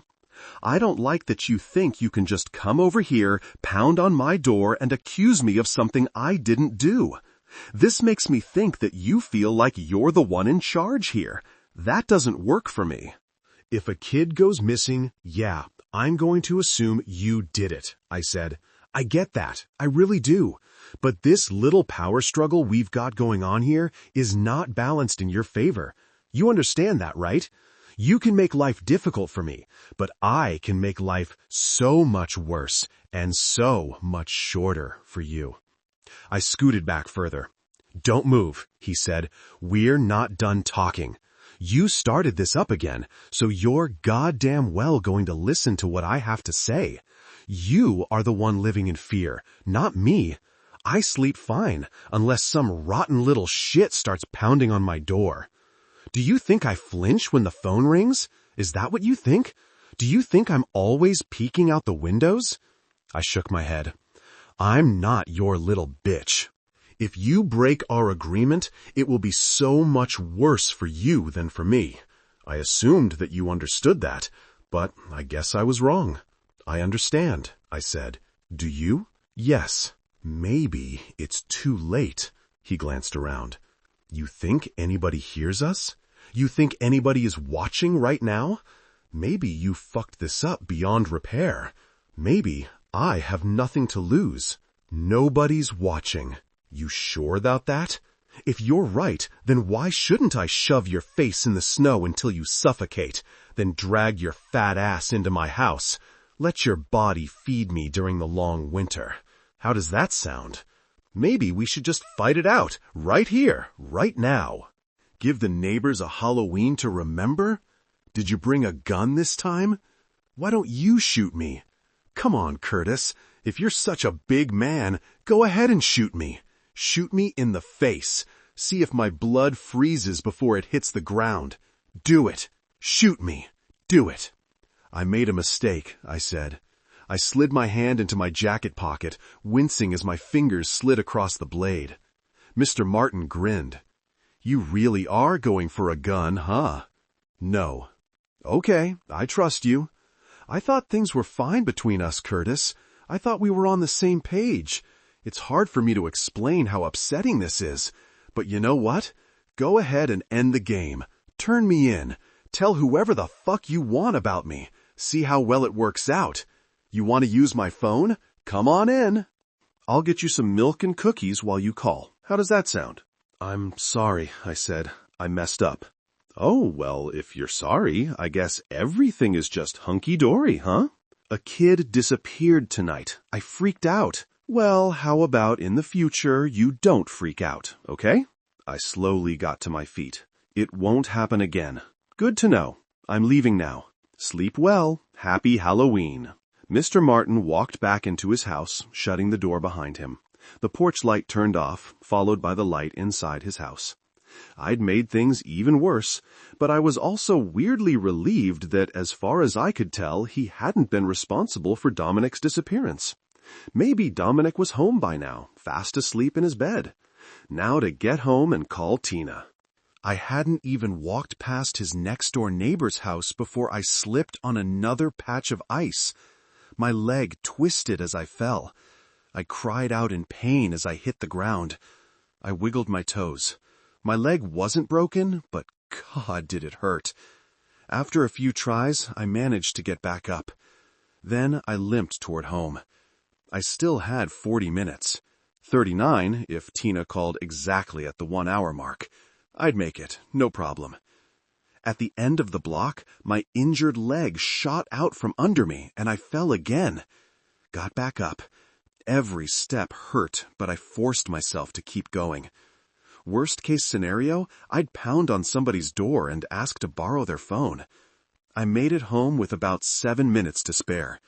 The lights weren't on inside the house. I walked around to the back door and once again, very, very slowly opened it. Then closed it, wondering if this was seriously the loudest fucking door on the planet. "Curtis?" my mom called out. "Sorry," I answered, "just getting a drink." She didn't answer. I quickly but quietly got out of my jacket, then bent down and untied my boots, listening carefully for footsteps. I had no cover story if she walked into the kitchen and saw me changing. The living room light turned on. Shit. I continued to untie the boots, praying that Mom wouldn't walk into the kitchen to check on me or get a drink of her own. The television turned on. I slipped off the boots, which now felt like they were attached to my feet with the suction of 1,000 vacuum cleaners, and set them out of the way. There was nowhere in the kitchen to hide my jacket or boots. I was acutely aware of how many steps were involved in the task of getting a glass of water. Open the cabinet, take down a glass, turn on the faucet, hold the glass under the stream of water, all while waiting for my mom to walk into the kitchen and ask why my jacket and boots were on the floor. I shut off the faucet and walked into the living room. "I can't sleep," said Mom, looking over at me. "Too much excitement, I guess. And I'm worried about Dominic." She frowned. "Are you okay?" "Yeah, why?" "Your face is bright red." My makeup wouldn't come off. I had to scrub really hard. My hobo makeup was just supposed to look like I had a dirty face and had come off easily with soap and water. The timing was suspect. Why would I have waited until now to take it off? And I'm sure my ears were bright red from the cold, too. This story could completely fall apart with a single follow-up question. "Okay," said Mom. "You should go to bed." "I will." I couldn't sneak back into the kitchen and quietly make a phone call. It had a rotary dial. Those things were noisy. Shit. "I need to call Tina," I said. "This late?" "Yeah, I let her borrow one of my books, but I need it for an open book quiz tomorrow, so I need to make sure she remembers to bring it." "She wouldn't forget something like that, would she? She's not going to leave your school book at home." "She might." "It's 11 o'clock. Call her in the morning before she gets on the bus." "It's fine. She stays up late." "It'll be quick." I stepped back into the kitchen, taking the calculated risk that my mom wouldn't rush in there and knock the phone out of my hand. I dialed Tina's number. She answered instantly after the first ring. "Hey, Tina, it's me," I said. "I just wanted to make sure you didn't forget my math book tomorrow." Did it go okay? Tina whispered. "Yep, I had a great time too. Tell your dad I said hi. See you tomorrow." I hung up. If Mom had been trying to overhear my conversation, and I assumed that she was, that shouldn't have sounded too suspicious. But I had no idea what to do with the jacket and boots. I couldn't put them outside because there was no conceivable reason that I'd need to open the back door. If I told Mom that I thought I saw something outside, she'd come to check it out as well. I'd simply have to leave them there and hope that Mom didn't come into the kitchen. Then I'd set my alarm for a couple of hours from now and put them back in the closet after she went to sleep. I stepped into the living room. She said she won't forget. I'm going to bed now. Mom looked over at me. Good night. I hesitated for just a moment, hoping she'd return her attention to the television. She didn't. She kept looking at me. I couldn't keep standing there like an idiot, so I'd have to walk across the living room toward the stairs. This was problematic, since my leg was still killing me, and I wasn't sure I could do it without limping. I tried to harness my inner ballerina and walk with grace. You okay? Mom asked. Why? You're walking funny. I banged my leg on the counter. I was trying not to wake you up, so I didn't turn the light on in the kitchen. Do you want me to take a look? No, it's fine. Mom got up off the couch. I'll get you an ice pack. It's totally fine. I won't be able to sleep if I have an ice pack on it. It doesn't hurt at all. You sure? Yep. I love you. Good night. I resumed walking, praying that she wouldn't decide that I was incapable of making my own decisions about leg care and get an ice pack anyway. I walked upstairs, grimacing with each step. I went into my bedroom, shut the door, and took off my pants. My leg was swelling up pretty badly. Great. Maybe I would ice it down after Mom went to bed. I got undressed the rest of the way, shut off the light, and climbed into bed. I kept screwing things up. But I had to go over there, right? What if Mr. Martin had kidnapped Dominic, and I didn't find out until tomorrow morning? How could I have lived with myself knowing that I could have done something to save him? I couldn't sleep, of course, so I lay in bed until I heard Mom shut off the television. I waited exactly 15 minutes after that, then snuck back downstairs and put the boots and jacket back into the closet. I put the knife back in the drawer. I got an ice pack out of the freezer and took it back to my bedroom. I left it on my leg until it was no longer cold, and it seemed to help quite a bit. Finally, I fell asleep. The next morning, Dominic was found dead. 16. It wasn't clear how Dominic met his fate, but kids all over school were talking about the boy who'd frozen to death on Halloween night. There was no evidence of foul play. He'd been found in a neighbor's backyard, along the route Dominic might have followed if he'd been taking a shortcut to get back to his own house. His footprints were the only set. Nobody had been with him. The footprints stopped a few yards away from his body, replaced by a thick track, as if he'd begun to crawl. One of the friends who'd been trick-or-treating with him mentioned that Dominic had complained that he wasn't feeling well. Apparently, he'd been much sicker than simply having a bellyache from too much candy. There was absolutely no evidence that it had anything to do with Mr. Martin. It was a tragedy that would haunt our area for a long time, but it wasn't the work of a serial killer. As we stood by her locker, I told Tina everything that had happened. "I get why you went over there," she said, "but you have to promise me you won't do it again. Not by yourself. I'm not taking you with me." "Okay, but I can wait nearby. A lot could have happened in an hour. You could have been long dead before anybody showed up to save you." "You're right," I said. "I just didn't have a choice." Do you think he'll try anything? I shrugged. He was acting crazy last night, but hopefully he's calmed down. He knows that I'm not going to let him get away with anything. He tried to pretend that he doesn't care if I go to the police, but that can't possibly be true. I think he'll be on his best behavior. For how long? I don't know. Maybe he'll move away. Why would he even want to live here anymore? If I had somebody like me pounding on my door late at night accusing me of that kind of stuff, I'd move someplace else. "That would be great if he just left," said Tina. "Maybe we can figure out a way to make that happen." Of course. We'd be sending him to a new place with a whole new pool of victims. It might be better for him to stick around here so I can keep an eye on him. Tina sighed. "Yeah, you're right. My dad really liked you, by the way." "Really?" He didn't say, "My God, what a complete loser.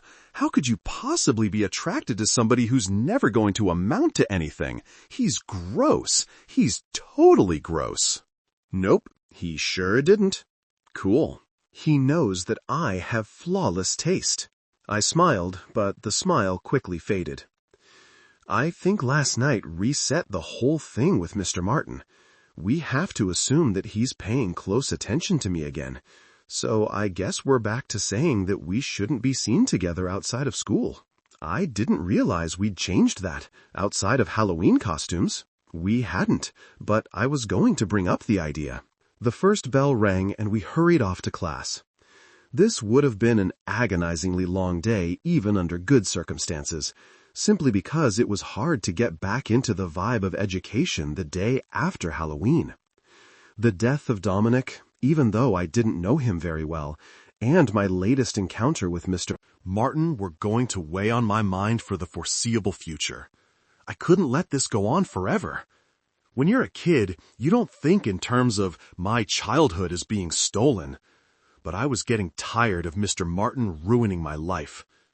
It was November 1st. We were almost at the end of the decade. Pedantic cries of, "The end of the decade is technically December 31st, 1980, notwithstanding."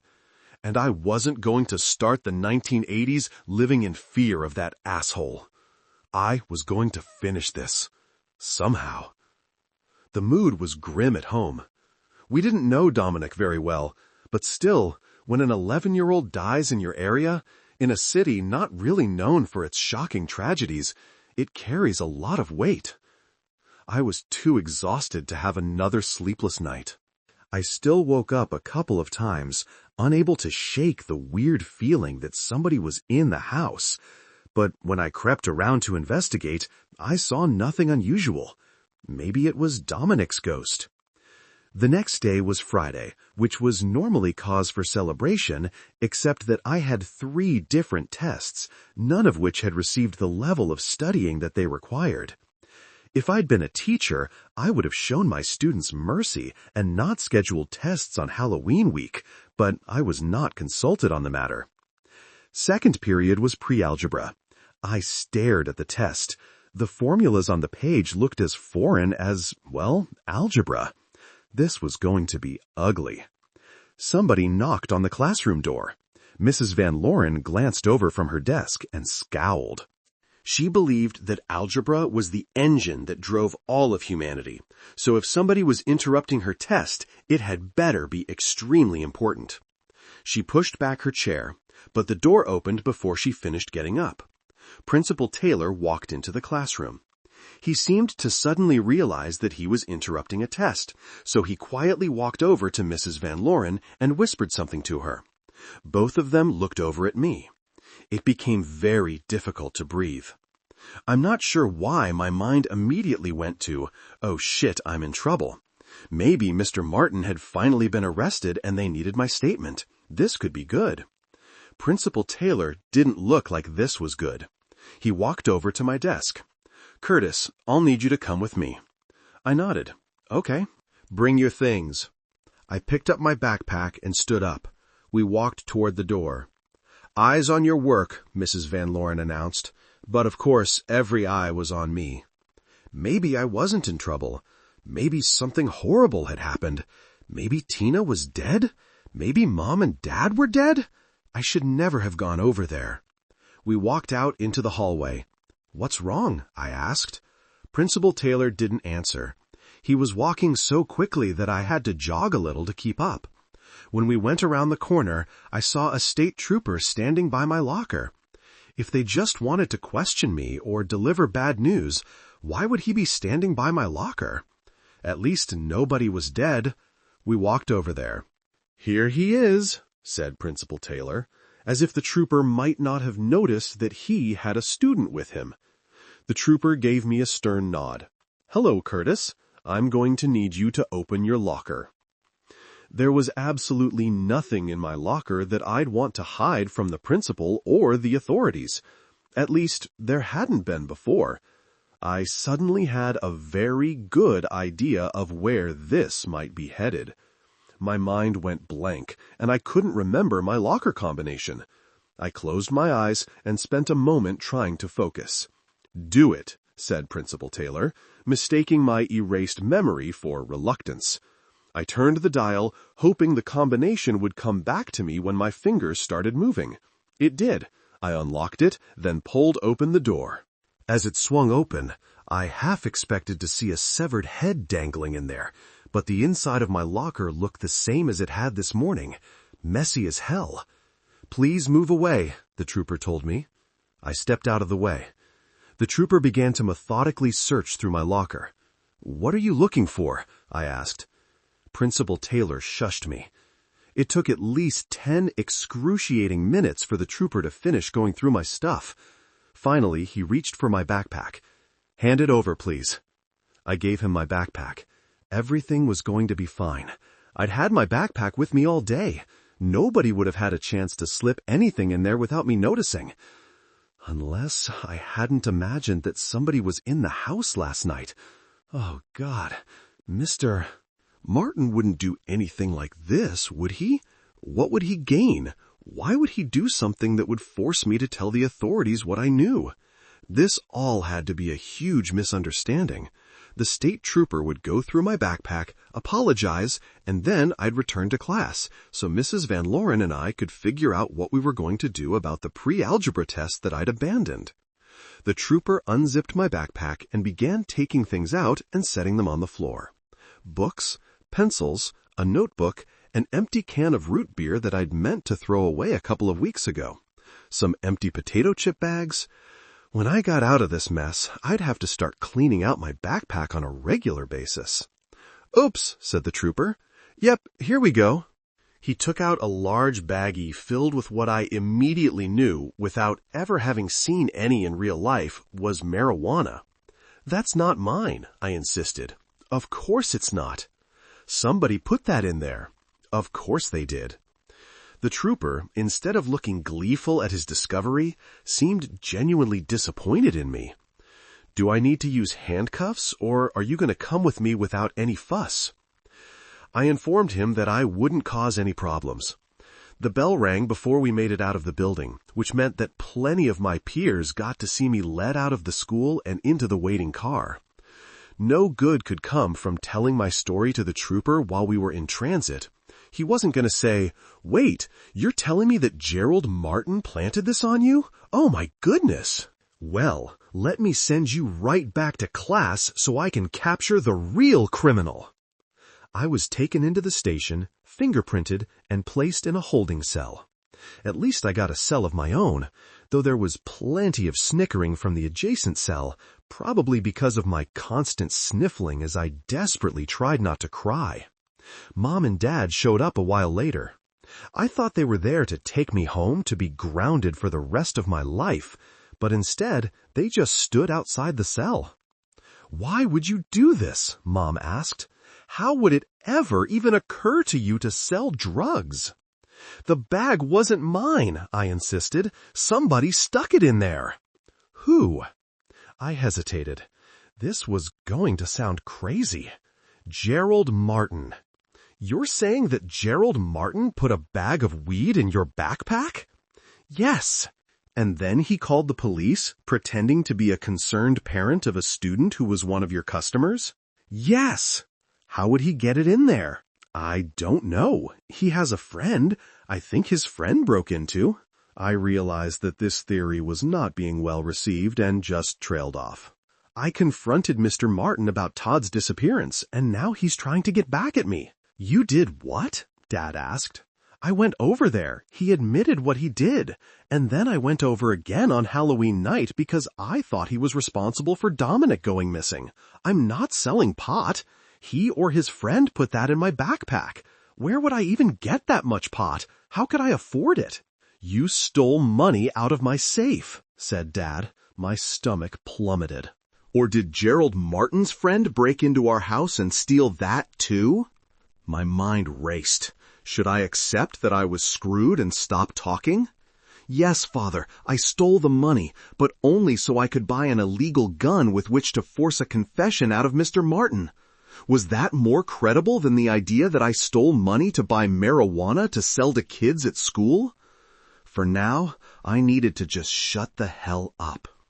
"We're going to have to hire a lawyer," Mom told me.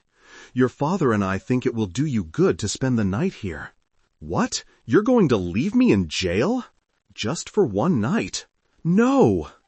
"Talking to a psychiatrist didn't work," said Mom, a tear trickling down her cheek. "What we're doing clearly isn't working." "We know how devastated you are by what happened to your friend, but that's no excuse. If we found a stash of cigarettes in your room, that would be different. They found a lot of marijuana in your backpack. That's intention to sell. It wasn't mine. We'll come back for you in the morning." I wanted to start screaming and begging for her not to leave me, but something else was more important. "Be careful," I said. "It's not enough to lock the doors. Sleep in shifts. Have a gun by the bed. He might come for you. Curtis, promise me you'll be careful. Maybe stay at a hotel or something. If you're going to leave me to rot in jail, you at least have to swear that you'll protect yourselves tonight." "We're not leaving you to rot," said Dad. "Just promise me. We'll be safe. Worry about yourself for now." "No!" I shouted. "I'm fucking worried about you!" This was the first time I'd cursed in front of my parents. I'd known the day was coming, but hadn't expected it to be while I was behind bars. They left. I plopped down on the bench. "Ooh-ee, that's rough," said a guy in the next cell. He had greasy hair, a terrible complexion, and bad teeth. "We'll take care of you, don't worry." I began to cry. When it turned into an all-out sobbing fit, the guy apparently took pity on me and walked to the other side of his cell to give me some privacy. A couple of hours later, they moved me from the holding cell to a cell with a toilet and something close to a bed. I prayed that my parents would take my warning seriously. They served lunch and dinner. I assumed that both of them tasted disgusting from the look and smell, but I couldn't have eaten even if I'd been presented with Thanksgiving dinner with all the trimmings. After they shut out the lights, I lay on the bed, frightened about pretty much everything. 17. Mom took pity on me, picking me up at 6 in the morning. I'd been crying much of the night, stopping only when the greasy guy told me to shut the fuck up, and the tears started again when I saw her. I didn't have a court date yet. I had a meeting with a lawyer set for Wednesday afternoon. The stolen money was a very big problem. My dad was not going to lie to the court on my behalf, and the dude I bought the gun from sure as hell wasn't going to show up to act as a character witness. I just don't understand why you would do this, Mom said as we drove home. If you're waiting for me to change my story, it's not going to happen, I told her. I'm not selling pot. I don't have any friends to sell it to. I wouldn't even know where to begin. I spoke with your principal. And? Am I suspended? Mom let out a sudden, incredulous laugh that made me flinch. Suspended? You actually think you're only suspended? You've been expelled, Curtis. Expelled? For real? Yes, for real. What did you think they were going to do? So what happens next? I don't know. I guess I have to quit my job so I can babysit my goddamn son all day. Then we have to figure out where to send you, assuming the court doesn't make that decision for us. What do you mean, figure out where to send me? I don't know what that means yet. You got kicked out of school and you're too young to join the army, so we have some difficult goddamn decisions to make. Do you mean boarding school? What? I mean exactly what I said. We don't know what we're going to do with you yet. It was Mr. Martin, I said. Why won't you believe me? You've been fixated on him since Todd disappeared. I get it. You think you saw Todd get into a car with him. I think I saw it? They took your accusations seriously. They questioned him and searched his house. They've come back and questioned him again and again. I'm not saying he didn't do it. I'm saying that if they can't find enough evidence to arrest him for it, you need to let it go. Once you start accusing him of breaking into the house and planting drugs in your backpack, it's gone too far. I just stared out the window for the rest of the car ride home. Mom sent me to my room. I sat on my bed, listening to her crying downstairs. Around noon, she told me that lunch was ready. We sat at the dining room table, eating bologna sandwiches in silence. When we were done, I returned to my room. I could fix this. I wasn't going to let Mr. Martin ruin my life. I wasn't going to go to a youth correctional facility because of him. He'd won this particular battle, but now I knew that I needed to step up my game. When Dad got home from work, he didn't even come to check on me. I just heard him and Mom talking. It sounded like they were arguing, but I couldn't hear what they were saying. The doorbell rang. "Oh, hi," Dad said. "Hi." It sounded like Tina's dad. "You know why I'm here, right?" "I think so." "I do not expect to see your son anywhere near Tina. Do you understand me? Nowhere near her. They will not be seeing each other ever again under any circumstances. If I see Curtis, I'll kill him. Do you hear me? Do I need to repeat it?" "Okay, look, I know you're mad," Dad told him. "You have no idea how mad I am. He will never see Tina again, I promise. But I can't stand here and let you threaten to kill him. You keep your drug-dealing kid away from my daughter and we won't have any problems." All right. I'm going to have to ask you to leave now." I heard the door close. A moment later, Dad walked into my room. "Don't call Tina ever again." "I won't." "I mean it. I said that I won't." Dad left, slamming my bedroom door behind him. Then he apparently decided that I should not be granted any privacy because he opened it again, then walked away. The lawyer, Mr. Nichols, wore a rumpled gray suit and looked frazzled. He adjusted his glasses and stroked his mustache as he looked at my file. "Possession with intent to sell is a felony," he said. "You could be looking at up to 5 years incarceration." Mom, Dad, and I all gaped at him across the desk. "Are you serious?" Dad asked. Mr. Nichols nodded. "It's unlikely, but we have to look at that as a worst-case scenario. Now, the possession part is pretty straightforward. He had a bag of pot in his backpack, which was found by a state trooper in the presence of the school principal. Curtis says it was planted there, but, surprise, everybody who's arrested on drug charges insists that they don't know how it got there. "I know how it got there," I said. "Quiet," Dad told me. "Let him talk." Intention to sell is a little harder to prove. If his backpack was filled with cash and the product was divided out into lots of small baggies, we'd know exactly what he meant to do with it. The fact that it was all in one bag helps his case. What does not help his case is that he had 2 ounces in there. That's when a judge starts to think, maybe he's not just saving that for personal use. Getting caught with anything more than 1 ounce is very, very bad. What if, I started to say, but Dad elbowed me in the side. Now, if you were an adult and you got busted with that much marijuana on school grounds, you'd be screwed. Fortunately, you're 14 years old, and if you were intending to sell marijuana on school grounds, you were only intending to sell it to other 14-year-olds and maybe some 13-year-olds. Still very bad, just not as bad as it could be. So let's discuss your options. I lean forward. Option 1, you plead not guilty. It goes to trial. The guy you're accusing of planting the bag in your backpack will be questioned. Maybe he breaks down on the witness stand and confesses, but most likely he denies it. Ultimately, a jury is going to find it difficult to believe that a construction worker is breaking into somebody's home or having a friend do it to hide a fairly expensive bag of drugs in a teenager's belongings. I believe you, Curtis, and I'd do my best to make a jury believe it, but I'm telling you, it's a long shot. Same thing with intent to sell. Even if somebody could vouch for you being a complete pothead, 2 ounces is a lot of weed. That's 120 joints, depending on how generously you roll them. Were you going to throw a huge party and give free pot to all your friends? Again, that's a long shot for a jury. If you've got more than 1 ounce, we automatically assume you're selling it. I'd do everything I could to make the jury see things your way, but I've got to be brutally honest. I'm seeing a guilty verdict here. You probably wouldn't get the 5 years. I can see 1 year in a juvenile detention center. Okay, I said, feeling like I'd been kicked in the stomach. What's option 2? Dad asked.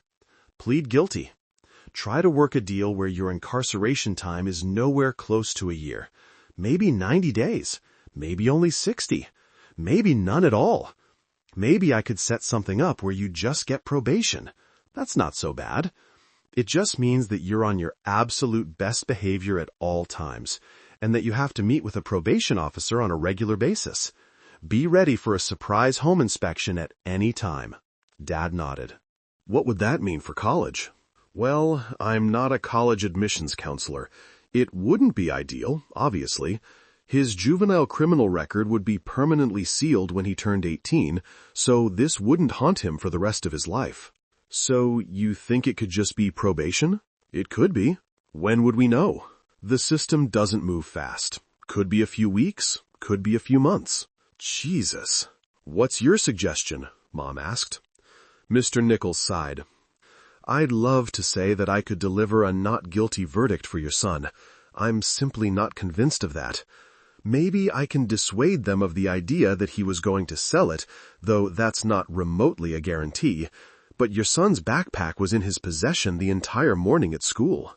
Even if it wasn't, the idea that a fellow student had access to 2 ounces of marijuana that they could hide in there? You understand what I'm saying, right? Yes, said Mom. So your suggestion is to plead guilty? My suggestion is to wait to see what kind of deal I can work out. Again, it could just be probation. I assumed Curtis was going to be on the straight and narrow from now on anyway. This just puts some extra eyes on him. Thank you, said Mom. Anytime. I don't want to plead guilty, I told my parents from the back of the car. I didn't do anything wrong. They ignored me. It's difficult to convey the sheer awfulness of the following weeks. My mom took a month-long leave of absence from work, and I was assured that this was most definitely not good for our finances, especially now that I'd added lawyer fees. The concept of fun no longer existed in my world. No television, no time outside that wasn't carefully monitored, as if I were already in prison. Mom had acquired some textbooks, and the only thing I did all day was study them until Mom yanked the book out of my hand and asked me questions about what I'd learned. I hadn't realized that being homeschooled involved being yelled at all the time. I never wavered in my side of the story, but I also stopped actively pushing the "it was Mr. Martin" narrative. It wasn't doing any good. Presumably, the state troopers had questioned him about the marijuana, and he'd credibly denied any involvement. Nobody was keeping me in the loop on what was happening with the serial killer, but for my own sanity I had to believe that they'd at least sent somebody over to ask him about it.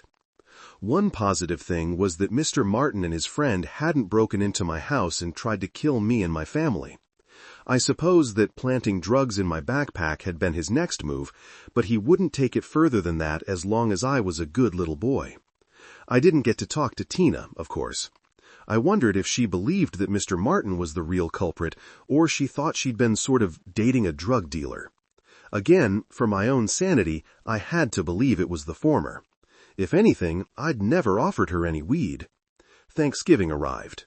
All of our extended family lived in the lower 48, so Thanksgiving generally just involved the three of us, unless my parents invited friends over. I honestly thought that this year Mom would slap a turkey TV dinner on the table in front of me and say, "Enjoy, asshole." But no, she went all out as usual, with turkey, stuffing, mashed potatoes, cranberry sauce, rolls, and pumpkin pie. We ate in uncomfortable silence. Nobody gave thanks for anything. At the beginning of December, she had to either go back to work or officially quit her job. She decided that being my full-time captor wasn't how she wanted to spend her life, so she returned to her job at the bank, but reinstated the policy that there would be frequent random calls, and I'd better answer immediately. "I don't care if you're in the middle of taking a shit," she informed me. "You'd goddamn well better answer the phone when I call." Mom had taken up the use of profanity since discovering that her son was a criminal. I goddamn well answered the phone every time she called. I was left each day with textbook reading assignments. Mom wouldn't prepare tests. She'd just look through the chapter and ask questions, and a gargantuan list of chores. Throughout all this, of course, I had the ever-present worry that Mr. Martin wasn't satisfied with where he'd left things. I'd planned to wait until he let down his guard, and he might be planning the same thing. It would be stupid of him to try anything else. He had most definitely won this round, but that didn't mean he was done with me. I also had the constant sick-to-my-stomach dread of how the plea bargain would go.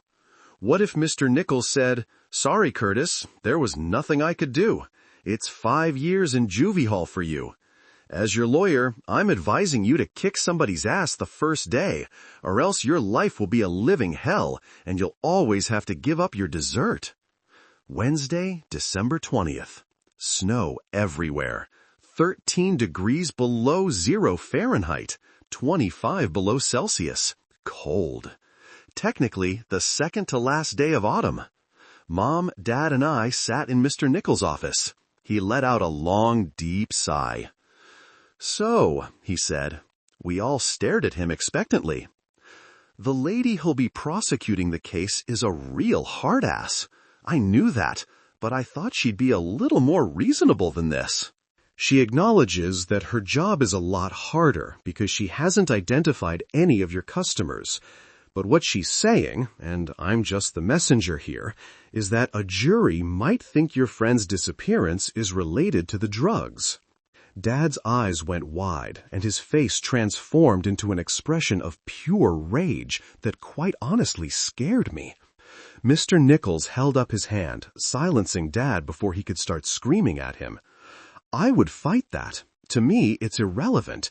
It's not like Curtis was selling hard drugs.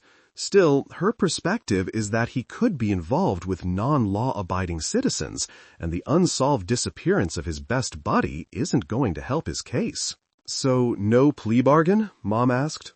"Oh, she offered a deal." He let out another long sigh. 90 days in a juvenile detention center, followed by 2 years of probation. "Are you fucking joking?" Dad asked. "That's the deal I was able to make. I hoped I could do better. I tried to get it down to 60 days, but she wouldn't go for it. She thinks she'll win. And what do you think? I don't think the best friend killed by drug dealers angle is going to fly, but I also don't think a jury will believe that your son is innocent. I'm sorry, it's a harsh reality, yet that's the way it is.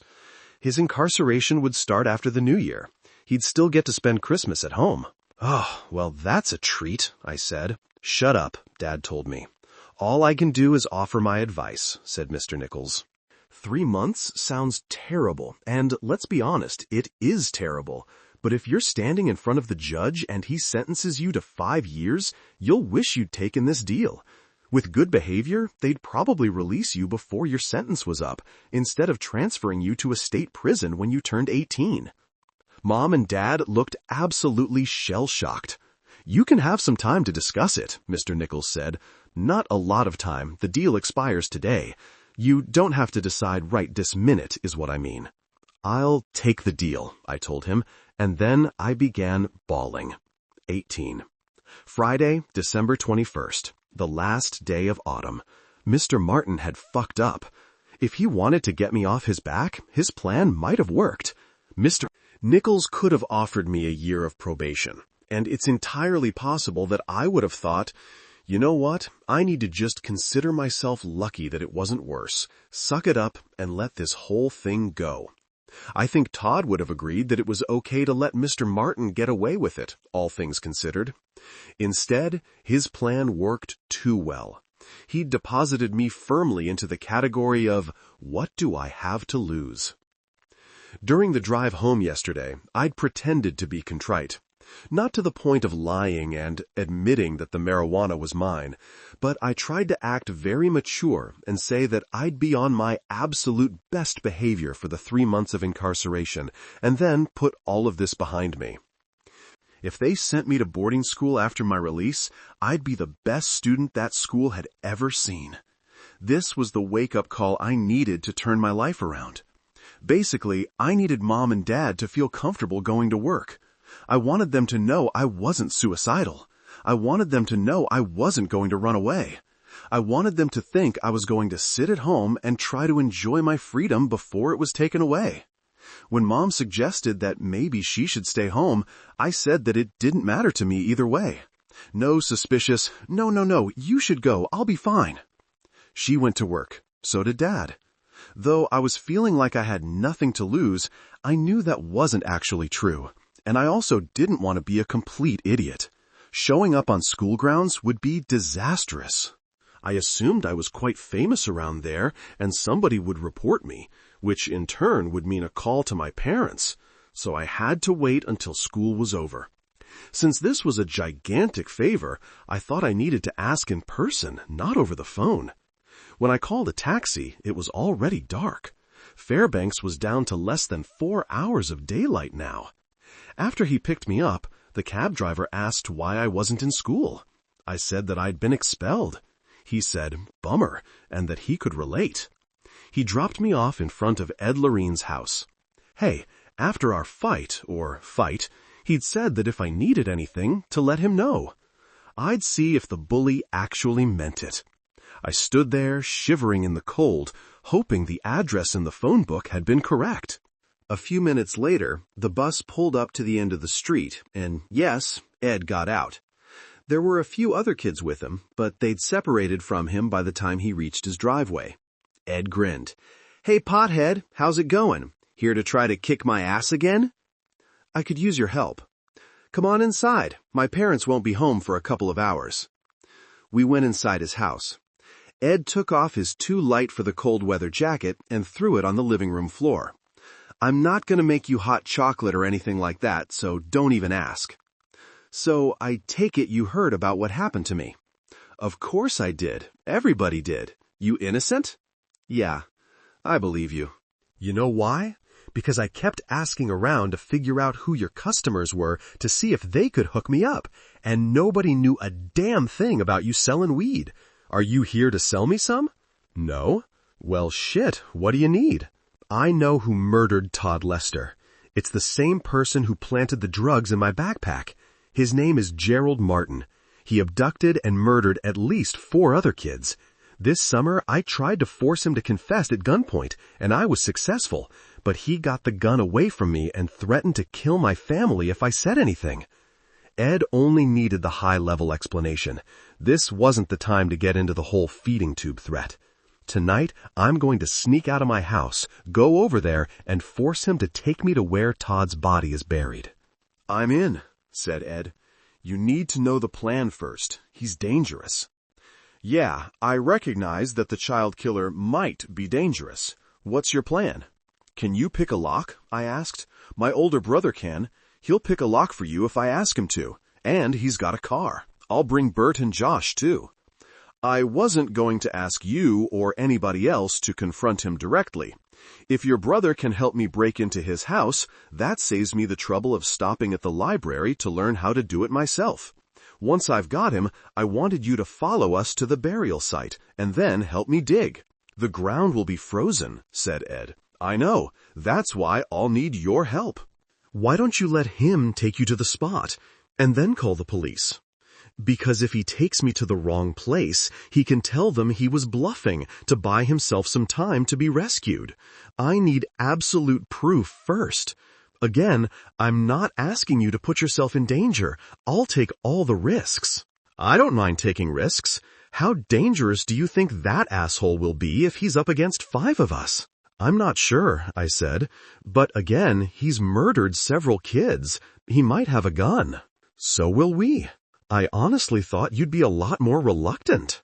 "Hell no. When am I going to get another chance to kick the shit out of a madman? We've got your back, Curtis. Just tell me where we need to be." That had gone quite a bit better than I'd anticipated. After we finalized our plans, Ed let me use his phone to call another cab, and I was back on my way home. I had at least another hour before my mom got home from work, so as long as she hadn't called while I was gone, everything was going smoothly. As we pulled up to my house, I could see that the lights were on. Okay, well, I'd known the risk. My attitude had been, what's she gonna do, ground me? If I'd known how receptive Ed would be to my plan, I probably would have called him instead. I went inside, bracing myself for the firestorm. "Where the hell were you?" Mom demanded. "Why didn't you answer the phone?" I explained that I just wanted to go for a long walk to see the Christmas decorations. Ours was the only house that didn't have any. We also didn't have a Christmas tree or any presents. We used to put up the tree the day after Thanksgiving and cover the house with lights that could be seen from the edge of the Earth's atmosphere. But the holidays had been canceled in our household this year. Mom yelled at me, then cried, then yelled some more, then went to her bedroom and slammed the door. I felt bad, but I couldn't just sit around anymore and await my fate. Maybe I'd clear my name. Maybe I'd spend the first 3 months of 1980 locked up. Maybe I'd be dead before the new year. However it worked out, the standoff between Mr. Martin and I was over. When Dad got home, he yelled at me, and then he and Mom yelled at me together. I just sat there and took it. They asked if I wanted to be a juvenile delinquent, and I said no, I did not. They asked why I was behaving like this then, and I said that I didn't know. It was positively brutal. They sent me to my room for a while. We had flavorless meatloaf for dinner, then I went to bed. I heard them arguing. Though it didn't devolve into shouting at each other, the arguing went on far longer than anything I'd ever heard from them. Then they started watching television. That was fine. It was only about 10 o'clock. Even when they didn't have to go to work the next day, my parents were never up very late. I was supposed to meet Ed and the others at midnight. An hour later, they were still watching television. That was fine. I had plenty of time. Now I could hear them arguing again. I had to be outside at midnight. If I wasn't out there to meet him, Ed and his buddies weren't going to say, "Oh, hey, no problem, we'll just reschedule." They turned off the television, but continued to blame each other for the parenting failures that had led them to raise a drug-dealing liar. Finally, they stopped. I'd wanted to give them more time to fall fast asleep, but I had to start getting ready. I wasn't sure what I'd do if they were awake when I needed to leave. I supposed I'd have to simply explain that I was going out whether they liked it or not, and assume that they wouldn't try to physically restrain me. I left my bedroom and crept downstairs into the living room. A denim jacket wasn't going to cut it tonight. We might be outside for a long time, and it was really fucking cold out there, so impressing my peers was no longer a priority. I opened the closet door as quietly as I possibly could. I heard Mom say something from the bedroom, though I couldn't make out the actual words. What was that other noise? I stood there for a moment, trying to figure out what I was hearing. Oh, Jesus Christ, my parents were having makeup sex. The urge to slam my hands over my ears and sing, "I can't hear you, la la la la la," was strong, but I focused on the task at hand and got my boots, a heavy jacket, gloves, a hat that I didn't like to wear because it itched, and a scarf out of the closet. I got dressed quickly and quietly, thankful that the noises were limited to moans and creaking bed springs rather than graphic declarations. Technically, this was a rare moment of good luck, since if my parents were focused on carnal pleasure, they were less likely to hear me sneak out of the house. But it was an element of trauma I really didn't need right before I headed out to face off against a serial killer. I tiptoed into the kitchen, opened a drawer, and took out the same knife I'd brought the last time, stuck it in my inside jacket pocket. I went out through the back door. Before visiting Ed, I'd taken a shovel out of the garage and left it by the back corner of the house, along with a flashlight. I'd also taken Dad's pistol out of the closet in his office, loaded it, and stashed it in the inside pocket of my jacket next to the knife. Yes, I would have preferred another untraceable gun, but I had to work with the options available to me. I picked up the shovel, left my yard, and walked to the end of the block. I was a few minutes early, but a brown car with a cracked windshield, splotches of rust, and apparently no muffler was already there waiting for me. The driver got out. I would have known he was Ed's older brother, even if I'd run into him at the grocery or something. They looked almost exactly alike. He walked around to the back of the vehicle and opened the trunk. "I'm Mick," he said. "I'm Curtis." Well, duh. I put the shovel in the trunk, where it joined 4 others. There was also a gasoline can, several flashlights, some rope, and a rifle. I hadn't asked him to bring a rifle. "Thanks for doing this," I said, shutting the trunk.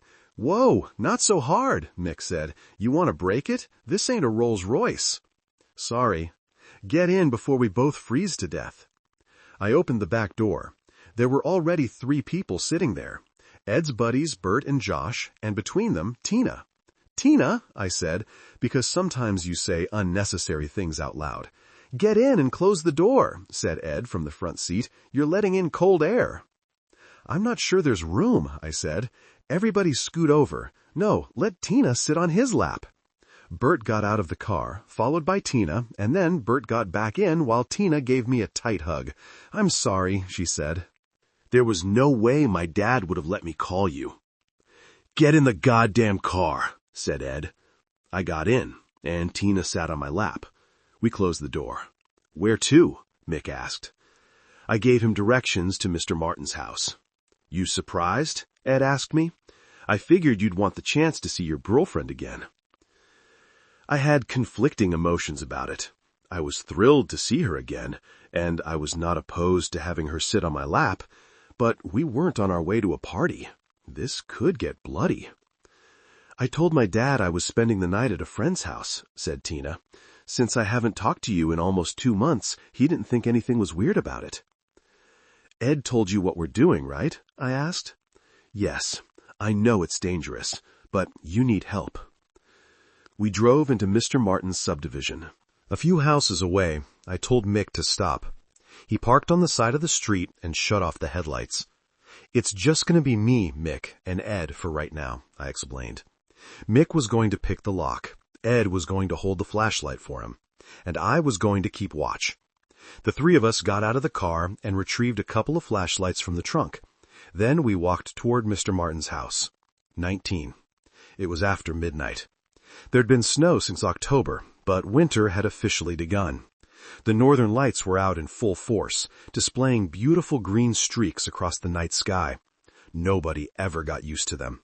You didn't look up at the aurora borealis, shrug, and say, seen it.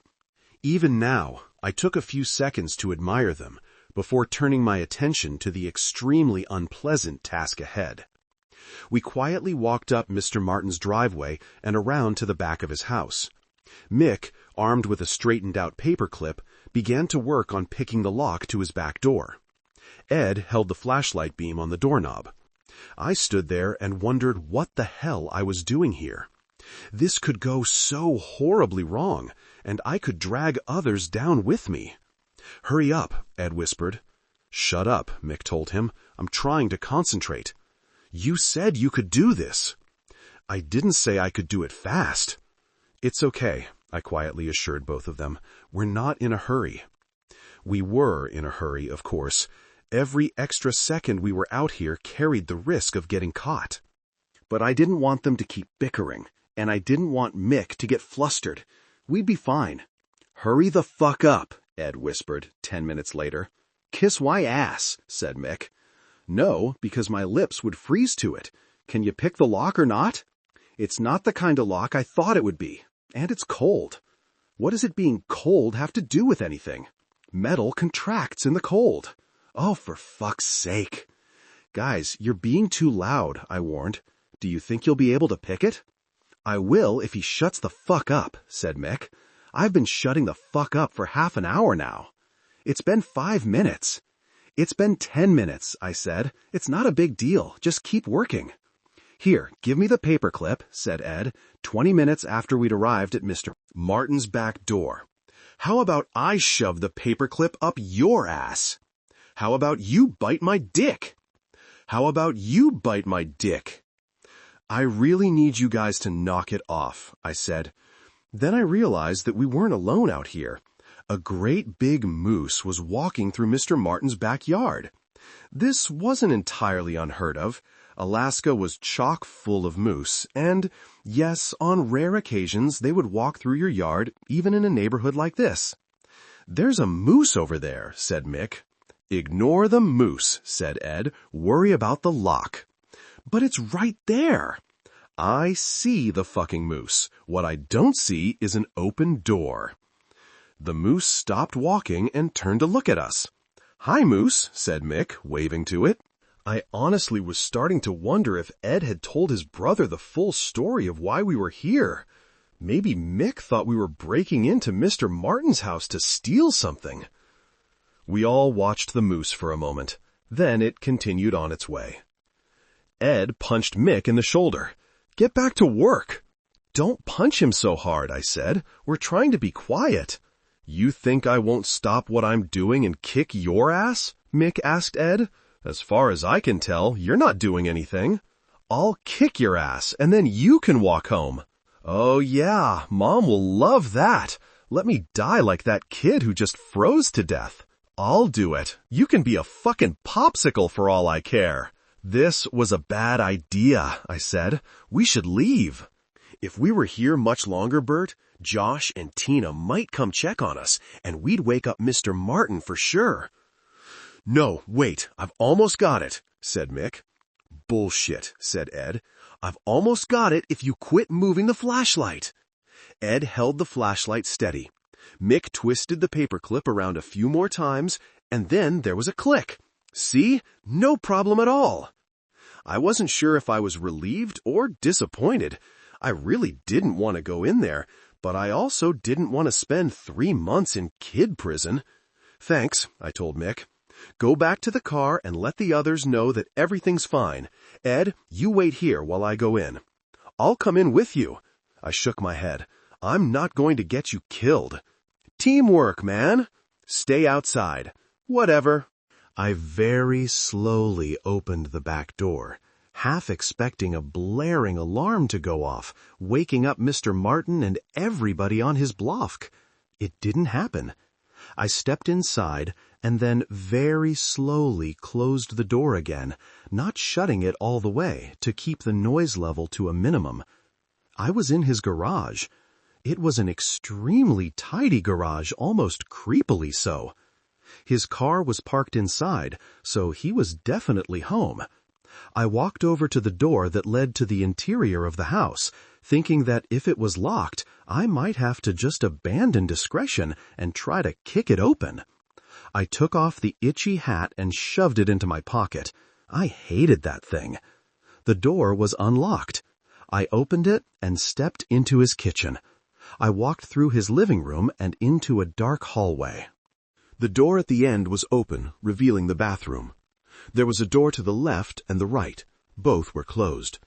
I unzipped my jacket, reached inside, and took out the gun. After a few moments to consider my decision a waste of time, since I had absolutely no information to help me decide which door might be the correct one, I chose the door to the left. Should I fling it open or try to be quiet? I decided that if I picked the wrong door, I'd wish I'd been quieter about it. So I carefully turned the knob, then slowly pushed it open. I flipped on the light switch. It was an office, a couple of bookshelves, a desk, and some neatly stacked cardboard boxes. I shut off the light and returned to the hallway. I pressed my ear to the other door, trying to hear Mr. Martin snoring. Nothing. Burst in or try to open it without waking him up? I'd stick with trying to be sneaky for now. If I heard any sign of movement, I'd burst in. I turned the doorknob as slowly as I could. I realized that my breathing was way too loud and tried to keep that under control. Could a 14-year-old have a heart attack? If they could, I was headed for that fate. I'd point the gun at him, clutch my chest, and collapse to the floor. I pushed on the door. It didn't creak. In fact, it made no sound at all, so my bravery increased, and I pushed it open all the way. I flipped on the light. This was Mr. Martin's bedroom, but he wasn't there. The bed was unmade. Where was he? Surely he hadn't gone for an after-midnight walk in sub-zero weather. Had he heard me walking around? Had he heard us picking the lock? Was he hiding somewhere in the house? Shit.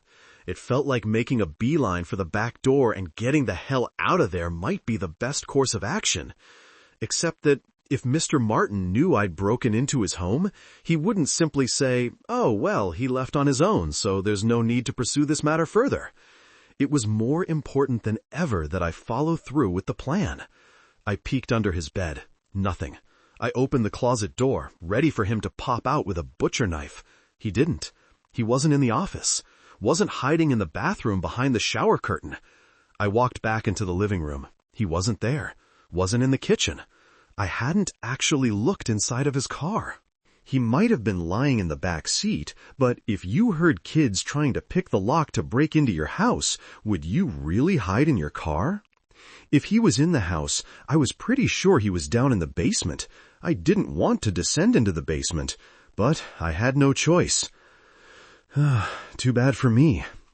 I went back into the kitchen. I hadn't noticed it before, but the door that I assumed led to the basement was ajar. I very, very, very slowly opened it wide enough for me to get through, then took one step down. There was a light on down there, not a bright one, probably just a small lamp. I took another step down. I could hear something. I took one more step down, which was as far as I could go before my feet became visible. I listened carefully. Mr. Martin was talking to somebody.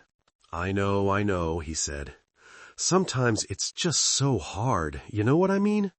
I feel like I'm burning up inside. Have you heard of spontaneous human combustion? It's when you burst into flames. Your whole body gets consumed by flames and turns to ashes, but it doesn't mess with the things around you. You could be sitting on a wooden chair and they'll just find your ashes on it, not a mark on the wood. I'm not saying I believe in this, I don't. It's just how I feel, like I'm going to burst into flame. Nobody else spoke. He was either talking on the telephone or talking to himself. I'm not going to, he said. I want to, but I'm not going to. It would be stupid. I think about it all the time, though. When I'm on the job, swinging a hammer or something, you'd better believe that I'm fantasizing about it. He laughed, then sniffled. Nah, if I do that, I'll just lie awake. I haven't had a good night's sleep in I don't know how long. It's like I see stuff moving around on the ceiling.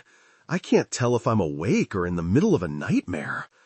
I can't wait to be able to move away from here, start over, maybe a big city, the kind where kids disappear all the time. I don't want to get help. Stop saying that. I didn't know the optimal moment to reveal myself. It was unlikely that I'd be fortunate enough to find him looking in the other direction, allowing me to sneak right up on him, so it might be best to do it while he was engaged in a phone conversation. But I also didn't want him to shout for the person on the other end to call the police. Hold on, he said. I stopped breathing. Hello? He called out. I just stood there, feeling like he could hear my heart pounding. He was silent for a moment. I'm not sure, he said. Paranoia, probably. But I'm entitled, right? Hey, I just want you to know that I really appreciate you talking to me like this. Helps keep me sane. Without an outlet, things would be a lot worse than they are. Yeah, I know you're happy to do it, but you still have better things you could be doing, like sleeping. What time is it? I don't even know. Oh, okay, that's earlier than I thought. I had to make my move. I couldn't creep down the stairs, because if he was facing that direction, I didn't want him to watch me slowly descend and have time to retrieve his trusty axe. This pretty much had to be a surprise moment, though I would not actually shout that. I hurried down the stairs, making sure the gun in my hand was clearly visible. Mr. Martin had a fully furnished basement, like a downstairs living room. It was actually cozier looking than his upstairs. He was seated on the recliner, legs up, a blanket on his lap, a few empty bottles of beer on the side table next to him. He held a black telephone receiver to his ear. "You know what? I have to go," Mr. Martin said into the phone. "Tell Mom I love her." He placed the receiver back on its cradle. "Toss the blanket away," I said. "Do it with one hand." Mr. Martin tossed the blanket to the floor. He was wearing the same robe as when I'd bothered him on Halloween. "Lower your feet." He pulled the handle on the side of the recliner, lowering the footrest. "Can I get you a beer?" he asked. "Stand up," I told him. "Geez, you're pretty bossy tonight." I said stand up. Mr. Martin stood up. "Anything else I can do for you? Want me to get down on my knees and put my hands behind my head? Make it nice and easy for you to execute me? What you can do for me is stop talking unless I ask you a question." Mr. Martin put his hand to his chin as if giving deep contemplation to what I'd said. Are you the kind of person who would murder me for talking? I'm not sure." "You do look pretty angry right now, but I think that deep inside, your heart is in the right place. I think I can talk without you killing me. I guess I'll find out, huh?" "I bet you'd sober up if I shot you in the leg," I said. "Oh yeah, alcohol would spray out of the bullet hole instead of blood." "Why are you here, Curtis? If you're here to kill me, kill me. Blow my head off and get it over with. Or shoot my eyes out." He tapped his right eye with his index finger. "Bring the barrel of your gun right up here and pull the trigger." I said nothing. He lowered his hand. After a moment of silence, his shoulders slumped and he looked truly, deeply sad. "Why are you here?" he asked. "You're taking me to Todd's body." "No, I didn't ask if you would take me to his body. I said that you are taking me to his body. I buried it." "I know, you already told me that." "Did I really?" "Yes, you said that if my last words impressed you, you'd bury me next to him." "I don't remember that." "I do. I won't be able to find it again." "That's a lie. It's out in the woods. There's no way I'll be able to take you to the exact spot." "I think you can. You'll have the right motivation." "So what, you're going to kill me if I can't find it?" I shook my head. "Not finding it isn't an option. I'm going to torture you until you do find it." "Like how?" "It'll be a surprise. I buried him in the summer. It's freezing out there now. We'd have to wade through a mile of snow, probably up to our waist. It's pitch black out. It'll never work." "You'll make it work." "What do you think I've been doing all this time?" I asked. "Take a guess. What do you think I've been doing since the day I saw you drive away with my best friend? Go on, answer the question." "No clue." "I've been fantasizing about torturing you. I've got months' worth of dark shit in my head that I'm ready to let out if you don't cooperate." Mr. Martin smiled. "You think I'm scared of you? You should be." "Nah, that's not the way this works. You way overestimate how worried I am about some lard-ass brat who can't even hold a gun right." He took a step toward me. "Don't move," I warned. "Or what? You'll drop the gun and run away?" "Kid, you're a great big pain in the butt, but that's as far as it goes. You're not an actual threat to me. If you're looking for somebody to be trembling in fear, you need to look someplace else." He took another step toward me, this one cartoonishly slow and exaggerated. I told you not to move. And yet I keep moving. Don't make me shoot you. Ah, you're just adorable, said Mr. Martin as he walked toward me. I wasn't bluffing. I aimed the pistol at his leg and squeezed the trigger. This whole process would be much more difficult if he was wounded, but I had no choice. Bert and Josh could drag him through the snow if necessary. The gun didn't fire. I squeezed the trigger again. Nothing. Was the safety on? I flipped it off with my thumb and tried again. Now the trigger wouldn't budge. The safety had been off before, and now I'd turned it on. I flipped the switch again and squeezed the trigger once more. Absolutely nothing happened. The gun was definitely loaded.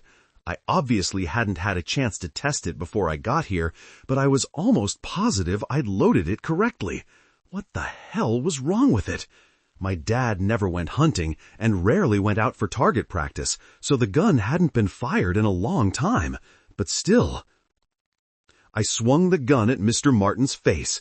If I couldn't shoot him, I could at least break his nose with it. He blocked the swing. He dug his fingernails into my wrist. Construction workers in the late 1970s did not tend to have long fingernails, so he didn't draw blood, but it hurt enough to make me wince in pain. He wrenched the gun out of my hand and pointed it at my face. My hands immediately went up to cover my face, instinctively, as if that would help. Good thing his hands were up there to deflect the bullet when he got shot in between the eyes. Otherwise, it would have been messy. He squeezed the trigger. Nothing happened. He tried again with the same result. Mr. Martin let out a snort of laughter. "What a piece of crap," he said, tossing the gun away. Then he punched me in the mouth. I stumbled backwards, arms pinwheeling, desperately trying to keep my balance. But maintaining balance was not one of my strongest skill sets, and I fell on my ass. Blood dribbled down my chin from my newly split lip. Though I'd envisioned many different scenarios for how this could play out, I hadn't really thought about it becoming a fist fight. If that was the case, I was going to lose. "Get up," Mr. Martin told me. I tried. Actually, no, stay down. He kicked me in the stomach. Had he not been wearing slippers, and I not been wearing a heavy jacket, that would have been the end of our battle. Still, he got me directly in the gut, and it hurt. I clutched my stomach with one hand and gasped for breath, while I reached into my inside jacket pocket with my other hand. "I have to kill you," said Mr. Martin. "You know that, right? If you'd left well enough alone, we could have enjoyed our little truce, and I eventually would have moved away and been some other shithead kid's problem. But now I can't let you walk out of here. I have to kill you and get out of town. We both lose." "Sorry," I said. I didn't spend a lot of time with Todd, but he seemed kinda pathetic. His death was no big loss to the world. I'm sure you could have made new friends. Why squander everything for that ugly little fuck? The fact that I was able to fool him into getting in my car is proof enough that he didn't deserve to live. I took him out of the gene pool. He was clearly trying to make me angry, but I wasn't sure what strategy he was employing. I was lying on the floor, crumpled in pain. Did he think that by filling me with rage, he'd trick me into making another mistake? Most likely, he was just drunk and not thinking about what he was saying. "If I had a knife down here, I'd slit your throat," he said. "Want to be a good boy and wait while I go upstairs and get one?" "Sure." "Oh, you'd like that, wouldn't you?" he asked, sneering as if he thought that I'd truly believed he was going to do that. "How about I just stomp your head into chunky slime?" "No, my boots are upstairs." "I bet I can break your neck in 3 or 4 kicks, though. I'm not even wearing shoes, and I can snap your neck with a few kicks. Let's try it." As he swung his foot back, preparing for a vicious kick, I pulled out the knife. I lunged at him with the knife as he tried to kick me. In a perfect world, the blade would have sunk deep into the bottom of his foot, soaking his slipper with blood. Perhaps the blade would have gone all the way through, popping out through the top of his foot. Mr. Martin would gape at it in shock and horror for a moment, and then let out a shriek of agony. What actually happened is that he saw the knife just as he started the kick, so he stopped it in progress and did an awkward couple of hops backwards. I sat up and swung the knife at him, missing by so much that I'm not sure why I even bothered to take the swing. "Oh, had a trick up your sleeve, huh?" Mr. Martin asked. He cracked his knuckles. "Things are getting interesting." I stood up. Despite having spent all that time outside in the cold, I was now starting to sweat. I pointed the knife at him. "Don't make me use this," I said. It sounded a lot more threatening in my head than when I said it out loud. "I'm coming after you," said Mr. Martin. "So when you use that knife, you'd better make it count. You'd better jam it into my throat or plunge it straight into my heart. If you just stab me in the arm or stick it in my side, that won't be enough. I could scream for help. If Ed came down, it would be 2 against 1. And Ed was one of the biggest kids in school. Together, we could beat him. Probably. But what if I got him killed? What if I had to watch while Mr. Martin twisted Ed's neck until it snapped? I couldn't do it. And I couldn't shout for him to call the police. Without evidence such as the corpse of Todd Lester, recovered from its shallow grave, I was just some lunatic kid who'd broken into a man's house and threatened him with a knife. I'd get more than 3 months in juvie for that. I sure as hell didn't want to die, but I couldn't be responsible for other deaths. "I have a backup plan," I told him. "I assumed you did from the very beginning." "I don't give a shit." I wiped some blood off my mouth and chin. There was more of it than I'd realized. And then, without warning, I charged at him with the knife. Without warning was the intention anyway. I did not move with ninja-like prowess. He had enough time to brace himself for the attack. He stepped out of the way at the last instant and smacked me in the side of the head so hard that my ears started ringing, and I thought he might have burst an eardrum. He grabbed my jacket by the hood and yanked it. My head jerked backward. Then he shoved me forward, and I careened into a table, knocking over a lamp as I crashed to the floor. Even with the padding, I hurt all over. This wasn't like a movie. In real life, smashing into a table like this would mean a trip to the emergency room. It would ruin my entire day. But lying there in pain, feeling sorry for myself was not an option if I wanted to still be alive a couple of minutes from now. I picked up the knife that I hadn't realized that I'd dropped and forced myself to get up. Mr. Martin had picked up one of his beer bottles. He flung it at me, hitting me in the chest. He grabbed another one and threw it. I'm not sure exactly where he was aiming, but if he'd been aiming for my funny bone on my right arm, his aim was perfect. My arm went numb and I dropped the knife again. He picked up a third bottle. Now that I didn't have a weapon, there was no need for him to throw it. He walked over to me with long strides and smashed the bottle against my head, shattering the glass. Though I knew that it wouldn't feel good, I could never have imagined how badly this would hurt. I was instantly dizzy. Blood streamed down my face, yet somehow I didn't fall over. There was a lot of blood dripping onto my jacket with a pattering sound, but I had to stay calm. Head wounds bled a lot. That was simply how it worked. It wasn't as if he'd slashed open an artery or anything. I realized that he was still holding the neck of the bottle. He slammed the jagged glass into my chest. It didn't pierce my jacket. He slammed it again, even harder. My jacket still protected me. With his third attempt, the glass went through my jacket and pierced my skin. I punched him in the jaw. It was an accurate punch, and a surprisingly hard one. Unfortunately, I was still wearing my gloves. This time, the padding worked against me instead of in my favor. It had an impact, but he didn't drop to the floor unconscious. My left eye started to burn as blood trickled into it. He slammed the broken bottle into my chest again, then grabbed my jacket with both hands and threw me across the room. I smashed into a record player, knocking it off its stand and also spilling 20 or 30 vinyl records onto the floor. I stopped myself from falling by grabbing his recliner. There was a big spatter of blood where I'd hit the wall. I couldn't see out of my left eye now. This should have been the part where I regretted coming here. It had been a horrible mistake. I was going to die. I hadn't done a goddamn thing to avenge Todd's murder. If we met in the afterlife, he'd say, "Thanks for nothing, loser."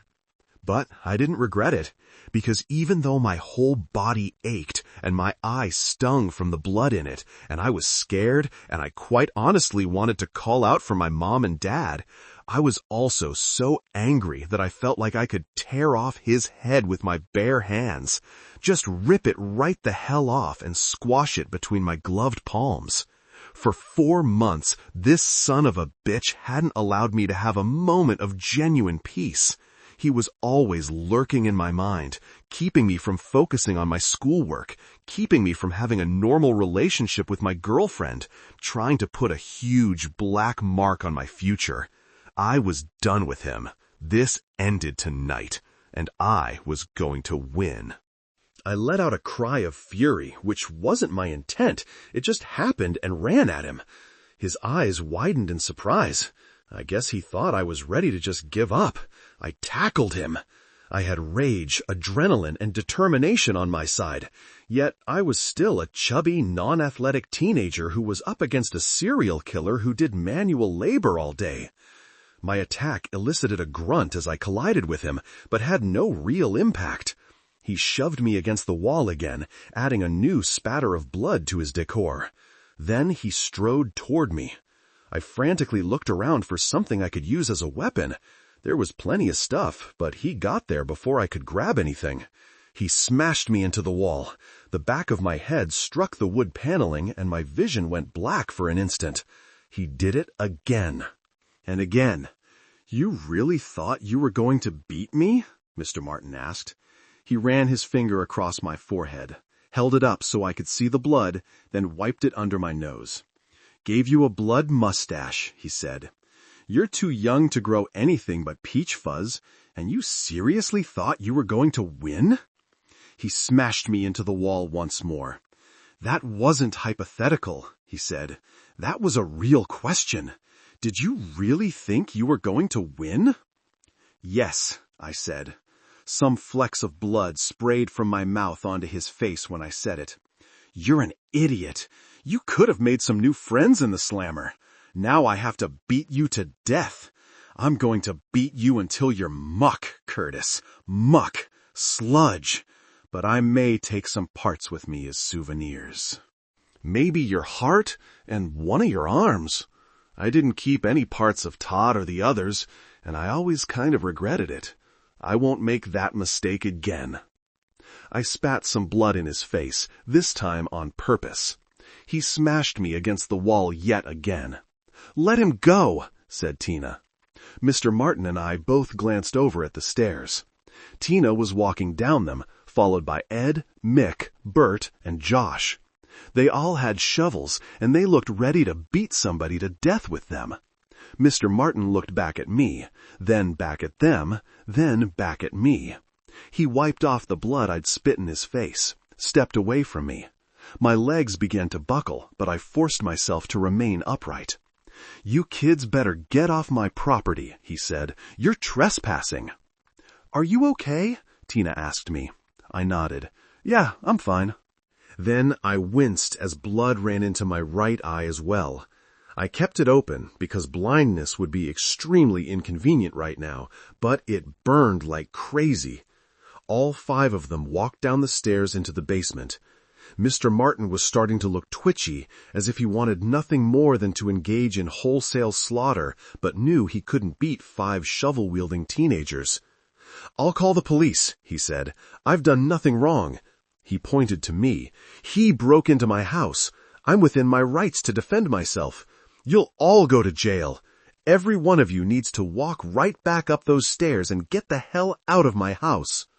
"No," said Tina. "We won't be doing that." "So what are you going to do?" Mr. Martin asked. "Beat me to death?" "I already told you the plan," I said. "It hasn't changed. Refresh my memory. You're taking us to Todd's body. And I told you that was impossible. And I told you that I don't believe you." Mr. Martin shrugged.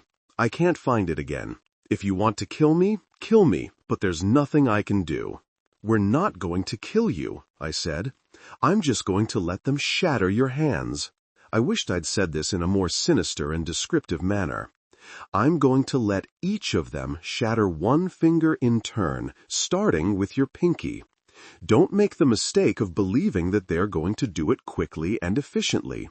They're going to use the tips of their shovels and crush your poor fingers until they're, what's the word you used? Muck. Sludge. And when they're finally done, and you're gaping in horror at the bloody mess that used to be your left hand, I'll ask you again to take me to Todd Lester's burial place, and I'll expect a different answer. Now, Mr. Martin, do we understand each other?" But I was lucky I could talk at all. My version was abbreviated but coherent. "Let me shatter his hands anyway," said Ed. I wasn't sure if he was playing along or if the request was legitimate. For my own peace of mind, I decided that he was just playing along. "All right," said Mr. Martin. "I'll do what I can. I can't make any promises." "That's a better answer," I said, "but it's still not the right answer. You are taking us to Todd's body, and it's going to get worse and worse for you the longer it takes. If you think you can wait us out, take us to the wrong spots until we give up, you're wrong." I saw something in Mr. Martin's expression I'd never seen before. He looked defeated. "All right," he said. "Can I at least dress for the weather?" 21. I figured that 4 kids with shovels was enough to guard Mr. Martin while he put on his winter clothing, so I let Tina take me into the bathroom to clean up the blood and apply some bandages. "You're gonna need stitches," she informed me. "Sorry, you know I love you, but I'm not letting you stitch me up," I said. Had I actually said, "I love you"? Jesus Christ, the timing was awful, and I'd said it in a way that would have her wondering if I was being sarcastic. Our focus should be on Mr. Martin, not emotional confusion. Having a bottle shattered over my head was apparently not good for my brain function. Tina ran some water in the sink. Apparently, her reaction was going to be, ignore the comment. I approved of this reaction. She held a washcloth under the tap and used it to wipe the blood off my face. She had to rinse it about 6 times before she declared it good enough. I could see out of both eyes now, at least. "You should have been wearing your hat," she said. "It itches. So get one that doesn't itch." "I will." She applied what seemed to be a dozen bandages to my face. "You're swelling up pretty bad. When we get outside, you should break off an icicle or something and hold it on there." "Let me," I said, reaching for the medicine cabinet door. Tina closed the cabinet. "No, it's grotesque. It'll upset you. Now my imagination will make it worse." "You're not horribly disfigured," she assured me. "You just look like somebody beat you up for a few hours." "Thanks for saving me," I said. "Mick told us everything was fine, and we all kind of decided that we should go over and wait outside the house in case things stopped being fine. Good thing you guys were making a lot of noise." "Yeah, I tried to make sure my bones broke as loudly as possible." "You don't have any broken bones." "I'm surprised." "I don't know what to do about the top of your head," said Tina. "I can't really stick bandages to it because of your hair. I think I just need to stick a bunch of gauze on it as best that I can, and then you'll have to wear the itchy hat." A minute later, we walked out of the bathroom. Mr. Martin was dressed in a parka that Ed had thoroughly searched and snow pants. His look of defeat was gone. Now he looked like, given the opportunity, he would try to murder me with his teeth. "It's time to go," I announced. There were only 2 licensed drivers among us, and we didn't think it would be a good idea for Mr. Martin to drive, even if we had a knife pressed against his side. We decided that Mick would drive Mr. Martin's car, with Tina riding in the front seat. I'd sit in the back, next to Mr. Martin, with his wrists and feet tied together. Ed had his learner's permit, so he was going to drive Mick's car, with Bert and Josh as passengers, and hope that he didn't get pulled over for any reason. Of course, we'd have a tied-up guy with us, so we didn't want to get pulled over either. We'd obey all traffic laws. "Don't go into the ditch," Mick told Ed. "I won't." "People go into the ditch all the time. Don't be one of them." "I won't." "Don't hit a moose." "I won't. Shut the fuck up." We led Mr. Martin into the garage. Then Bert, who claimed to be the best at knots, tied up his hands and feet. We got him into the back seat and shut the door. Ed, Bert, and Josh headed back to Mick's car. I went around and got into the back seat. I showed Mr. Martin my knife. "Don't make me slam this into your leg." He turned away from me and didn't say anything. Mick got in the car and started the engine. Tina pressed the button to raise the garage door. After Mick backed the vehicle out, she pressed the button again to close it, then climbed into the front seat and fastened her seatbelt. We pulled up alongside the car with Ed and his friends. "Tell us where to go," I told Mr. Martin. "Go straight," he muttered. We drove off, with Ed following closely behind. Mr. Martin gave us directions one turn at a time, but otherwise said nothing. No taunting, no threats, no pleading. He just sat there. I kept my guard up the entire time. If I lost focus for a second, that could be enough. I doubted there was anything he could do to me with his hands and feet tied together, but thinking, "Oh, I'm perfectly safe," would surely lead to disaster. We drove for about 45 minutes, mostly on Chena Hot Springs Road, a long paved road with woods on each side that led us out of Fairbanks. I was sitting sideways, facing Mr. Martin, so I could see the headlights behind us in my peripheral vision. I kept waiting for Ed to careen off the road, in which case we'd have to go with Plan B, which involved squeezing the other 3 kids into Mr. Martin's car. Plan B would suck. "Slow down," said Mr. Martin. "We should be coming up on the next turn. I'm not positive." "Ptarmigan Pass?" asked Mick. "Yeah, that's it." Mick slowed way down, then turned left onto a dirt road. It had been plowed recently, but there was a layer of new snow that hopefully wouldn't cause problems for Ed. A moment later, Ed fishtailed and went off the road. Mick stopped and cursed. This would have been a perfect time for Mr. Martin to use our distraction to his advantage, so I refused to stare out the back windshield. Tina opened her door and got out. She hurried back to investigate, then quickly returned. "They're completely off the road," she said. "It'll take a tow truck to get them out." Ed sat in the passenger seat with Tina on his lap. I was squeezed tightly against Mr. Martin, with Bert and Josh also packed into a back seat that most definitely was not intended to accommodate 4 people. I could barely move, and my hands and feet were free, so I had to assume that Mr. Martin posed no danger, unless he decided to try to bite a chunk out of my neck. All of the shovels and flashlights were now in the trunk of Mr. Martin's car. "You dumbass," said Mick. "It wasn't my fault," Ed insisted. "You were driving. The wheels just spun out of control. What was I supposed to do? Levitate the car?" "You're paying for the tow truck." "I'm not paying for shit. Curtis can pay for it. We're out here because of him." "I'll pay for it," I said. "How much further?" I asked Mr. Martin. "I'm not sure. Give us an estimate." "About a mile." The road split off every once in a while, but we kept on the main path until a mile and a half later. "There," said Mr. Martin. "Take a right." "There's no road there," said Mick. "Yes, there is. It hasn't been plowed." "That's not my problem. I said this was going to be impossible." Mick stopped the car and looked back at me. "What now?" "I guess we walk." We knew this was gonna be a bitch. Everybody got out of the car except for me and Mr. Martin. I waited for the others to distribute the shovels and flashlights. Instead of a shovel, Bert had a gasoline can. Josh had a snow shovel, while the others had one for digging in the dirt. "Don't try to screw me over," I told Mr. Martin. He glared at me. "You've already made that point.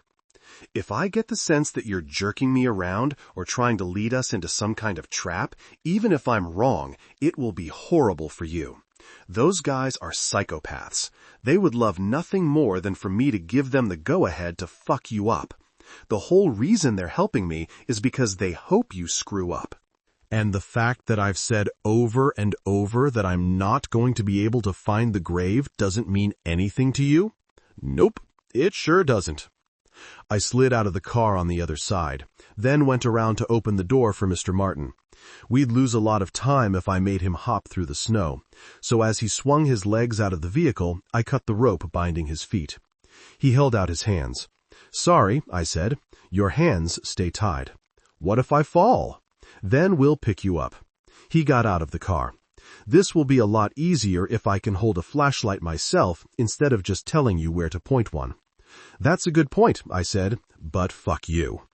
Mr. Martin shrugged. "Every person here has permission to bash you with their shovel if you get out of line," I informed him. Noted. How far do we have to walk? Far. The snow in the woods was not quite waist deep, but it was above our knees, and trekking through it was absolutely miserable. I couldn't remember ever having been so cold. Slush was leaking into my boots, and my feet were going numb. I couldn't feel my face, though I supposed that was a good thing. It was possible that Mr. Martin was telling the truth, that he literally would not be able to find the spot where he buried Todd. He would have done the deed in daylight, even if he did it at midnight and without snow on the ground. Yet I had to believe that if you murdered a boy and buried him in the woods, you'd remember where you did it.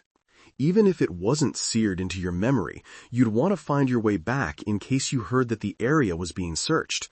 Or maybe not. Maybe you'd want to hide him where nobody, including yourself, could ever find him again. I was trying to guess the thought process of a diseased mind. I at least assumed that there was only so far into the woods that you'd take a corpse. You weren't going to hike for 10 miles dragging a dead teenager behind you. It honestly felt like we'd been walking for 10 miles, but I doubted it was even a full mile yet. To their credit, nobody had asked to turn back, and nobody was complaining. That is, nobody was complaining about the walk. Mick and Ed were still arguing about the car going off the road. Blood had soaked through my hat and then frozen. "How close are we?" I asked. "I don't know," said Mr. Martin. To be very clear, I was not bluffing. If Mr. Martin failed to bring me to Todd's resting place, I was going to take whatever measures were necessary to set him on the right path. We kept walking. My pants were soaked all the way through, and I was surprised I could hold on to the flashlight and shovel, since I could barely feel anything below my elbow.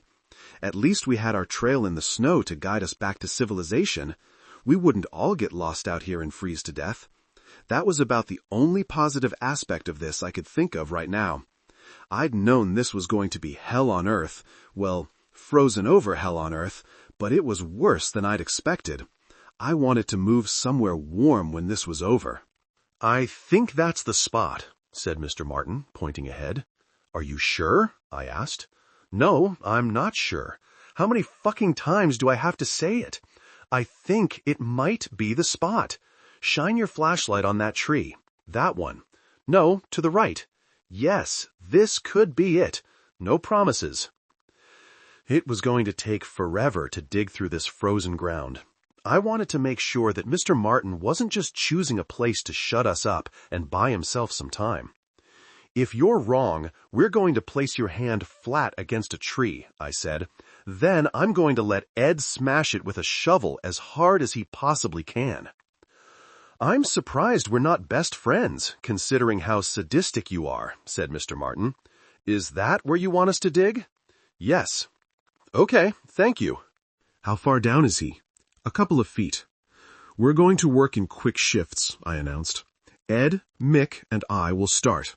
Then we'll switch to Tina, Bert, and Josh." I'd considered giving Tina an exemption from the digging part, but I decided it might offend her. "If you're not digging, you're responsible for holding the flashlights and for beating the shit out of Mr. Martin if he tries to escape." Josh gave me his snow shovel, and the digging began. I had the best tool for the job, but Ed and Mech were keeping pace using the wrong kinds of shovels. It wasn't long before we'd cleared out the snow. Bert unscrewed the cap on his gasoline can and poured the fluid all over the cleared-out area. I had no idea how well this was going to work, but it couldn't hurt unless somebody got caught in the burst of flame and set their clothes and hair on fire. We'd be careful. When the gasoline can was empty, we all stepped way back. Bert lit a match and tossed it onto the burial site. There was a huge whoosh as the gasoline ignited. The heat from the fire felt wonderful, but it disappeared all too quickly. "That didn't do shit," said Mr. Martin. We returned to the area and began to dig. 22. Mr. Martin was right. The gasoline hadn't done any good, at least as far as I could tell. A pickaxe would have been much more helpful, but none of us owned one. We weren't really digging with our shovels. It was more like we were chipping away at the frozen ground. We handed the shovels over to Tina, Bert, and Josh and gave them their turn. After a few minutes, we switched back. We were making very slow progress, but we were still making progress. I'd stay out here all night if I had to. And if we dug down a couple of feet and found nothing, I might splatter Mr. Martin's hand myself. We were digging a rectangle about the size of a coffin, even though Todd wouldn't be in a coffin. The process got easier as we went along. Not that the ground was less frozen a foot down, but we were finding a rhythm. When I broke off a particularly large chunk of the dirt, I actually smiled at my accomplishment, before remembering the grim nature of the task. Nobody gave up.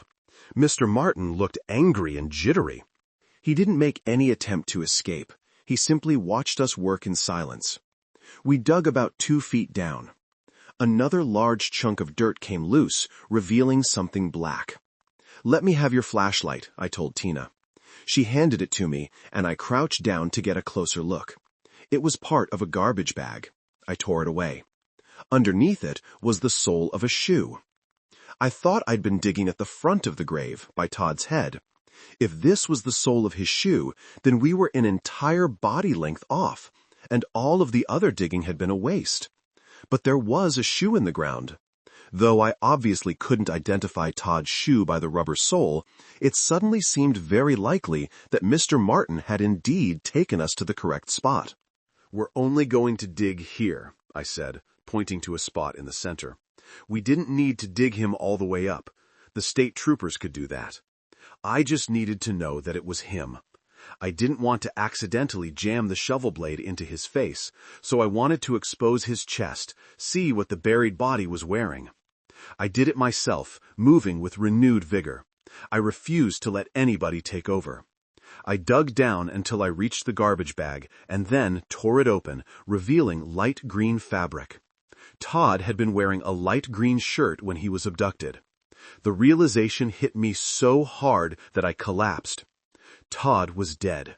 I'd known this. I'd suspected it in the days after his disappearance, and known it after the time that I pretended to interview Mr. Martin before pulling a gun on him. Todd was not living happily in California with a foster family. He was not chained in a basement, praying for rescue. He was dead in the frozen ground beneath me. I sobbed. Nobody said anything, giving me the moment I needed, until Tina finally put her hand on my shoulder. "We should go," she said. I wiped my nose on the back of my glove and nodded. I stood up. Mr. Martin was staring at me. He looked amused. "Burn in hell," I told him. "You won," he said. "How do you feel?" "Don't talk to him," said Tina. "He's going to prison for the rest of his life. He doesn't have any more power over you."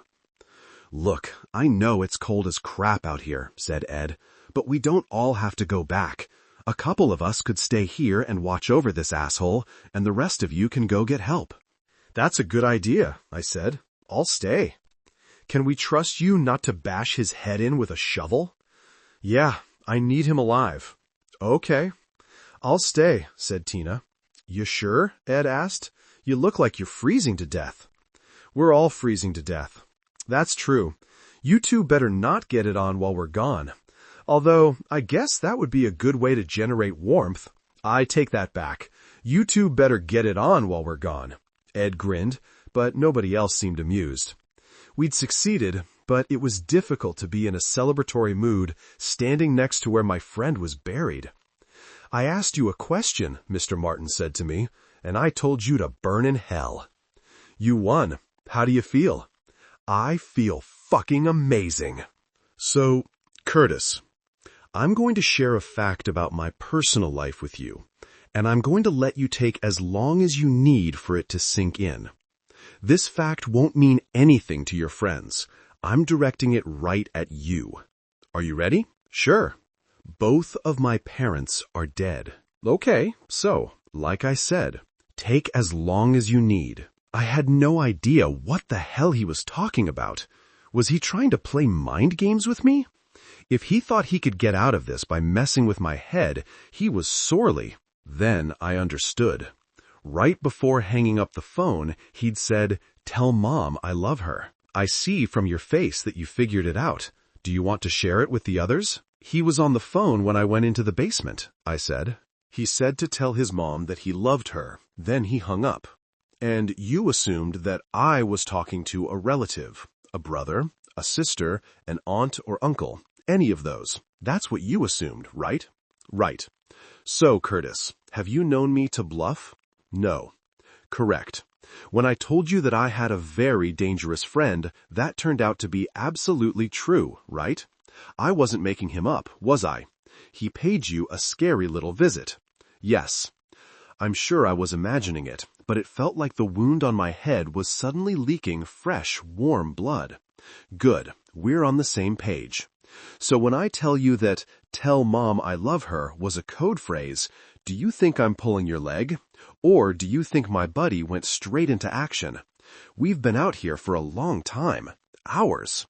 Plenty of time for my pal to go get your mommy and daddy and bring them to a secret spot. You're lying, I said. Didn't we just establish that I don't bluff? You're more than welcome to believe that I'm lying. You can hurry back to the car and stop at the first house you find. Borrow their phone. Call home. Nobody will answer. I believed him. I fucking believed him. I picked up the shovel. Take me to them or I'll break your neck. You don't have to threaten me. I was going to take you to them anyway. Mr. Martin pointed to Tina. You get to come with us too. I feel like you two may be lovebirds. The rest of you aren't going anywhere. I can't force you to stay right here by the corpse, but I can say that if I see you following us, your friend's parents will be skinned alive. Tell them I'm serious, Curtis. He's serious, I said. You can keep the shovels, but hand over the flashlights. All of them. Give them to the girl. No way, said Ed. Screw that. Curtis just got finished telling you that I'm serious. I mean, he literally just finished saying that. Let me explain this clearly, okay? You lose. You have lost. Your friend was in a no-win situation as soon as I hung up that phone. So give the girl your flashlights. I'm not trying to make you freeze to death out here. I'm just slowing you down. And somebody untie my fucking hands, okay? While I cut the rope binding Mr. Martin's hands, the others reluctantly handed their flashlights to Tina. She shoved them into the pockets of her jacket. Let her stay, I said. Mr. Martin shook his head. No. Come on. She's not part of this. Of course she's part of this. We just dug up your dead friend. I will cooperate with whatever you want if you let her stay here. You will cooperate with whatever I want either way. You have no power right now, Curtis. None. Zero. When you argue with me like this, all you're doing is making me a little bit angrier. And trust me, I'm a bubbling fucking cauldron of rage. Let's just go, said Tina. We don't want anything to happen to your parents. See, said Mr. Martin, she's way more practical than you are. Leave us one flashlight, said Ed. No, and if you ask me again, I'll take your jackets too. He gestured to Mick. Oh, hey, almost forgot. Give me my car keys. Mick, giving him a look of raw hatred, took the keys out of his pocket and handed them over. Let's go, said Mr. Martin. I'd better not see the rest of you in the rearview mirror. We left, abandoning the people who'd risked their lives to help me. Since we could follow the trail we made on the way there, the way back went significantly faster. I tried not to think about Mom and Dad, but blood-soaked images kept flashing through my mind. What if it was already too late? What if Mr. Martin had been bluffing, but the bluff was him saying that my parents were still alive? His friend might have slashed their throats while they slept. We walked in silence.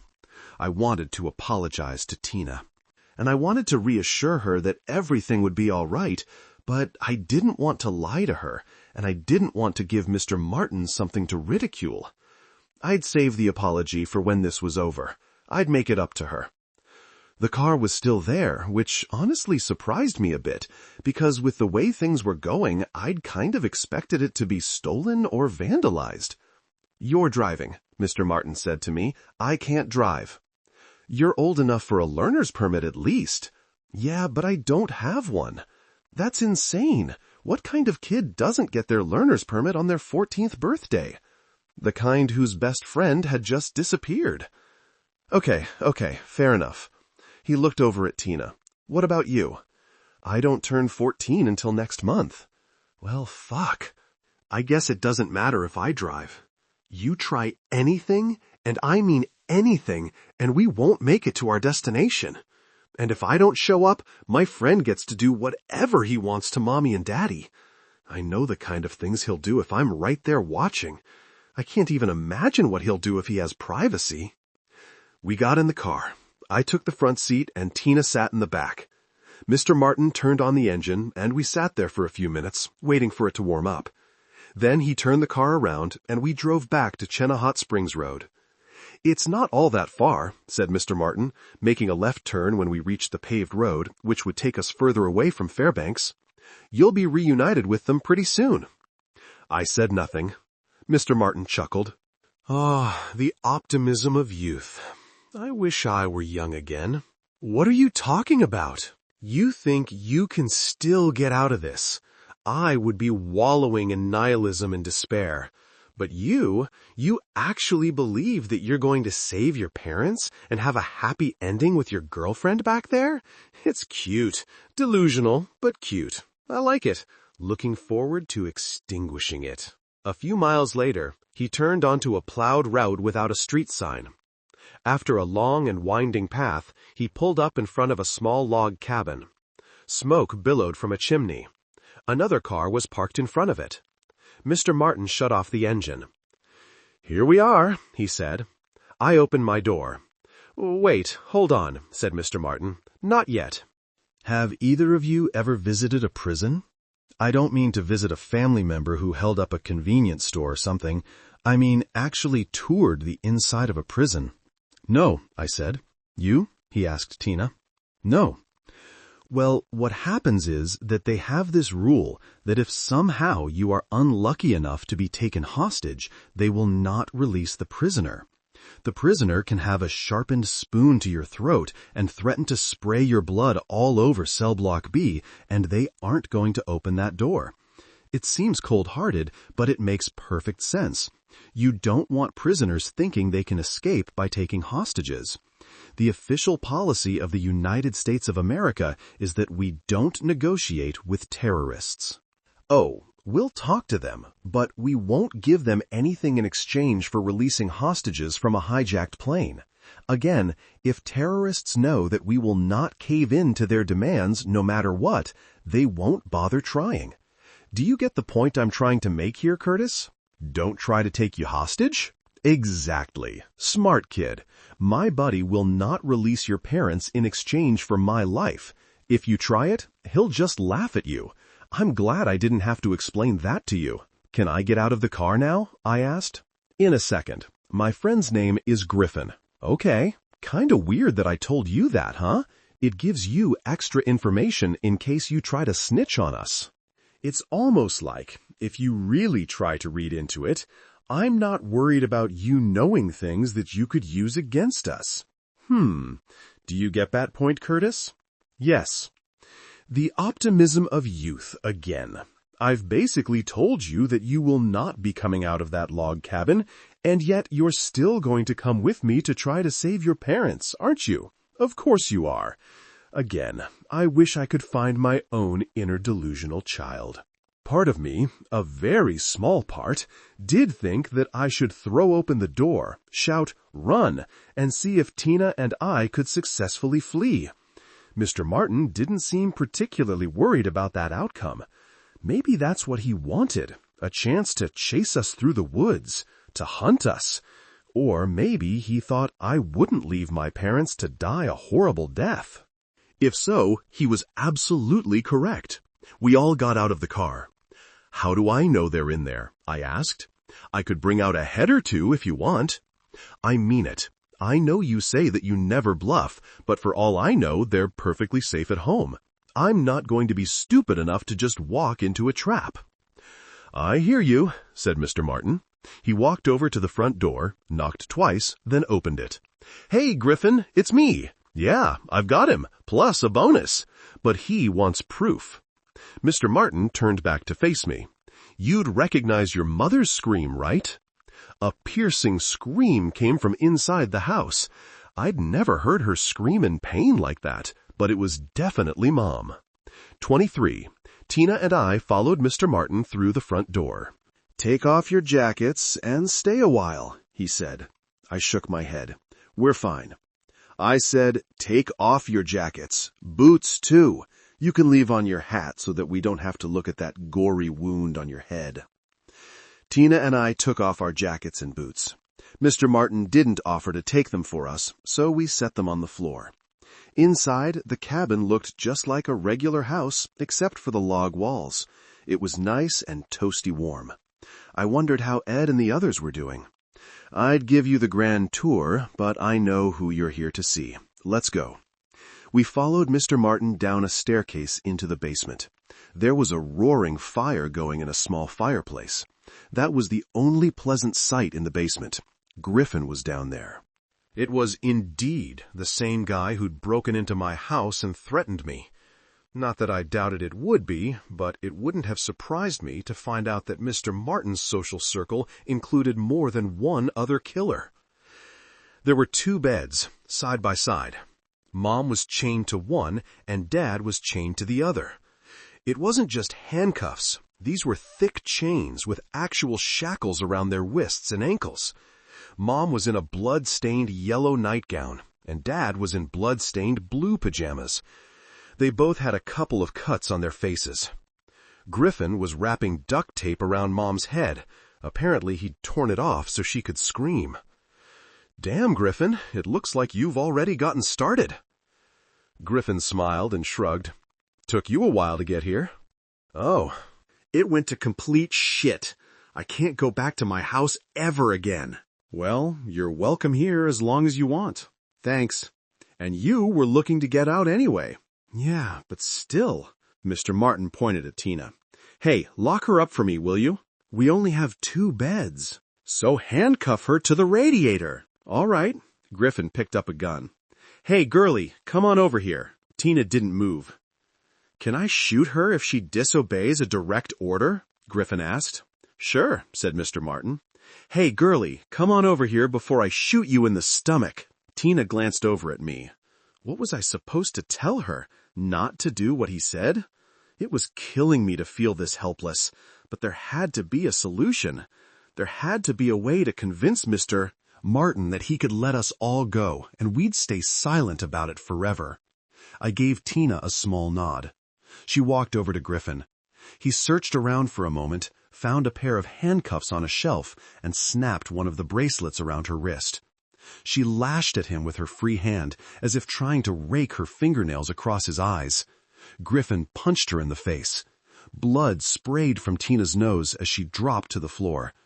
"Wow, she's a vicious one," said Griffin. He laughed. Mr. Martin didn't laugh. "Can you just lock her up, please?" Sure. Griffin dragged Tina, who wasn't unconscious but was barely moving, over to the radiator. He snapped the free bracelet around the metal. "Why are you such a sourpuss?" he asked Mr. Martin. "Maybe you should sit by the fireplace for a few minutes and warm yourself up." "Nah, I'm fine." Mr. Martin looked over at me. "So, Curtis, are you starting to realize just how badly you messed up?" "Yeah," I said. "There had to be a way out of this. Sure, my parents were chained to beds, my girlfriend was handcuffed to a radiator, I had no weapons, and I was up against a pair of adult psychopaths, but I could save the day, right? No problem. Barely a challenge. How do you want to do this? Mr. Martin asked. Do you want to choose which one of your parents dies first?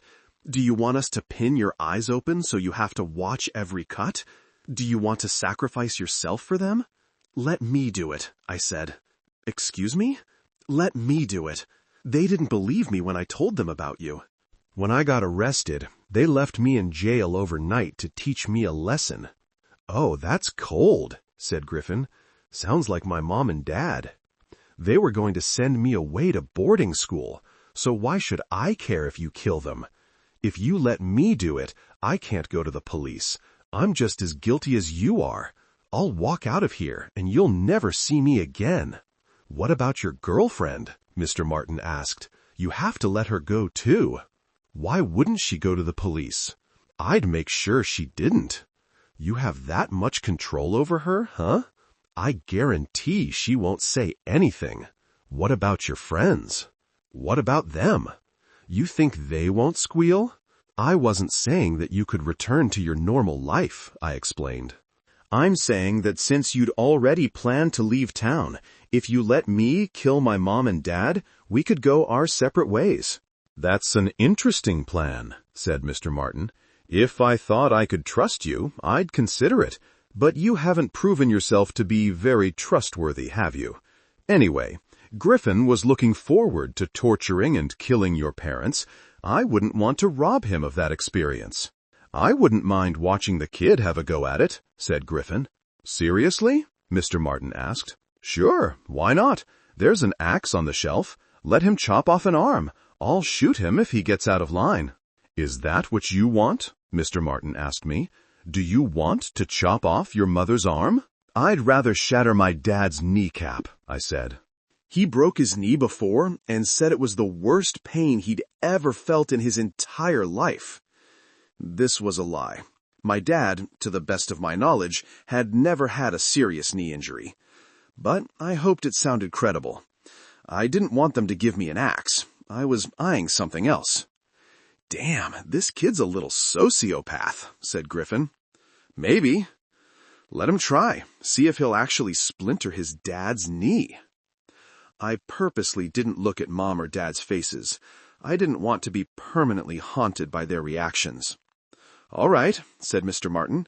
Do you have a hammer? On the shelf. What about the fireplace poker? I asked. Sure, said Griffin. You can break some bones with that. Or you could hold it in the flames for a few minutes. Press it against their bare skin. I don't want to brand him. I want to break his knee. Griffin walked over to the fireplace and picked up the poker. Remember that I've got a gun, he said. You try anything funny and I'll shoot your tiny dick off. I understand. He handed me the poker, then walked over to Dad's bed, standing near his head. I walked over to the bed as well. I tapped the poker into my palm a few times, as if testing the weight. I couldn't fake the hit. I had to hit him as hard as I could. This was going to be awful. I hoisted the fireplace poker over my head, then slammed it down on Dad's upper left leg. His shriek of pain was muffled by the duct tape, but still agonizing to hear. I'm pretty sure I'd heard a crunch. Oh, shit, said Griffin. He's not playing around. Missed his knee, though, said Mr. Martin. I raised the poker again. I didn't want to shatter Dad's kneecap. He might never fully recover from that. I slammed it down in the same spot. Something else cracked. His shriek was even worse this time. I felt that one in my own knee, said Griffin. That's brutal. If I ever have kids, I'm never going to leave them in jail overnight.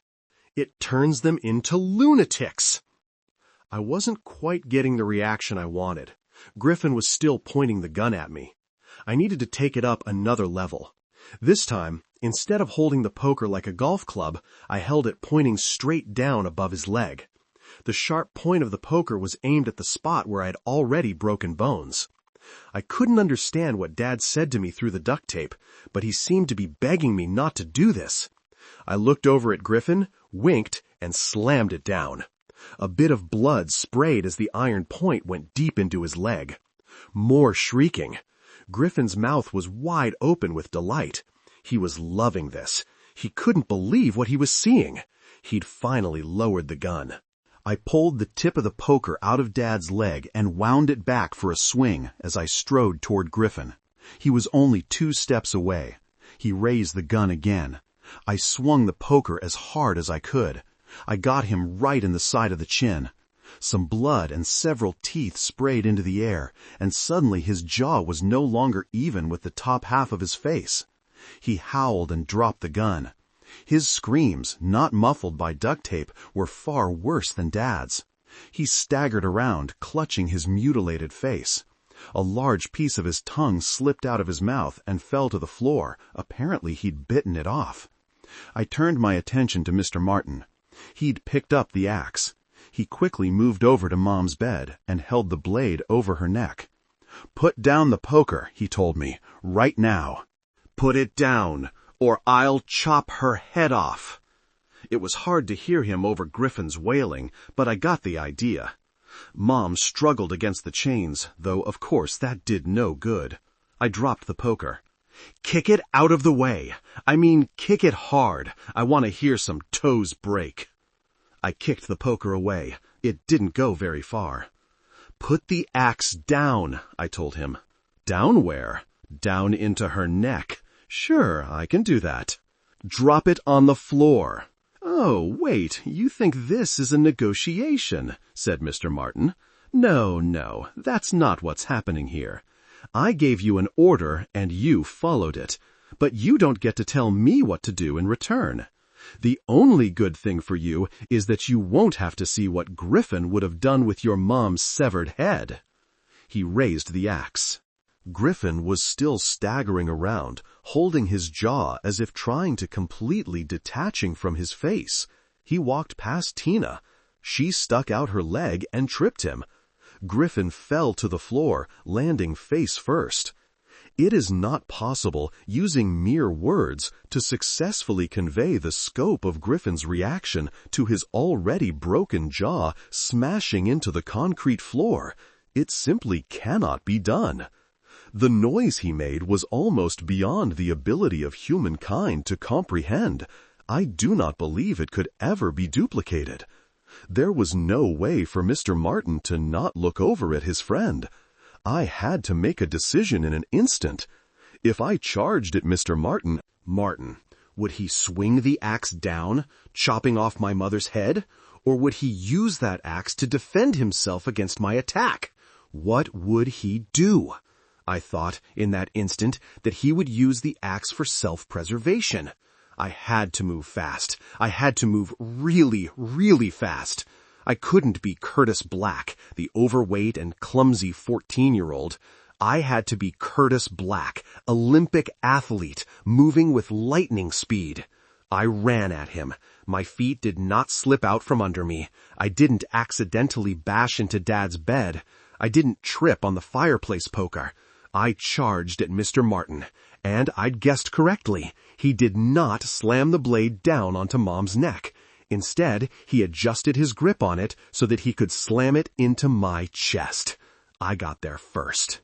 When absolutely positively necessary, this fat kid could move. He was expecting me to try to wrench the axe away from him. That made sense. It would have been a solid strategy. In fact, it was probably less risky than what I did try to do, which was punch him in the throat. It was a great fucking punch. Mr. Martin's eyes went wide, and he let out a gasp. The axe slipped out of his hands. On the way down, it lopped off his ear. Then it bounced off his shoulder and fell to the floor. Mr. Martin just kind of stood there for a moment, trying to breathe, not seeming entirely aware that there was blood spurting from the side of his head. I punched him in the stomach. He doubled over, vomited, and then stood back up. So I punched him again. He stumbled backwards and smacked into the wall. Then he slid to the floor. I picked up the axe. "Curtis, don't!" Tina shouted. "I'm not going to kill him," I said. That would make things a lot harder for me when I tried to get this whole mess straightened out. I was going to beat him unconscious with the wooden axe handle, but I wondered if I might cause brain damage. I didn't want that. Mr. Martin closed his eyes and slumped over to the side, and with that, I'd won. 24. A lot happened after that. I hurried upstairs and found a phone. I called 911. I didn't know the exact location of the log cabin, but I was able to give them enough information to find it. I went back downstairs and got the duct tape off Mom and Dad. My emotions went absolutely berserk as I sobbed and apologized and swore that I had no other choice. I couldn't think of any other way to save them. I couldn't find a key to Tina's handcuffs or to Mom and Dad's chains, so we had to wait for the state troopers to arrive before they could get free. It was a long wait. It felt like it took forever for Griffin to finally lose consciousness and shut the hell up. But, as you might have guessed, the events of the first night of winter in Fairbanks, Alaska in 1979 made it a lot easier to plead the case that those 2 ounces of marijuana in my backpack weren't mine. Todd's parents came back to Alaska to have a proper funeral for their son. The bodies of the other children were found, giving their families some measure of resolution and peace. There was kind of a weird parent-slash-child dynamic for a while after that. On one hand, I'd rescued my parents from a nightmarish fate. On the other hand, I was kind of responsible for them being kidnapped. But they hadn't believed me when I told them that Mr. Martin had framed me. And even though I was technically their savior, I had broken my dad's leg and stabbed him with a fireplace poker. So things were weird. Very, very weird. Ed, Mick, Bert, and Josh did not freeze to death. I was happy about that. They all basked in the brief glory of being the heroes who discovered Todd's body. We didn't become friends, though. Our personalities and interests were just too different. Tina's dad withdrew the threat to kill me if I saw his daughter. Backtracking a bit, I'm not suggesting that Tina and I had started making out in the basement while we waited for help to arrive. That would be depraved. I'm also not suggesting that as we walked out to the waiting ambulance, I took her in my arms and kissed her under the beauty of the northern lights. No, like my relationship with my parents, it was weird for a while, but we got over it. I was unexpelled from school and finished up the year with a solid B- average. It could have been a B, but when Tina and I got together to study, we often failed to study. That summer, in a highly publicized trial, Mr. Gerald Martin was found guilty on all counts and sentenced to life in prison. Griffin had been carried out of the log cabin in a coma and never woke up, so he had no trial. Tina and I dated all through high school. Our senior prom picture is embarrassingly bad.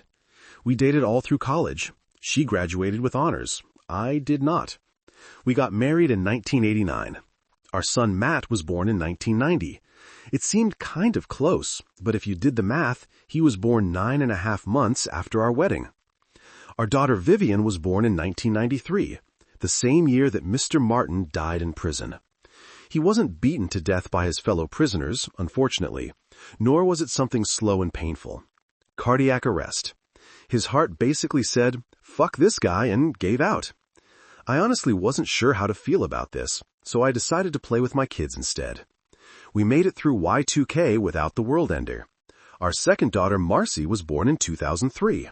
You may be thinking that 10 years is a pretty long gap between a second and third child, and wondering if we planned it this way? The answer is no, we did not. In fact, we said, "What the hell?" a lot. But she turned out to be a happy accident, and we love her even more than her brother and sister. I'm just kidding. Hi, Matt. Hi, Vivian. I'm sorry you had to read about your mom telling me I could touch her boob. And also that one part where your grandparents had makeup sex. I didn't like writing about it any more than you liked reading about it. In 2012, the grandkids started popping out at the rate of 1 a year for the next 5 years. This was very odd because Tina and I were clearly too young to have grandchildren. Sure, we were getting unnervingly close to 50, but still, we felt young, and that should have counted for something. In 2019, Tina's father died. Unlike Mr. Martin's death, his was slow and awful. but he got to meet all 5 of his great-grandchildren. As I write this in 2020, both of my parents are alive and well. In case you were wondering, yes, Dad's leg healed fine, but yes, he has a scar from where I stabbed him with the poker. He shows it to me often. I wish he'd stop, seriously. Overall, we're doing well. There have been plenty of challenges along the way, yet compared to a 5-month standoff against a serial killer, they haven't been so bad. I know I've spent a lot of time talking about abductions and psychopaths and broken jaws and stuff, but ultimately, I consider this to be the story of how Tina and I fell in love. Though you may not have got that impression while you were reading it, you're not the one trying to get lucky after typing "the end," so you can take from this story whatever you wish. I love you, sweetie.